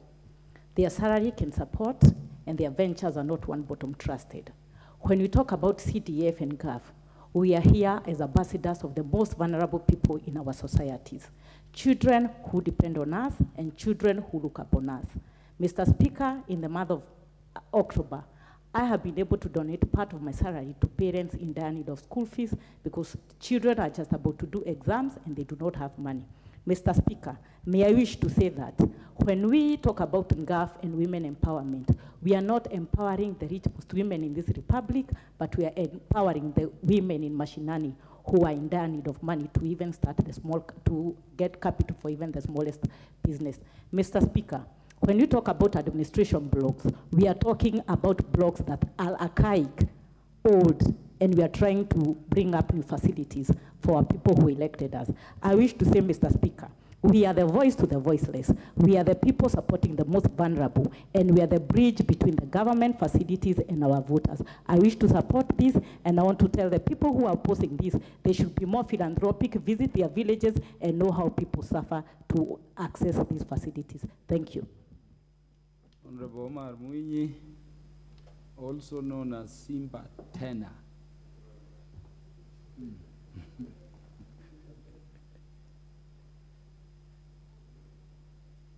Thank you, Mr. Speaker. First of all, I want this House to know that we are not debating about CDF on our own behalf. We are actually representing the voices of our people in the constituents. They are the ones who are yearning for CDF, not the MPs. Mr. Speaker, if people want to believe that CDF is the only thing that makes members of parliament to be re-elected, it is also, the statistics are there, that almost 70% of members of parliament normally get voted out, despite the fact that CDF is there. So that should not actually be a matter to be considered. Thirdly, Mr. Speaker, CDF has taught people about public participation, real public participation. It has also ensured equitable distribution of resources in this country. If other countries in Africa, like Zambia, sometimes in 2015, they came here to benchmark after we introduced this idea to them. Tanzania as well. So I think if an idea is good, then it should actually be allowed to proceed. Finally, Mr. Speaker, I was looking forward to have inter-county sports, because sports in our country is actually dying out because of the FKF politics. But I'm sure if CDF is given more funds, we can have inter-county games, and perhaps this would actually ensure that our youth will be encouraged to participate in sports and perhaps become stars in the making. Mr. Speaker, thank you for giving me that opportunity. The Honorable Dr. Ivo Bara. Thank you very much, Mr. Speaker, and may I too add my voice to support the establishment of the ad hoc committee to go across the country and collect views from the people of Kenya on CDF and eventually entrenching it in the Constitution. Mr. Speaker, the benefits of CDF cannot be understated. What we have had here today are success stories of what CDF has done in the different areas of this country, ranging from nurseries, infrastructure development, such as laboratories, classrooms, name it. It is all about CDF. We have people in this room, MPs in this room, who have benefited from CDF, and they have given testimonies that they would not have gone to school had it not been for CDF. Thank you very much. I support once again, and thank you very much, Chairman, for giving me your 2 minutes. Thank you. Yeah, lastly, Honorable Abraham Kirwa for 2 minutes. Thank you again, Mr. Speaker, for this opportunity that you've given me to just contribute also to this ad hoc committee that is actually going to be going around the country to get views. I am in support, Mr. Speaker, for 2 reasons. One, actually CDF or NGCDF makes a difference in the lives of many, many Kenyans, especially in my constituency. I can tell you almost a half of the students who go to school depend on the bursaries from NGCDF. So by not allowing NGCDF to continue, that means most of the families will not afford to send students to school. So I'm asking those people who are behind these court cases, withdraw these court cases for the sake of this country.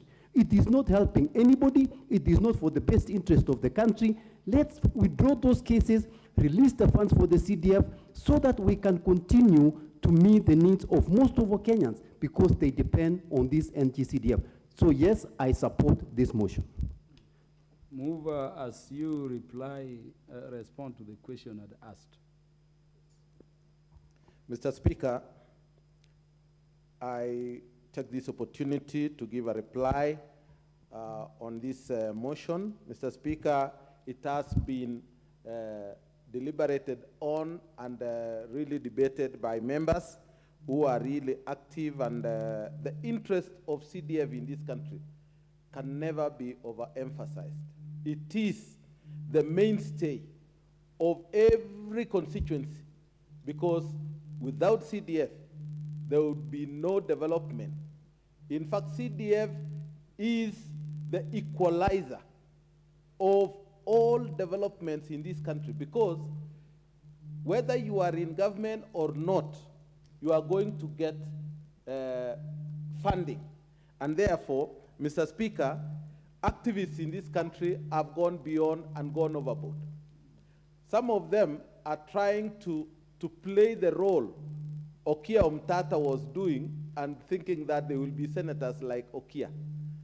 So I think it is time that they know that it is not activism which will develop this country. We need patriots in this country so that we can have a good country in terms of development. Mr. Speaker, as we go, as I am one of the members who are served in this house without CDF, in the 1997-2002 term, Mr. Speaker, we sold our properties, we gave everything we had so that our people could give us another chance to run, because we were paying or doing harambes for schools, funerals, and even bursaries to all schools. So I can assure you, this has brought, and it is a real change in terms of development in this country. Mr. Speaker, when you look at the development of CBC, as has been mentioned by many, nobody even talks about the wrong or the bad structures which has been put up by the Ministry of Education. Nobody even thinks or have a second opinion on it. They will just say, Serikali, the government has done it. And I want to say that we are being looked at so seriously, and we deliver, because it is good. It is good for you as a member to do it. Mr. Speaker, as you asked why the CDF has not been dispersed, Mr. Speaker, I want to say, I want to give notice and summon the CS of Treasury and the Attorney General next week to this chamber, so that every member can ventilate on issues touching on CDF, and then they should tell us what legal minds do they have which is different from Kenyans. The Supreme Court have gone ahead to do the wrong thing. And I think it is time also we need to punish them, Mr. Speaker, by actually denying them funding. Because why do they think that they are the only people who are supposed to get funding? Mr. Speaker, I think we need an all bipartisan approach in all matters in this country. Mr. Speaker, I beg to support and move and reply. Thank you. Thank you, Honorable Musa Sirma. I know how passionate you are. Several members are disappointed they did not have a chance to speak on this matter. But as the motion states, this matter is going to involve a lot of public participation, which will require even your views. I regret and unregister my apologies for the members who never got the chance, and I thank you for your patience. Because the House is not queried, the question on the motion will be put the next time it will be scheduled by the House Business Committee, and the House will be sitting. Order, members.